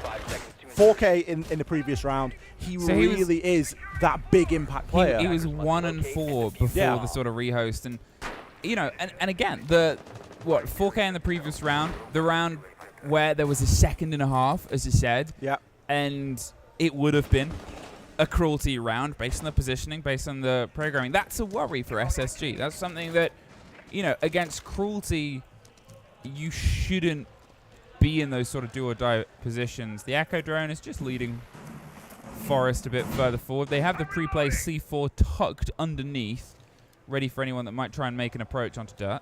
Ready for the blitz. Yeah. Ready and in anticipation of what is to come. Seems as though SSG have done the homework if they're committing a pre-placed. I mean, obviously you can go and pick it up, but you're not putting it there to pick it back up again. You're putting it there with the intention of boom, boom, boom, and taking out that blitz as it rushes on through. SSG defending downstairs in the basement, not wanting to mess about with any sort of roam. You look at the lineup that they're bringing and you're thinking, these boys are settled in. These guys are more than happy to dig in. We've got the deployable shield, we've got the Echo, we've got the smoke, we've got the Warden, tons of C4s. Let's see what you've got, Cruelty. You can have the map. You've really got to make something happen here. Well, it doesn't look like there's an impact directly trying to stop this and trick against it. They've done some of the opener, and they're not going to give him the option. So, save the break until slightly later. They've got their eyes on the close wall. They're just getting it structured. That gives the Blitz a bit of a run round corner if he comes down main, and they have control of the swing round from the back end of Pipes and Moto. They can sort of charge their way through the back end, but where are they going to try and piece the actual plant together? Because the longer, we still have 3 smoke canisters. We've got a bit of a Kiba, a C4 at least in pocket as well. There's timing utility for them to perfectly stop that default take, that default plant. They're going to have to try and force themselves somewhere a little bit off the piste. It's weird to see the stack up here on main stairs. Fultz has got a good part of information for that. We've got Rovi, we've got the Blitz. Fultz is likely going to catch this and immediately sends out the stun. Can he keep the Yokai alive, or is it not even going to matter? Blitz storms through Ash Rush spot and immediately starts trying to get that plant down, but the Yokai stun is there, the information available, and Ashen, he's there to take Ivan down. The initial prong, the initial poke from Cruelty has fallen short, and Mutombo has gone on a mission himself, but he misses his shots! Those an iconic pick at one apiece. As a Blitz, that's criminal. You've got to be collecting those. Okay. I mean, that's sort of what I was talking about there, right? Now, the Echo being in the position to stop that. They wanted to just reverse the shield, play the plant, but to be honest, with the smokes, it wouldn't have worked anyway. That's the sort of point I was making. You take the Echo out, and you're still going to have them try and plant. It's a known strat. The smoke canister goes along, and they have to pull off anyway. But you didn't have any other options at that point. Whether it was just because they spent so long sort of cooking that approach, it's an awkward big beast to get into. I'm, not entirely sure what the pressure was from Blue, if any, but as you said before, there was a lot that was stacked up around that main hatch. I don't know what the Moto pressure was like, but the Blitz was suddenly the first in the door, so they were obviously able to just quickly swing their way around and get there. Church Wall was still locked as far as I could tell, and electrocuted. Just not, unfortunately, enough left for a plan B or C there for Cruelty to truly operate with. Where was the Blue presence? Yeah. You could have easily dealt with the Echo player. I think it was Fultz. You could have easily dealt with him if you'd have had someone pushing down Blue and storming that. Obviously, you will have someone from SSG there to deal with, but again, it takes a gun away. It's a distraction. There's a reason you've got to push from 2 or at least 3 sides when attacking into the basement, and it's because you need guns looking in opposite directions. You can't just announce that you're going for a main stairs push and an Ash Rush spot and expect to get away with it. It really doesn't work like that. Round number 8, it sees us go to a different site. We are going upstairs to CCTV and Cash, and quite similar to the way it was held by Cruelty, we have the Azami in the catwalk. The difference being there is no Wamai this time. There is no Wamai because there is almost no need. It's a Blitz that you're going up against, not a Capital, and I imagine that Mutombo is going to be trying to clear out that garage. Quickly looking for the pings on the player, the pressure on towards Jacuzzi on the back end. Just again, you sort of do and across the top take. Now, as you said, with the utilization of the blitz, you can really put some pressure up the rafters. It is so powerful in that position, and obviously usually led by the Monty, but if you don't feel confident about what is threaded around it, if you don't think you've got sort of the Capitao or you're putting all the faith in the Zoth to put the pressure on the top, things go away. So instead, try a little bit more of a slender take. Go over to Jacuzzi, draw some attention here on the construction side itself. See if you can put the pressure onto the single, because that allows Toski to force the bandit further away. They're going for the trick, and it does catch it because it was just in the middle. Pretty poor that. There's a fear in an attempt to stop that bandit trick from going down, but it was not successful. It's going to be -1 exothermic, and with one left, Tusky is left with but one choice. He must now open the construction wall, and he will do so under the cover of the Thatcher EMP. That one, as we can see from the outlines, is going to go down without a hitch, but not before Fultz jumps himself out. He fancies a little bit of an alfresco option there and is able to take the head off Robbie. I mean, Matumbo didn't actually see the player rotate round because the gun covered it, and that time J9O had his own gun that was more than happy to cover Matumbo in bullets. Toski trying to find their way in. They've only got the single breach. Another smoke canister will slow them down. Another 10 seconds as Fultz is more than happy to rotate his way back round. He's going to be the surprise factor behind the team. Straight past an unwatched drone with 2 players dead. If this nets a surprise kill, that is truly, truly terrible for them. Sees one, there's 2.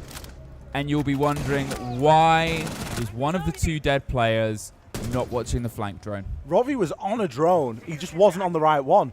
It's Matumbo. He isn't on anything. He's just been on Thatcher's POV this whole time. And okay, maybe he's trying to shot call, maybe he's trying to make something happen, but you can't have a drone and not watch it. Fultz even flicked onto it and saw that it wasn't lit. So, I mean, even if it was lit, it's criminal that he was able to pick up a couple of kills off the back of it. You saw the game sense from him as well. He saw the drone. He was like, nah, I'm not going to shoot it, because if I shoot it, they know I'm there. Yep. If it's not being watched, I can sneak round. If it is being watched, I've got a 50-50 gunfight. Either way, I'm taking it. We talk about fundamentals. We talk about where it went wrong for SSG. It's going wrong here for Cruelty. Not watching that flank drone. I mean, that's one that should be on any map. But also the struggle on the breach itself. They put the exothermic right in the middle. You've got a Thatcher. When you've got a Thatcher and you've got the ability to go for the breaches, you got the Zoth to try and stop it as well. I mean, it's rough, but it is watching and piecing together maths and holds and trying to hold thing against it. It was being well tricked as well. The bandit was more than ready to get it, but it's the confidence of the juggle. Here, the confidence of the team talk. 4 rounds in a row now SSG have been able to take. Will they ride this all the way till the end at this point and match at least what was 6 rounds in a row on the first map? There's a chance here for SSG. There really is. You get the feeling that momentum is firmly with them right now. That tactical timeout may do something to shift that, as Cruelty just had a minute for themselves to figure out how they would like to proceed before SSG get themselves onto a map point. Obviously, they've got a good idea of where they will be headed here. There's only one of 2 choices for it to be. Now going to be upstairs into gym and bedroom. A little bit of a 6-pick coming out here as well. We can see a Dokubi being swapped out, so maybe they did think it was downstairs, but they are going to be switching a couple of things up nonetheless. I kind of like the pick onto the Brava, although as I say that, it gets 6-picked onto a Blitz, so maybe I didn't like the Brava pick. One of the reasons that I liked it was I was looking at the Malusi and I was thinking, yeah, could be a little bit of something to hack. You've got the mute jammers there as well. You've not got a wealth of electronics to be getting through, but you've got a bulletproof and a couple of things, but it is going to be switched out for a Blitz. For all that we've spoken about shields as well, Emmy, we haven't seen blitzes have that level of impact yet. And as I said, maybe we're waiting for, you know, air quotes, better players to get on these blitzes and show us what they've got. But at the moment, it maybe isn't quite there yet. I think it's always one of those things as well, is we can look at things and go, how's this going to work? How is this going to formulate League towards online?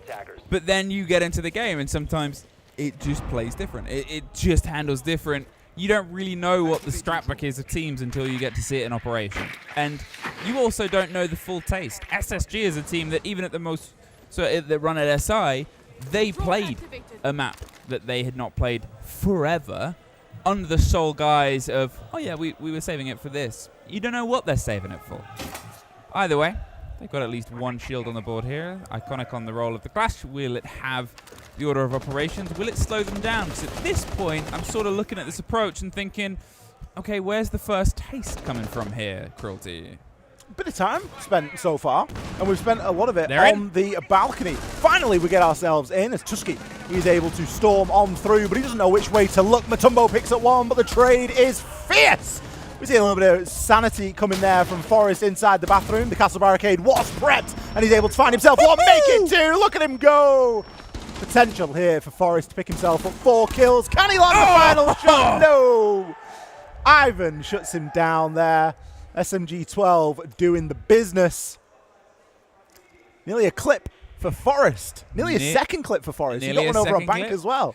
I mean, it was as close as you like. And I think, you know, as I said, at that time they were weighing things up. They were working out where they wanted to do the push from. They'd utilized some of the approach, open what they needed. And as you said, the Blitz was in a position to try and smash and grab.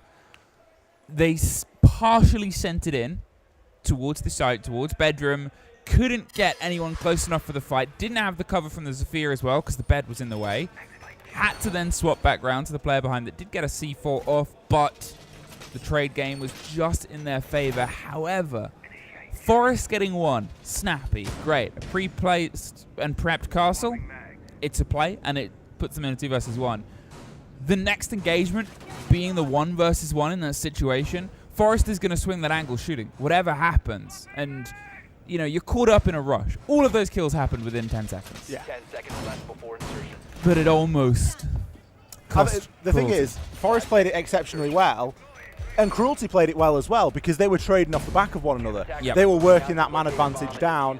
And yes, if you were going to be a purist about it and say, well, was that last kill a proper trade because it did come a little bit later, the Dogby had no choice. Ivan, he had to push that. Had to push. You can't let Forest reload, re-establish, take a breath, information to get exchanged. You haven't got the luxury of time, so a great effort from both. And Cruelty, they only trail by 1 now. Forest almost won it as well. Forest had the first pre-fire, the first engagement. J9O. Oh, he is about to maybe catch a man that's droning. No, didn't know Pyrox was tucked with a bit of safety. He's just going to throw the flash up so he can rotate to a bit more safety. But now, as they sort of realize just how stretched the hold might be, there's the approach onto Dirt. You talked about it before. Where was the pressure from the back end? Where was the plan B? This might be it. I'm surprised to see Dirt soft and all reinforcements used. Not sure where they've prioritised. They've obviously done some reinforcing upstairs instead and are looking to try and hold this with a mute jammer and a shotgun played pretty close, but Forest has already taken a ton of damage. Matumbo straight in there, not wasting any time. The roam was too heavy and too deep here from SSG, and they have been punished for it greatly. It's shaping up to be a flawless here as the diffuser is confirmed. Ashen and Fultz, they've got a long job ahead of them here. 2 rounds in a row, and there's 2 kills for Robbie and a flawless.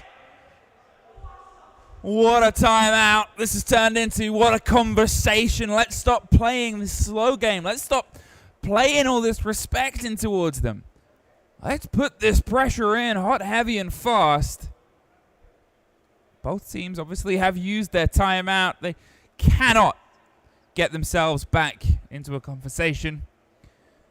We do have a tech pause, unfortunately, at this moment in time. But still, you know, these 2 rounds, how they've been threaded, how quick that was, how aggressive, the intel that was coming through. They knew exactly about the player on the other side of the soft, and they weren't just shot by the player inside Dirt, but someone else already putting pressure onto Blue.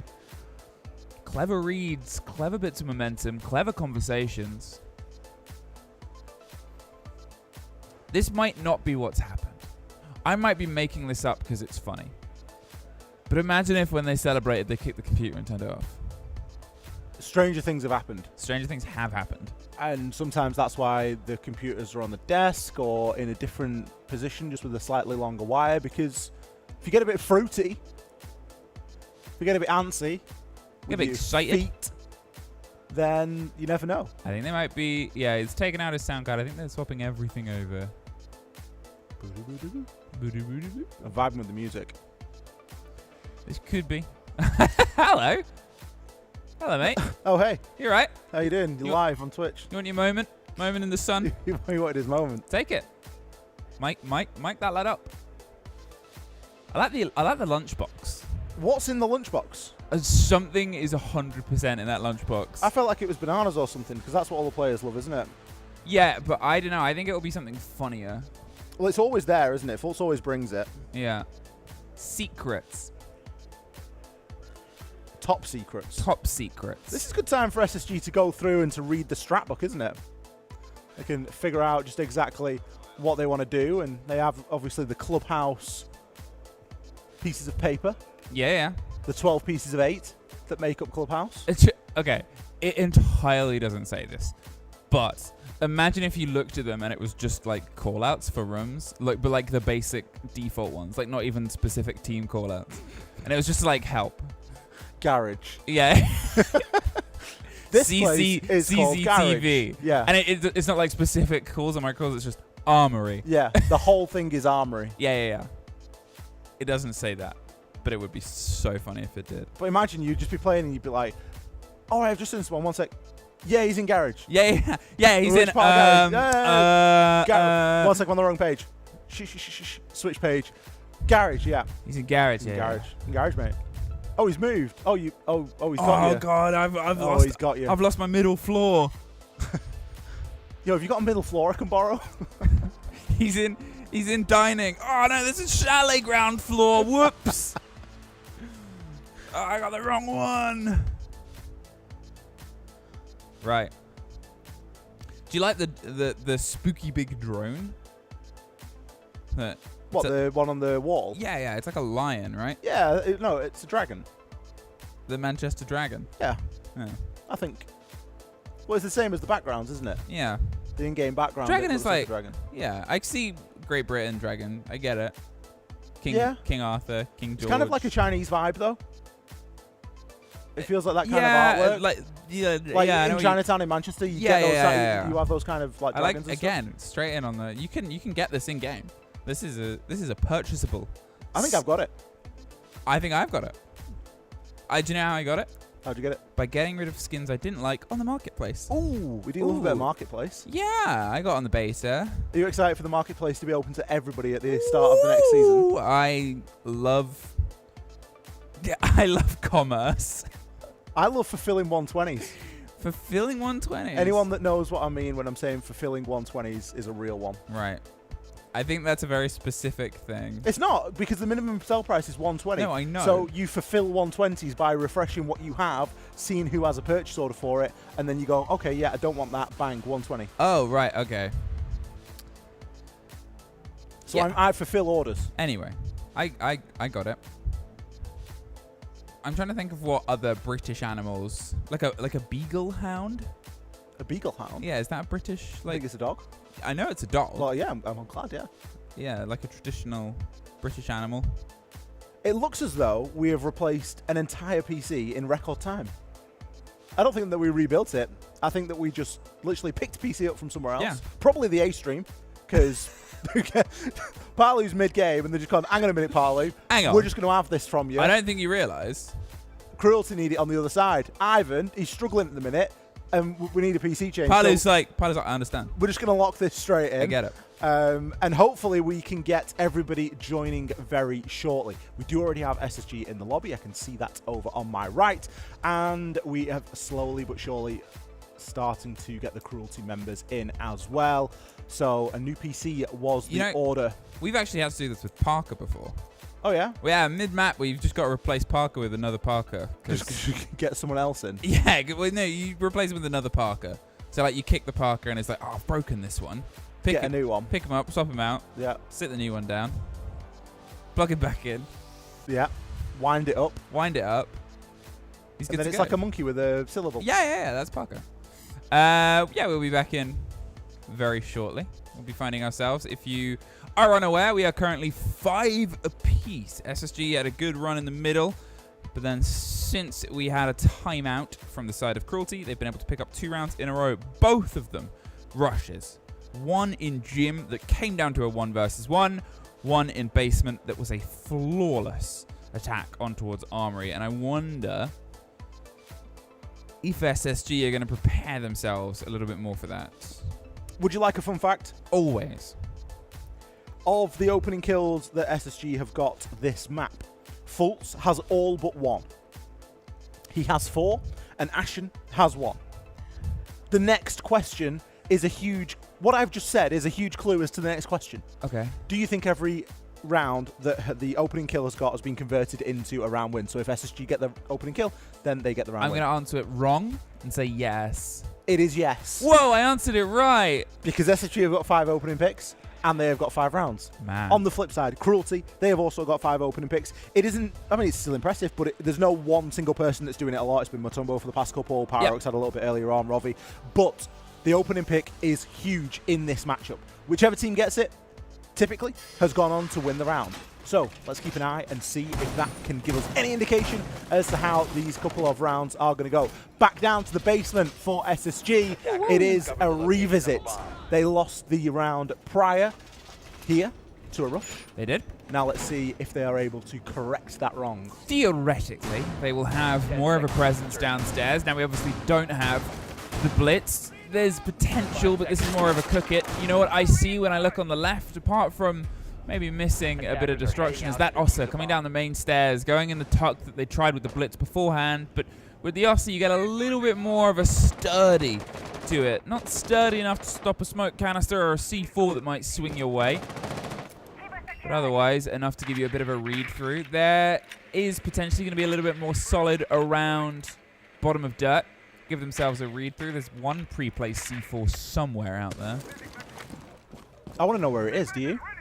No. I'd love to know where Forrest is placed. I want a surprise. I like surprises. I think if there's anyone that would know, it would be our observer. Our observers don't miss anything. Which observer do we have? We have Easy. Oh, Easy peasy. He doesn't miss anything. Doesn't miss anything. Hasn't missed a thing since he was born in 1976. Put 76. That. Please update his Liquipedia. Goodness. This is real information I'm giving you. Pyrox.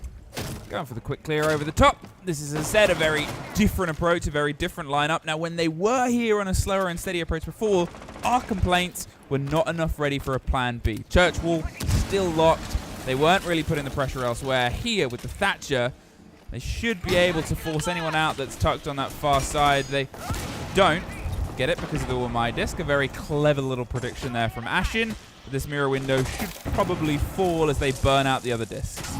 Well, we saw where the pre-placed was. It sort of opens an angle that the attackers are going to open anyway, and you just get an option to do it yourself as a defender with the chance of picking up a kill. The mirror window has been nullified, but Fultz is able to still make something of it. Now, this looks like it's getting ready for a bit of a hot and heavy drop there as Mutombo, he gets his way down. Ashen full white flash there as the Wamai. The shield will be placed, and the plank can start to go down behind it. Ooh. The Toxic Babe is going to push him out of position, though. Mutombo, he takes a ton of damage. It's chip for chip so far, but J90, he cements the first kill. Rovi with the trade, and the plant is now going down. They have to charge him. They lost the controller pipes, and there's the charge. Ashen, they weren't watching keenly enough from the side. He screamed all the way up, and they get the trade out, but the kit, it was a sliver away from being planted. They've bought so much time, and J90 has maybe the most important piece of utility left at this point. The only thing that can try and long-arm stop, but they're concerned about what might be coming around the back of them, and I'm curious, where is that one player from the side of Cruelty we haven't seen? There they are. Rovi, he's trying to find his way. He's got to just dash across and hope he can get there in time. He does. Now as he sticks the kit, they've got to try and get J90 closer. There's that C4 I talked about, and there's the catch, but it's from Forrest on the split. J90, bottom to top, the two players that have rocked today have held on for the remaining roster at this point. The Ash of Pyrox has to try and go deep, so at this point, SSG go further away, and the round goes their way. J90, again, how many times is he going to pull SSG through a round and potentially through a map, through a game? His performance on Bank cannot be understated. No. What he's been able to achieve here on Clubhouse cannot be understated. Consistently picking up multi-kills, but it's not just the fashion of the multi-kill, it's the way that he gets it, it's his positioning. Look at how he managed that. He allowed the player to cross because he knew he couldn't hold bottom main stairs at the same time. There was already someone there and there was a keeper barricade there. It would have been suicide. Instead, you've just got to pick your moment, get a little bit lucky with your timing, and know that Forest has got you back. SSG put himself onto a map and series point. So close for Cruelty, though, and they know that just as well. Now, obviously, SSG, they opted to go there. That was the site that they wanted to win, and they had pretty free reign of every single site at that point. Bomb located by attackers. Well, they've only won a couple on the defense. They've won Church and Arsenal, and they've won CCTV Cash. Yep. So they didn't really have too many options. Gym and Bedroom was a bit of a blowout, and I don't think that they were ready for the sort of speed and aggression that Cruelty were wanting to bring on that map. So it was a bit of a gamble to go back down after already losing it, but they'd obviously corrected themselves. And now they're going to go up to CCTV and Cash and see if they can just lock this thing out in regulation. Ashen has the long-range angle. Ready for somebody to try and drift their way through, but they're not giving them the fight as of yet. And well, they know about the player up top. I don't think they fully knew about Ashen below, but he's not going to stick around and find out with his face. Instead, rotates his way all the way back and all the way up. It's the long route through, but it's the safe one. Where is this first engagement going to go? Well, Pyrox is going to give himself an option to drop the Logi hatch. He can now drone that and figure fence. That hasn't been the best side for them. It's been 3-3 splits throughout, but I look at some of their defense rounds and I think it has been a bit shaky. A little bit of damage, which sort of gives a bad statement to Ashen. We know you're here. Ivan knows Forest is there. There was a run out, I think. We saw for a split second a player is detected outside. And Ivan, he had the detection meter turned all the way up to 11.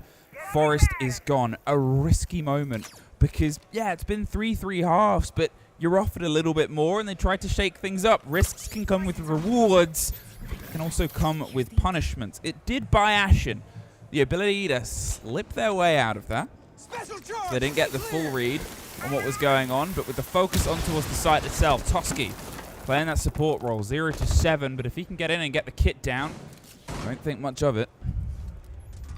Cruelty need to be trying to press this advantage now. They've managed to take Forest out nice and early. That's the Azami gone. Where's the next layer of pressure coming in? Ivan playing has seen that success. Going to be able to open up that wall along with Prox and see if there's anything that they can try and find in there. Fultz dug into the showers. He's got so much to watch here and he is going to need a bit of support. He's got the player outside of Jacuzzi make that too as another one drops in. And of course the window players to boot as well. Tusky is going to pick up his first kill since the rehost there as Fultz will fall inside of the showers. Matumbo as well, 4 versus 1.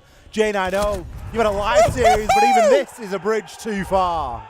One round separates Cruelty from taking their first map on the international stage here. From where we were back in Bank to where we were now. I said it at the time, Ollie, I said the hardest map you'll play is your first.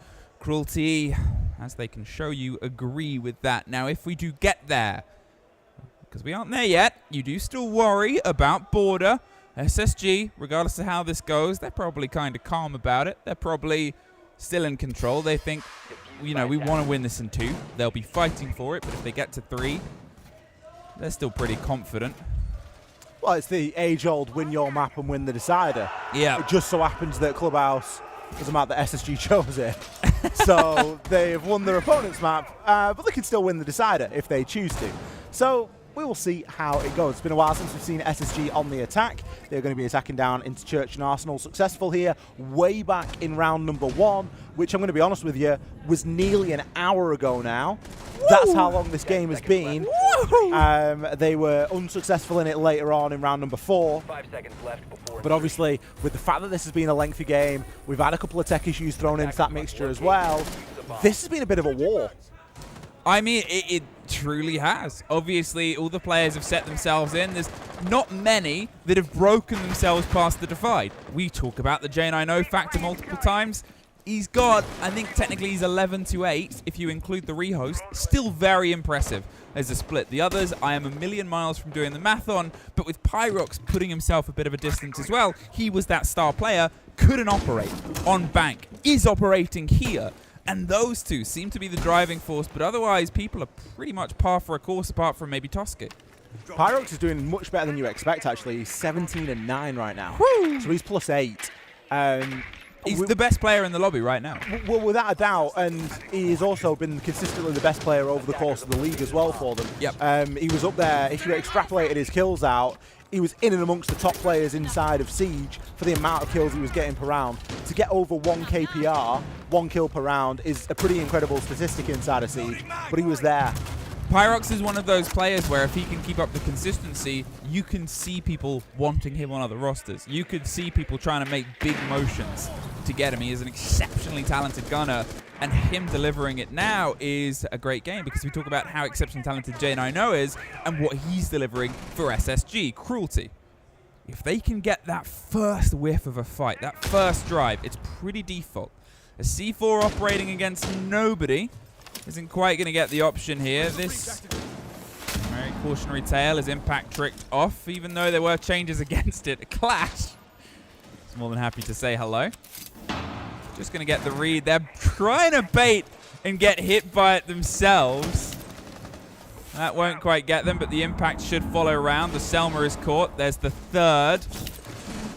But as Ivan gets suffered on the back, Forrest is inside. The Clash is going to reveal it. There's the trade out. It's all go. Drop down onto Moto. The Clash is trying to keep some control. It's Iconic in the midst of things. Rovi and Toski, all that's left. Clash was caught, and Iconic operated in the middle of it. It's 2 versus 3. Rovi's trying to buy all the support. The Clash is surviving. They don't want to give them the free fight, and there's an easy take. It's down on the back. It's just the Clash alone. I would be amazed if we find ourselves not in the 8-7 in the 7-7 situation here. Toski is able to finally find the end of Iconic. If he'd have done that 30 seconds ago, it could have defined the round. Just misses the rotate of Ashen, who's heading up the buck to get that vertical control. The Clash can fact find for themselves. With this on their back, are they going to try the turtle? There's one in dirt that can go for the swing. There's the second ping. There's the swing. We are going all of the way. Every round available here to find out who is going to be the winner over on Clubhouse. SSG, they played that pretty well. I like the aggression. I love Fultz playing from above with the little utility exchange, and then it was just like, oh, this isn't working. Bang, let's just hit the site. Yep. And you've got all of that charge. You've got to feel sorry for Thatcher. He was trying to throw the Thatcher out there so that the Clash wouldn't be able to use the zap and the electrification. It didn't quite work out. Iconic, great little ring around the Rosie. I think the Clash maybe dropped the ball a little bit, letting Iconic so deep into Church and picking up that kill, but at least SSG were able to get that one over the line. It now all comes down to this. SSG, they've opted to go into CCTV room and cash. They are 1 for 1 here so far. They've been successful in round 9, unsuccessful in round 12. A lot of pressure for Cruelty, because this is a chance at staying inside of this upper bracket.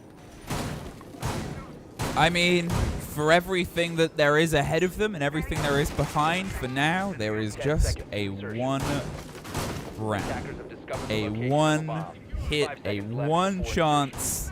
If we talk about the pride of America beforehand, beat them at their own game, hit a home run, that's all. I didn't understand the rules of baseball. That might win the game. I understand enough. That's an obvious joke before people get mad at me. 7 apiece, though. The only separation here is going to come down to Cruelty. We talk about when you are free to do bold things. This is maybe one of them right now. But it's hard to do. When you're saying it's a 7-7, there's the break onto the wall, something they entirely couldn't do before, but there's nobody to stop it or trick it.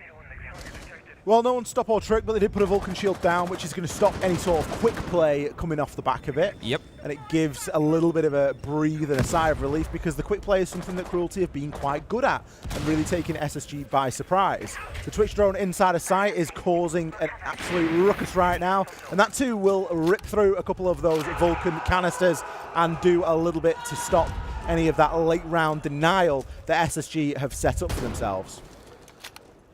This is where things might get a little bit risky, though, because the longer this goes on, the more that plays into SSG, not just in terms of the round, the defense, and the position, but also the experience, because a minute left in the middle of a game is a minute left in the middle of a game. A minute left of a series is a terrifying position to be in. That's when the mistakes are most likely to happen. They have to find a kill over the next 15, 20 seconds before things go away from them. Ivan is caught out. Watch firmly underneath. Volts, he can open himself and rotate out. It's a Solace. He's got the drone. He's opened the hatch, and he's made a lot of noise. They don't know where he is. They don't really have the time to properly go and find him. Rovi is going to try and make something happen here inside a construction. Losing Ivan early isn't the end of the world because you've lost the Ash. It's the end of the world because you've lost a body. At the moment, he hasn't got much to watch, and Fultz, he's on a bit of a tear. Could this be a Fultz round? Forest, he joins into the party as well. 2 versus 5. This is for the series. SSG, Forest on 2 kills as well. Tusky with it all to do. 1 versus 4.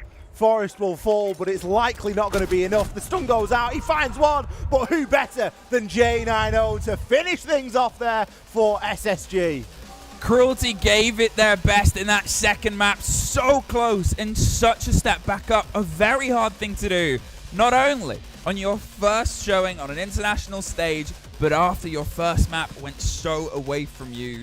However, they could have taken this map if it weren't for J90. And that is something that SSG are already aware of, but have to be a bit more prepared for, because it won't always be Cruelty on their first major you're up against. I think that Cruelty can hold their heads high. They came into Bank, first map nerves, you can give it to them. Yep. To then take SSG all the way on Clubhouse, a map that every team here will know how to play, a map that every team here will be confident on, it's a good showing, and they can hold their heads high with what they've been able to achieve here. SSG, I think there's some serious VOD review to be done at the end of that one, because there were a couple of missed opportunities, there were a couple of mistakes, and they're kind of lucky to get out of this at a 2-0. Oh yeah, it's so much closer than it should have been. There were at least 2, if not 3 rounds that J90 won for the team as well. It could have been Cruelty's game, it could have been Cruelty's map, and at the end of the day, it isn't.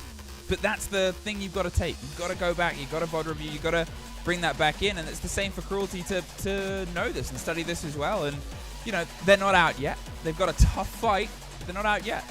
Exactly. Cruelty, welcome to the major. First and foremost, it's been a pleasure watching you in this game. I can't wait to see what you're able to do tomorrow. SSG on the flip side, you guys know that isn't good enough. That isn't the stamp, that isn't the quality that we're expecting here inside of Manchester. It's one of the reasons why they're inside of Phase 1, let's be honest.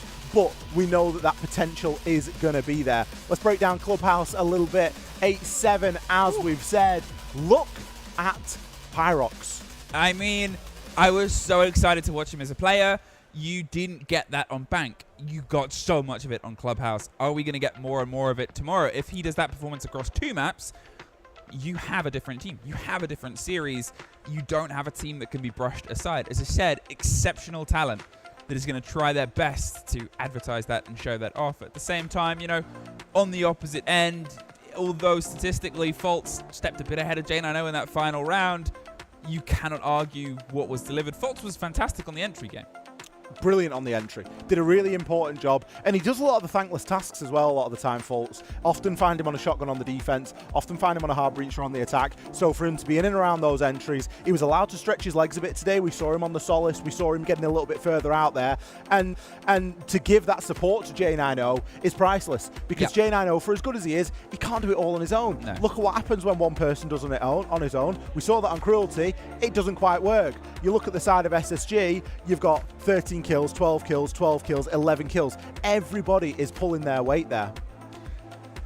Still, it's the focus on, obviously, towards how the whole series played out here. And again, Pyrox, you know, he was 20-10. He gets the other map added. MVP? And he's 24-18. He's still MVP based on the single map and the one that entirely went away from them. Bank was obviously their selection. Nerves on a first game, and that's sort of the split. That's how things will cook. SSG, they were fantastic in the first map. There's no denying it. We complimented them all time and time again. Their ability to read opportunity and snatch it, great. They lost it a lot on Clubhouse, a lot of mistakes with fundamentals, a lot of holes that they fell into where usually they'd be able to smash right past them. And again, they'll be more aware of this than anyone, but it's escaping this first sort of 2 play days doesn't look as confident as it could have. Well, that is going to be it for the B stream here, but I am sure you're aware there is a little game going on over on the A stream. You weren't aware? We've got G2 Liquid over on the A stream, and I've just been told it has gone into map number 3. Oh my Now, word. I know that Liquid won map number 1 of Clubhouse. However, the second map went on as we were doing this map. So, I don't know what's going on. Should we go and watch it? I am so excited to go and watch it. G2 versus Liquid. Why didn't anybody tell me? Let's go and watch it. We're going to throw you over to the A stream. Thanks so much for joining us on the B stream. We will be back tomorrow. You have the Dokkaebi to stop any of the echo cams coming in, and you've opened up all the top floor angles. You know, Liquid are going to be off-site. Like, it just feels like, for me, it's like, how do you not win it from there? It looks so easy. You should just be able to walk in and plant. I just don't know what G2 are missing. Like, it just feels, oh yeah, G2 in a great position, everything covered, vertical angles, you can stop the echo cam coming in, you can walk in and plant. You know, I think that's the way you would describe how you win that attack. And it looks like G2 are going to do that, and then something goes wrong. And I just cannot pinpoint what goes wrong. Makes me wonder if, and this is speculation, it makes me wonder whether the team are at 4-0 down or 3-0 down at the time, maybe just getting a little bit quiet. It looks disjointed as well, I think. Well, this is why, you know, are the team just getting a little bit quiet? The comms aren't there, and, you know, maybe so those opportunities aren't quite getting cold of like, right, we just need a dog to call, in we go, we'll get the plant down. And maybe that's not quite there. I don't know. We'll see. You know, maybe as we go on, as we see those player cams, we'll get a better idea, but it is a potential, of course. But Liquid right now, they're going to be feeling so confident. 4-0 up, they've already done what they need to on the defensive half. If they can get another round here, another 2 rounds, everything's just a bonus at this point now. Alamau on the shield again is able to take out the mirror window, and Benj is there using the information. So one thing that they struggle with, not just in Clubhouse, but obviously in Nighthaven as well, from what we've seen. I mean, still, Ness has been able to get kills, but again, the wall's open, it's pushed them out. What they need is they need the pressure coming in through Fish. I cannot exaggerate how important it is that you have another avenue of pressure coming in. A great swing from Doki again, but still, kills are being traded back and forth from Liquid. They're not just going to let G2 get away with everything. And the problem is his numbers dwindle, and one of them is Monte. It becomes an issue because he doesn't have the same gun power. He does manage to pick up Maya, though. 2 versus 1 as resets onto Uno, and this is now very difficult for Alamau to do anything. He's fighting with a pistol only. Palu is down. It's 1v1. Alamau's going to have to make a move. Oh, he's going to go for the defuse instead. There's no way Pauly's going to be revived. He gets off the plant as well, pulls out the pistol, doesn't leave the shield out as well. Oh, Alamau, you are dancing with fire. He's got a ping. They've got information. He will plant right in front of the breach. Kept off. No, and he gets the pistol kill. Oh my God! Hey, I know that Milosh is watching this. I'm wondering if he saw that demo. No way. What? Nani? Milosh enjoying the game as much as we are there, I think. Oh, loving what he's seeing. I don't know. Look, Tim, you're a little bit older than me. Maybe 2. No, no. I'm 25. You're what, 27? 28? Does that sound right? Me, 28. Yeah, that's right. Yeah. My blood pressure, bro. Get the machine that checks the blood pressure, because there's so many people dealing with this. So many people in the chat and on Twitter going, "This is not 28." Plus 10. Plus 10.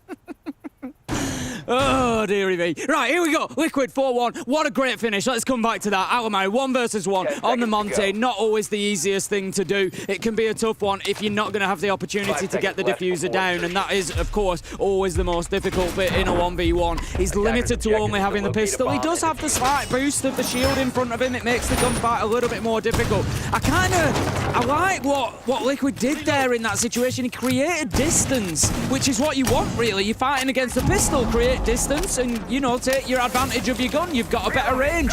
But then he comes in and he gives him the close fight, and it just made it possible for Alamau to swing him on that corner, and it was great stuff from Alamau. What a round. G2 needed a hero play, and Alamau stepped up right then and there. Honestly, if they can get a 4-2 out of this, they've salvaged it massively. You know, they would look like a shipwreck. You know, Titanic 2.0, and somehow they've been able to pull it back. And right now, they have had some issues at the moment with actually trying to open up some of the walls. Again, it was expected. With Maverick Band, you have a bandit downstairs. That single wall that I mentioned, you're just never going to be able to open up that wall. And to open up the wall, the only way you do it is then take Garage. Look at Liquid, they're not going to give you Garage. They're going to roam. They're going to stop you from doing that. Ness just working onto this catwalk window for the time being, hoping somebody's going to hop in and give him a little freebie to kick things off. Again, something that G2 need to do here. They've been getting the entry kills really, really well. It's more been the mid-round and the late round that has been the problem. Liquid being able to fight in, so need to get the entry and cement it. Palu picks up Doki, but Uno is there for the trade. Not the end of the world for G2. It clears one out at least. They've lost the Deimos, not ideal, but they've still got the utility that they need for the round. They do. And again, Deimos is just there to hunt the roamers. I mean, the roamer's been hunted. You know, he's dead, so he's done his job.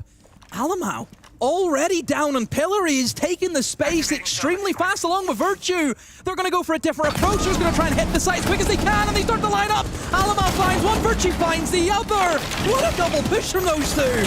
G2 really finding their feet when it mattered most, when they needed it. They managed to secure their final 2 attacking rounds and take a 4-2 half, in which, to be honest, Liquid could sit there kicking themselves, because there was definitely an opportunity for a 5-1 or even a 6-0 with the way they've played at the beginning of things.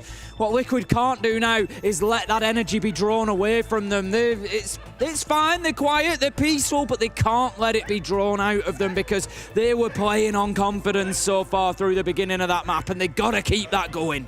They'll be very happy to get those 2 rounds back, because 4-2, I would say, is like, yeah, we're happy. If we get 2 attacks with a Maverick ban, we're very happy with that. Like, we really are. So I think the defense now comes in for G2, and you would say that they're going to be a lot more confident. They're going to be really excited to get their hands in towards this defensive side of things. And now I would say the pressure's kind of shifted on the Liquid, because now we need from them free defenses round. Obviously, 2 gets them into that overtime. So yeah, pressure now shifts. We start to see how G2 want to do with their defense. And looking at their lineup, I mean, the Clash comes in as an operator. I wonder what that's going to be for. I would probably say, right, remember I mentioned before how strong Monty is for pushing fish. Well, the best counters to Monty, it's another shield, it's the Clash. It is. You go head-to-head. Clash is going to win it out because, of course, the electrification, if you don't know, the taser effect that Clash has works through the shield of Monty, so there's nothing that he can do about it. So, yeah, definitely the ideal counter. And like you say, I think, you know, just reading into the fact that G2 themselves used that Monty so much on that push. So it's definitely something Liquid are going to need a plan for. But here comes Ness. He's on the knock, but the barricade is just going to slow him down, Demo. Yeah, just a wise move. Just one barricade has essentially made your nuke null and void. You know, that's all Ness is going to be able to do. And look, it's not as though it's a heavy util information kind of lineup coming in from G2. A lot of their, I would say, information is more, you can see it. You know, the Clash is going to be able to see the nuke, the mirror window, information, but you can see you're not relying on the cameras. Maya going to be getting that connector wall open, so this is good progress from Liquid. You want to get that connector wall open, make sure you've got the flank and rotates cut off from lobby up towards meeting corridor up the stairs. Make sure you've got that locked down, and then you can start working in from that. The next job is make sure you've got control of electrical, and then you can start thinking about a breach on into site. Yeah, they haven't opened up IT though. That's the only issue that they've kind of came across. It's another one of those phantom pressure points. Even if you're not going to use it, get it open. It's just very difficult, again, like we mentioned, with not having the Maverick. Open up that wall is a bit of a nightmare. So, yeah, look, Liquid are going to struggle on the attack, open up the walls, equally as what G2 did. They've got the book, get underneath, I think they have done that, but then the issue is that you have a mirror window that's opened.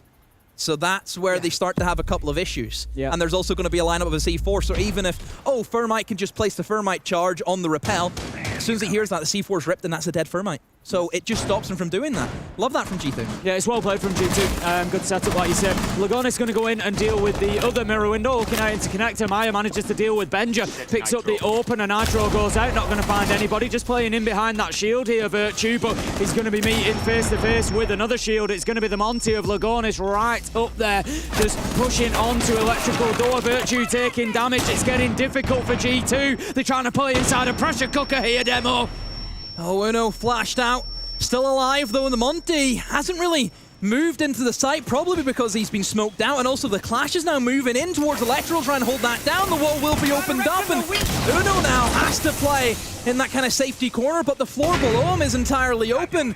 As long as Liquid can just play with this man advantage and rotate somebody over for a backstab, they should be able to win this. But again, that Clash is just delaying that Monty. Here comes a backstab coming in for Fish. Virtue's going to try and hold it. He will be flashed out, but somehow gets the kill. Doki with one as well onto the Clash. Resets, pulls out the pistol, but to no avail.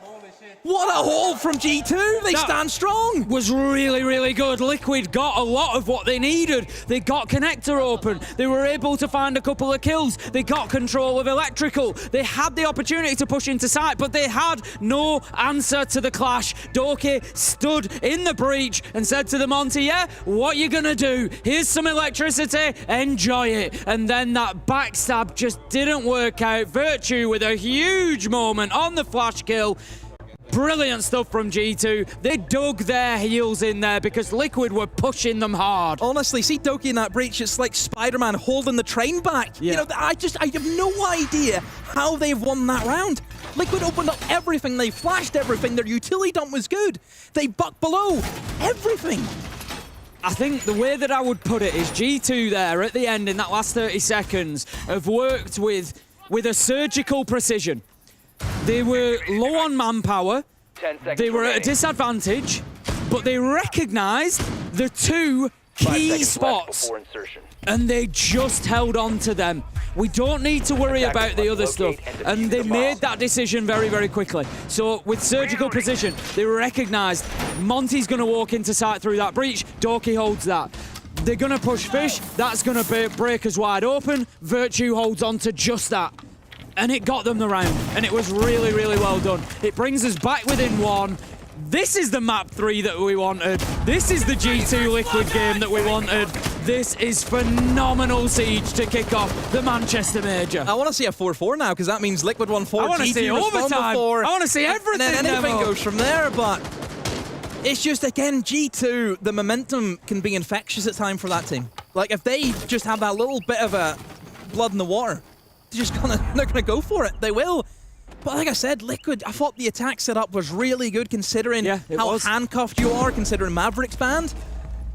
But yeah, just wasn't enough. Like I said, I'm still trying to figure out how G2 won that round. It's just, honestly, I just thought they were going to be dead. Because it's so... See, whenever there's like multiple angles being opened up all around you and flashbangs come in, you're almost sitting yourself saying, oh, I'm dead. Oh, I'm going to die here in 2 seconds. It's like you almost get into that mentality, but just the kills never came, and then G2 take their chances.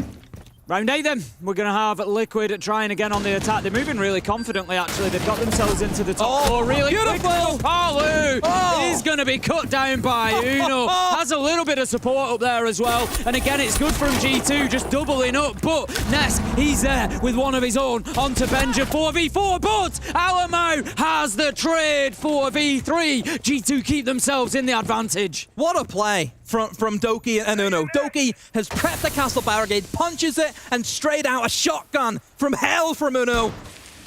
Takes him out. Down goes Paulu.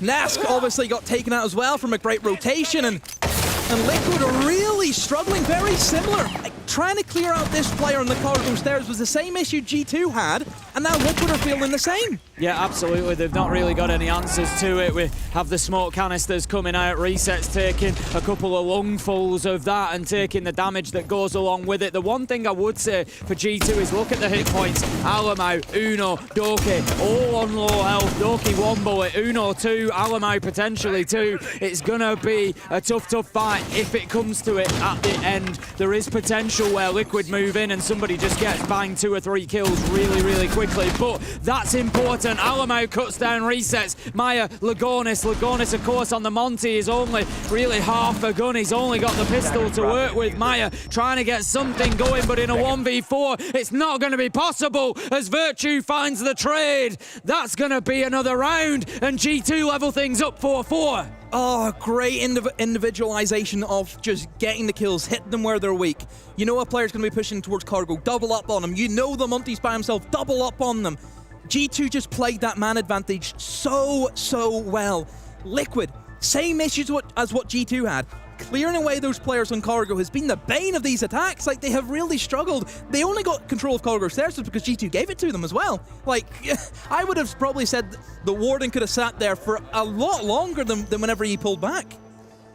Let's head into a Liquid timeout then. They've decided that they need a few extra seconds to be having a chat. Huxord is going to be having some input in between these rounds because G2, as soon as they've got themselves onto the defense, they've really started to find their feet here on Nighthaven. And at the minute demo, I mean, I looked at this thinking, you know, G2 might be hoping for a bit of overtime potentially, but right now, I'm not sure how many attacks this Liquid team are going to have in them because G2 are just setting up so well. At 4s there, I was thinking they'd be lucky if they get overtime. Yeah. Like, they really would. They'd be lucky if they get 5 rounds, 4 rounds. That's 4 rounds in a row now. Momentum. Massive thing. Not just in terms of the game, but the mental warfare that goes on. You're giving G2 that belief that they can do anything. I said it before, G2, on their day, can beat anyone in the world. But then the next day, they can go and lose to the worst team in the world. That is the dynamic of this team. They show up when they want to, and that has been a big issue for them, I would say, the entire EUL stage, where they have lost games that you just think, what's the point of supporting this team? What is the point? And then they might come out and surprise you and think, I'm so happy I support this team. They will drive you round the bend, and they've been doing it for years. This isn't just a one-time thing. This happens all the time.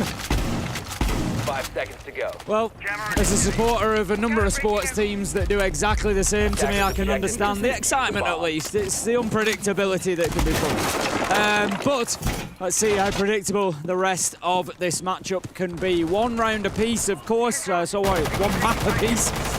This will be a winner takes all here on Nighthaven. 4-4. Everything else that has gone before doesn't really count for very much now. We are dead square, dead level. It's going to be whoever comes out on top over these next 4 rounds. So I'm happy to see the Solus coming in. I think G2 understand the power of this operator that you can have with the storage. I mentioned before how easy it can be just to walk in and plant. We can see that G2 have decided to try and hold every floor. It's a full triple floor setup. They've got players in towards the basement, need reinforcements down there, and also players in towards the top floor.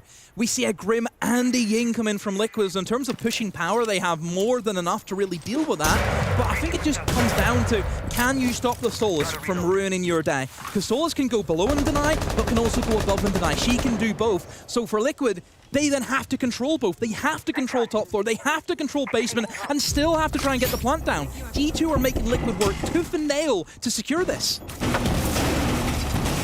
Impact Nade is going to go out from Doki, just looking to clear out some of that utility. Again, IT wall is open, but still not really in a usable fashion. It is going to force him potentially out of that position, but Venger able to aggress forward, get himself into electrical. Few pot shots through the window, not going to catch anybody on the other side of the barricade. Lagonis ready, looking to get that Candela in through the window. That's what I'm waiting for. Like, it looks as though they're ready. He has the diffuser in hand. But are G2 going to be ready for it? In it goes. They know there's only 1 player inside. It is going to be the Debarro, but he has the C4. Will go out. Is that enough? Yes, it is. It denies. Lagonis getting the plant out, but a great refrag though from Ness, and he will start going for the plant. Where's the reaction from G2? Impact goes in from Doki. He knows where he is, but he looks the wrong way. There's a player right beside him, and Garage Alamo with C4, but now it's a 1v3 for Alamo. Then he has to try and clutch up into the 1v2 now. Diffuser is called on the ground, but 45 seconds. Can Liquid get this over the line? This could be an absolutely huge moment for Alamo here. He's managed to get himself into a position, but no! Palu is watching! Palu is ever present for Liquid! Gets the final kill, and they manage to put a stop to the runaway train that G2 had become. They get themselves around. It's 5-4. Is this gonna be the Brazilians bouncing back? Oh, it needs to be. It needs to be. They took a 4-round drought before they were able to get their 5th round on the board. I mean, G2, I would say that Liquid, I think they've really seen the weakness. There's only one guy in sight. We take the double trade. We get the double trade. We can try and get the plant down. Paulu was such an important kill. Paulu was able to get a kill in the basement, rotate towards the top floor, get another kill, and then go to the mid floor and get another kill. He got a kill on every floor of the sites on the map, every floor. That's not easy to do. No, it's not at all, and Paulu is making the difficult look easy today. Really has had a great game so far. Quiet couple of rounds, but certainly stepping up again there where Liquid needed him. Finds himself 10 kills, 5 deaths. He's going to be taking the Ying this time around. Liquid just need 2 more rounds. G2 only need 3. To first to 7, of course. If we do go to 6 apiece, then we will get 3 rounds of overtime to decide the ultimate winner here, and it will be the ultimate winner. They will move forward to play GK in the upper bracket for that coveted spot in Phase 2. The loser, of course, will drop down to the lower bracket and will need to find 2 wins in order to qualify. That's the difference of the swing here. The winner gets an extra chance. They get 2 games to potentially qualify. They can play against GK. If they lose that, they drop to the lower bracket. So they have a real advantage. The loser drops down and has only 1 more chance. So this is a bomb site that I have no idea how G2 were able to hold on to it. It was just everything looked to be going in favor of Liquid, but they had a big issue, of course, with opening up the main wall, mostly because they were only bringing in, I believe, Deimos and Heartbreach gadgets and then also the Thermite. But now you've got the Ace, you've got the Selmas, so the Impact Trick or C4, whatever you want to do, isn't going to work for them. So they have delayed it just a little bit now with the Tabaro, but eventually it will run out. Eventually you're going to be able to get that wall open. So I wonder if that's going to make the difference. It's just Liquid have that wall opened up, put more pressure on G2, gives them another avenue that they can push in towards. I would say it probably will. Information game is still going on for Liquid as the drones continue to race around. Said a couple of times that Liquid are having a little bit of freedom on the drones halfway through the round. They've still got 6 left alive, so plenty of information is going to be feeding in for them. Ness, last time around, tried that knock push in through there. This time decides, you know what, I'm just going straight on the Ash, but Virtue manages to pick up resets. Ness is there, ready for the trade, but Virtue, he's got himself away. Paulu, however, many more rounds opportunity on Clubhouse, but G2 were able to get back into it. This time, they only get 2 bites at this. But they have to beat the basement, which, as we know, is a juggernaut of a site. Whenever you look at the bans, you've lost the Ram, so opening up above is going to be difficult. You've lost the Maverick, opening up that single wall is going to be nigh impossible. So you're just going to be handicapped from the get-go. You're not going to be able to have that luxury of just, oh, we'll just sweep through it. We'll throw the Ram drones in, it'll open up all the verticals for us. Oh, we'll get the Maverick in, no bandit tricking to worry about. You have to go through all of that. That is the difficult part. Looking at the lineup, no EMPs. This is a field day of your bandit. Absolute field day. Just leave them there and just walk away. That's it. But I would say no on Liquid. They'll probably try and get in above. They'll try and do a bit of vertical action here or there. Once they sit at the site, yeah, it's pretty opened up. Then they'll probably try and send the blitz in.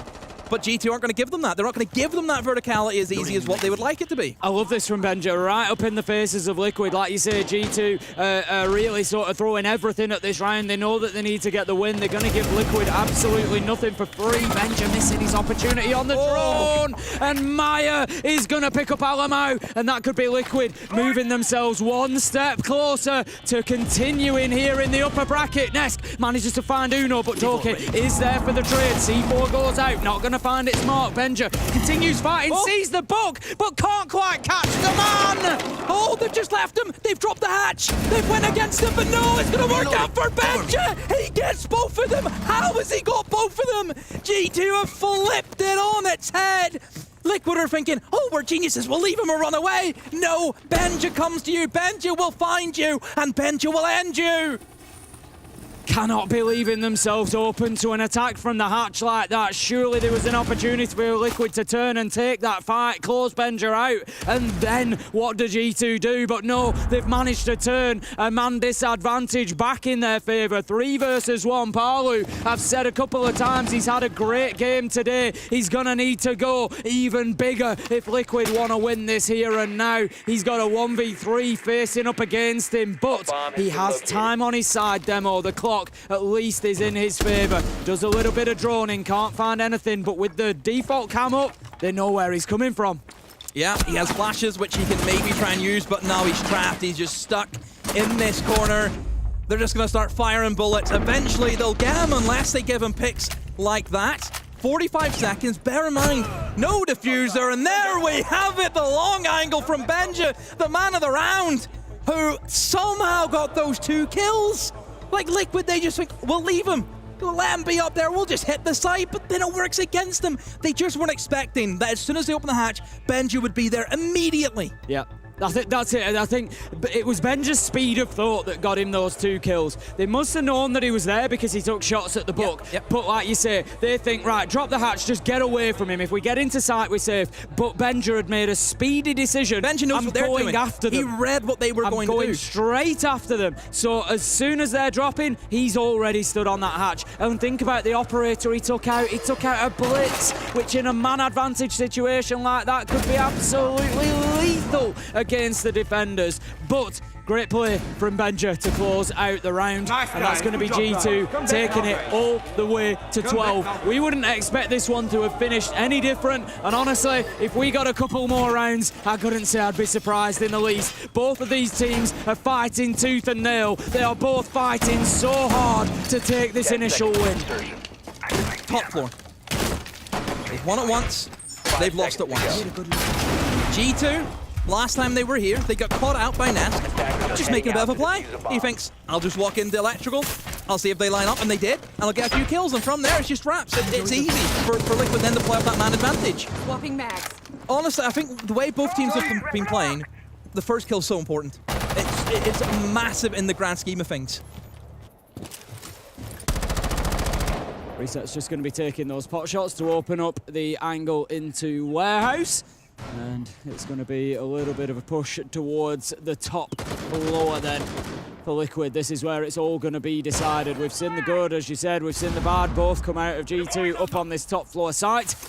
The question is, what are we going to see from Liquid? They managed to get IT open pretty much immediately. That is a good start from them. Getting that long angle, we've seen a lot of fighting done over that wall so far, and they really haven't had to mess about this time. No, get the walls open. It's always the step one that we look at whenever you deal with these top floor attacks. I wonder what G2 are going to do differently, because if this is shaping up in the same fashion that Liquid had the last time they were up here for this attack, then you would expect it'll probably end the same way. So it's up to G2 to adapt, it's up to G2 to change what they're going to go for. Again, it's mostly the same lineup. However, I think they brought in the mute, probably because the drones have just been rampant. Oh my god, what a kill! Doki gets shot at from below and he just says, have that! Have a bit of that, won't you? Well, the big question now is how impactful is opening that mirror window? If that mirror window being open wins them the round, then Nest's death was worthwhile. If it doesn't, then yeah, you've got to ask the questions, and Doki's done fantastically well to turn on him so quickly and find the kill. 5 versus 4, advantage G2, 1 minute 15, and with the time ticking down, Liquid don't really have much control here, Demo. They haven't really cleared out too much to get themselves into a position to execute. They're going to push up backwards stairs here. They're looking to get aggressive. Lagonis is going first. They need to make sure they're getting these kills at the top. It's a good play to try and scare away the defenders, but he didn't get any kills from it, and the smoke can just stop it. Virtue came up behind them. Virtue flanked the flankers for Liquid. Doki trying to push it as well, using the freeze. Oh, what a pick! Doki on the 3 of them in the round. Tim, I think we're going there. We're going to the place that you know and love as Reset's going to get ganged up by all of them. Hang on a minute, 2 kills coming in favor of Resets. Still 3 more to find, but G2 are in positions where they can play off each other. Jumps outside, rotates around. Resets has to go up against this crossfire. Uno and Benja post each other. Benja gives away. But there we have it, Tim. Where are we going? We're going to overtime. And what a game this is turning out to be. Let's have every single round of it. Let's have every single drop of this siege that we can get, because both of these teams are delivering. G2 in those final moments got a little bit excited. They threw themselves at resets and he almost had an opportunity. A 1v5 became a 1v2 by the time he was taken down. But G2, after those first couple of kills, did exactly what they needed to do. They just dropped back, they sat in position, they knew that the kill was theirs. They have read, I think, the last 2 rounds extremely well. I think Benja read it extremely well. I also think Alaman has done some great shot calling. Let's double up on Fish, where we know they're going to go. They're going to go to Fish. I'll play prone, you play up high. Anyone who comes in, they're going to come up against a firing squad. They then probably have some form of information. They hear a bit of shuffling below. You know that they're going to come also from the bottom of Fish. There's 2 people from Liquid went there. What then have G2 done with that extra man that they got previously from a great shot from Doki? Let's send him on a flank. Let's flank these guys as they push up in towards Fish. There's no way, like, Liquid have not been bringing a single operator. No Nomad, no Gridlock. That hasn't existed in this game, even the series. That has not been a thing. So flanks for both teams, I wouldn't say have been abused, but they have been sitting there ripe for the picking, and G2 come at the correct moment to abuse the lack of flank protection. Attackers have located a bomb. Let's go then. It's going to be round 13. Liquid move on to the defense, which is going to give them an advantage. The defenders, of course, so far have won for 2 halves each time. They're going to go down to the basement. No major surprises, Demo. We've seen the strength of this site in this game so far. It's been very... I mean, let's be honest, though. It was down to a big Palu 3K last time, or at least one of the times that Liquid defended it, that they were able to hold on to it. So we'll see how this one plays out. It could be an opportunity for G2. Look at the lineup from G2. It just screams we're going to oppress the living daylight out of anyone who could be just sat on those cargo stairs. Myers went for a jump out. He's taken out the IQ, but very swiftly has been traded onto. So I would say probably an okay trade for both sides. An IQ, sure, you lose the IQ. Maybe the Valkyrie might be a bit of an issue, but again, Castle is used to Castle barricades. He can do what he wants at that stage. So again, it's not horrible for both teams. So we'll see how it plays through. Alamau is on the hunt. They will try and spot the Solus, who you need to try and find, and they have spotted him now, so you would expect that the Deimos will come in as soon as that is recharged, as Doki had just used it previously to try and track out Lagonis and the Valkyrie. Yeah, you'd expect the next one to come in. Waiting for it, here we go. To Nesk then. He's now available, and there you go. Solus has been targeted, so that's going to leave a lot of information. Doki is coming in looking for the kill, but Nesk tries to play into it, tries to bait out a kill of his own, but he can't find him. Doki manages to slam him with a vendetta. A beautiful headshot to give G2 the advantage on the attack 4v3, but it's Parlous in the same spot. Yeah. Once again, out comes the Toxic Babes just to slow that push, and G2, they'd better have an answer to this. You would hope so. Doki still has 1 scan left. If they can spot out the smoke, I don't know if they have, then they can track Polo, and that will solve a lot of the issues. But like I mentioned before, just have one person push from one side and the other from the other, and flash them out, you should have no problem whatsoever. But again, you're just slowing down the clock. Maybe they're going to try and avoid it. C4 has also been ripped there by resets, but nobody has really went into that location to have that C4 of any form of value. Doki now creeps around, will eliminate a bit of barbed wire. Smoke also gets tossed in, but just look at the time again. Polo is just playing it so well. Now he can go for the flank. Now he can go for the aggressive play. And that's exactly what he's doing. He's looking to step up, and he finds his man. Takes down Doki 3 versus 2, though, as Benja has managed to get down onto that basement level. Lagonis comes around. It's going to be up to him. He can't find it. And G2, they managed to take the first attack. And now they're going to move on to defense, Demo. This could be their game. Oh, my goodness, G2. We were sitting here debating. They have to get rid of Polo. They have to. No, they don't, Tim. They don't have to get rid of Polo, they just avoid him. Let's go for the other players. There's no point pushing against Polo, who's had our lives every time we went against him. Let's just go for the weaker players in the site, and they did that. They used the man advantage they had gained. The way that they moved around the map, using the Deimos, using the Dokkaebi to clear away the roamers, was extremely well done by G2. Just look at that example, clearing away Nesk and the Roam and the Solus. I thought that was extremely well done. Yeah, it was good. Just gives you that man advantage is so crucial. Even if Doki dies, it's still a 3 versus 3.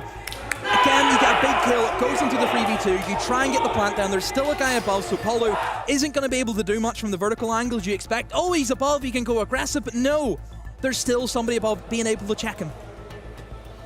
G2, they won top floor twice, they won basement twice, they did lose the top floor once, so I think we're likely to see basement, and that is where they've lined up. And this could be their final stand. All they've got to do is hold on for 3 minutes. All they've got to do is win this round. After 3 hours of play, they are in a position. They've now got the series point. Liquid have had their chances. They were 6-4 up. They were unable to close it out. G2 now get their throw of the dice. They're going to get 2 chances, because even if Liquid win this round, there will be 1 more to play. Can G2 close it out on Nighthaven? Liquid, looking at their lineup. Again, pretty orientated as well in terms of trying to go above and clear away the roamers using the Dokkaebi. You have the bucket as well, so you can do some form of the soft destruction, as we know. But like last time, G2, they're not wanting to give away that control for free. They want to make Liquid work, and that's one thing you have to commend both teams. They have really shown the best out of each other, haven't they? The setups and the defense, they have made the attackers work so incredibly hard, which I think makes it even more impressive that the attackers are winning rounds. It's just how well the defense has been playing, how well they've been setting up, and the attackers are still finding a way through that. Tentative start so far. It feels like one of those rounds that Liquid really don't want to lose, but you've got to play it like you want to win it, not like you don't want to lose it. You've got to go in there and maybe try and get yourself an advantage, but it's such a difficult balance to find, because of course you don't want to give G2 anything for free. Nitro comes out. That could be a big moment. Capcan down as Maya manages to find a kill onto Venger. We know he's had some big moments, but Dokkaebi is there with one of his own onto resets. However, he's going to stray into the path of Palu. Nesk manages to pick up Uno, and this one looks like we could be set for every single round of map 3, because it's up to Alamo and Virtue, 2 versus 4, 1 minute 19 left on the clock. Liquid have got so much time to work with Demo. They've got 6 drones, they've got a ton of utility, they've got everything they need. All they need to do is slow it down. Just take it at your pace. You've done the hard job. You've gotten 3 kills and you've only lost 1. Hatches are soft. Some of them are soft that you can use. Look, Garage Hatch is already opened.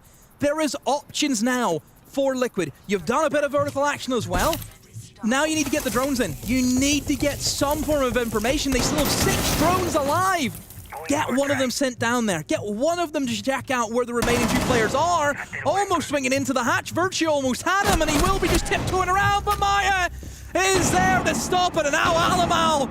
Brazil versus Brazil. Alamo brings one with him, but no more than that. Liquid pushes all the way to round 15. What matchup we are being treated to. 15 rounds on map 3. Get the defib. Get the defib. We come in here with 4-2 defensive halves, Demo, and then the attackers win both of the first overtime rounds. What is going on? Liquid now find themselves on the defense. Will they be able to find that defensive advantage when they need it most? When they're going to beat G2? When they're going to get revenge for SI24 after G2 sent them home on home soil? Can Liquid get it done and send them to the lower bracket? And the issue we have, like you mentioned, both the overtimes were won by the attacks. Who does this favor then? Who does this go to? Who knows at this point? It's anybody's. Looking at the way G2 have attacked the top floor previously, it has been about using the Monty to gain early control of areas such as Garage, forcing the pressure onto Liquid. I look at, the kind of connector electrical side. G2 have not been interested in that whatsoever. Everything's coming from Garage and Fish. Every push has happened from that side of the map. Liquid should know that. Liquid should know they have no interest in going towards connector, going towards electrical. They should be geared up, trying to hold in towards that Garage. Double shields! Triple shields if you had the fuse shield on as well. Double shields they've brought in. They've got one form of hard breach being a hard breach gadget. What on earth have they got? What is this? This is either going to be genius brilliant, whatever you want to call it. 0-0. Or you are clowning yourself, G2. Virtue picks up Maya. That is going to be a big opener for G2. He has got in so aggressively. Here comes the push through Electrical. Doki looking to go in. Manages to find his man. It's Alamo with the kill. Doki taken down. 3 versus 3. And somehow Liquid fight back. 2 versus 2. And a final twist in a game full of twists finds us in a 1 versus 1. It's Alamo versus Lagonis. It is a shield fronting up to the Bandit. Alamo, we've already seen him in this position, and he won it out last time. This time, he takes the damage, and Lagonis will hit the Nitro that sees Liquid win what has been an unbelievably hard-fought game between them and G2 here at the Manchester Major. What a way to finish it off! I was expecting this could be the longest 1v1 in history. There was 2 minutes on the clock as that came in. 2 minutes! And then a C4 looked as though it was delayed. It was a dud. It was a false C4, and then it just blows up, and it catches him. I mean, what a way to finish it. Difficult about anticlimactic. Oh, he just blown up out of nowhere. Stepped on a landmine. What a toll that must have taken on both sets of players, Demo. They'll both know that they've been involved in a special matchup there. That really does tell you what a perfect time for it. It's day 1, and that just reminds you of exactly why we get so excited about these major events, about these international tournaments, because that is the excitement, that is the entertainment, and that is the enjoyment that we've got to look forward to for the next week and a half. I mean, what a map. Just a roller coaster of a map. You know, sawed off the first 2. That was the best of 1 we were watching. It all came down to it, Demo. It all came down to it. We now have Milosh. He's with the winners. He's going to have a chat to Palu. Thank you very much, lads. And yes, congratulations to Palu and Team Liquid. A tough game to go to max OT. Emotions are running high. Right? How are you feeling? Yeah, it was a great match. I think we struggled a little bit on the bank, but in general, we were playing really well. That's it. Like, we did a really good job playing for the game, and that was it. Let's be honest. Where was this Team Liquid during the stage? What was happening there? Yeah, it was hard at the beginning. Like, I always say, like, a tough start's good because you make you stronger through the journey, you know. So yeah, it was a good start. We made the roster move. Like, Maya joined us. We were like feeling a little pressure at the beginning, but we built a really strong team. I think we are ready to beat anyone. It's very good because I've seen Liquid over the years. I was a bit of a Liquid hater during the stage, not gonna lie, but this is big redemption here. What does it feel like to you to get that revenge on G2 after SI and knocking you out of the running on home turf, and of course with Alamo on the other side? Yeah, it's like at the Invitational, we were kind of, it's hard to explain, but we were playing it, but we knew that we were like limited, let's say. Like, we could reach it, maybe the semi-final, a final, but we knew like our team wasn't like that strong at the time. So like, we made the move, as I said, with Maya. He made so much joining us, and we are a unit right now. Like, we have a really care for everyone, and that's it. Like, it doesn't matter if we are down 0-6, I think we can turn in matches, you know. All right, I'm very much looking forward to it because GK on the other side are very excited to play you. Today seriously was saying, I want to play against Nesk at least once in my life, so there's something to go through it. Thank you very much though, Paolo. Congratulations on your win, yourself and Team Liquid. For all those out there, we will have another interview in a bit with Team Liquid as we have Lagotness himself joining us. So if you have any questions and you're a subscriber, make sure that you put them in the chat and we'll take a look at them. But toss it back to our casters for a moment. I'll see you in a minute. What a matchup we've just seen, Demo. It comes back to us now after we've had a moment to calm down. I don't think I'm going to have calmed down until probably sometime about Monday or Tuesday after that game. But, you know, for both of those teams, they've thrown everything into that. What a matchup. And in some ways, I look at it and I think, win or lose, surely that's got to be at least a good setup for the tournament. Yeah. What a warm-up. You've come into it as hard as it's going to get. And I don't know if you recall what I said earlier. It's like you can still lose the game and still look good. I think that's the case for G2. Well, yeah, I think so. They've lost the game, but down to a 1v1. Yeah. You know, G2, again, I think they looked a lot better than what they did in Stage 1. I think they've kind of carried on that momentum that they had in the LCQs. And look, it's one of those matchups where it comes down to a hairpin.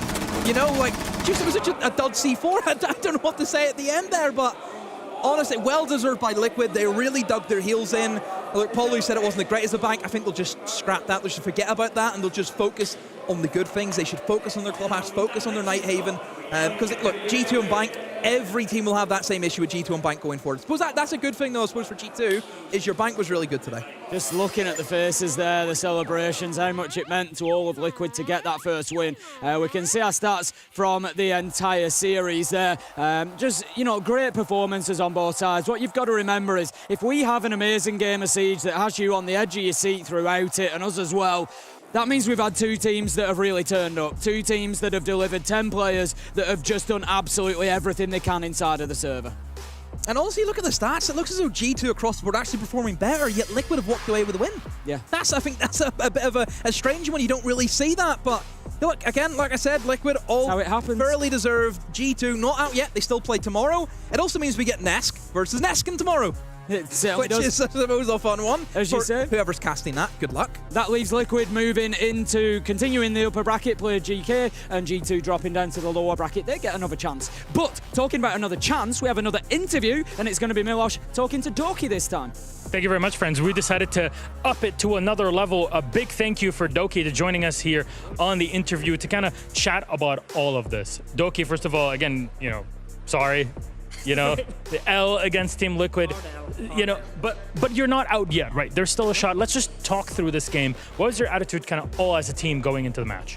I mean, I think the map bans went pretty good. Clubhouse, I don't know, they're good at Clubhouse. We're not so good at Clubhouse. Bank easy, and then Nighthaven we thought was pretty easy, but like we trolled so many 5v3s, you know, these type of situations. We can't be losing them, so all good. I mean, we played good. We just couldn't close out the rounds we should be closing, so we can't expect to win if we don't do that. So, I mean, with two teams at this level, there has to be a point where it's like, okay, those small mistakes reverberate much bigger. What do you think were those kind of small things that could be fixed up? Because you're still in the running tomorrow. Yeah, I mean, like against a team like Liquid, like you always need to make sure everything's correct and you have no gaps. And we had some gaps today, like people flanked. I think I died one round, really important round. Like I pushed a guy I shouldn't have pushed. So just things like that you can't be doing, I guess, when you're playing against top teams. So losing you learn, losing you learn. It happens. There was one round on Nighthaven that I found wonderful when you were on the attack. There was like a timing push directly to kind of buck the top side into the wall and then walk in and push to the side. I think even Jack himself, Fresh, was sitting back and saying, did they copy that from somebody in Ranky, or at least part of the stack? Because it seems like somebody was doing that in the back rooms of scrims. No, I mean, we just have a lot of creative players and creative coaching staff, so I don't even know what you're talking about, to be honest, so I don't know. That's how good it is. That's how good it is. I don't even know. I'm not even surprised. There's a lot that was going on in that game. But on a light note, what do you have to do for tomorrow? Everybody's seeing G2 out of phase 1. That's the expectation. How do you see that going? I mean, we need to beat FearX. I think they've improved since SI, so they're looking good. I don't know. That game should be in ours, right? But you never know at these events, like anything can happen. So we just got to do what we did today. I'm not disappointed with the guys today. A bit disappointed in myself. I could have done better, but I think we played pretty decent as a team. So I think if we just replicate that tomorrow, should be fine. Still, after, I guess, destruction on map 2 and max OT on map 3, honestly, toss a coin, it could have been something completely different. Doki, thank you very much for joining us in the interview. I know these ones are not easy, but hey, graceful in defeat just as much as it is when we have our wins. So, Doki, anything you'd like to say before we close off? No, thanks for the support, and I'll see you tomorrow. There you go. Doki, as ever, friends, it's time for us to close the show. So, Doki, please, you may head off. Unless you want to host one day, we'll kind of consider you for it.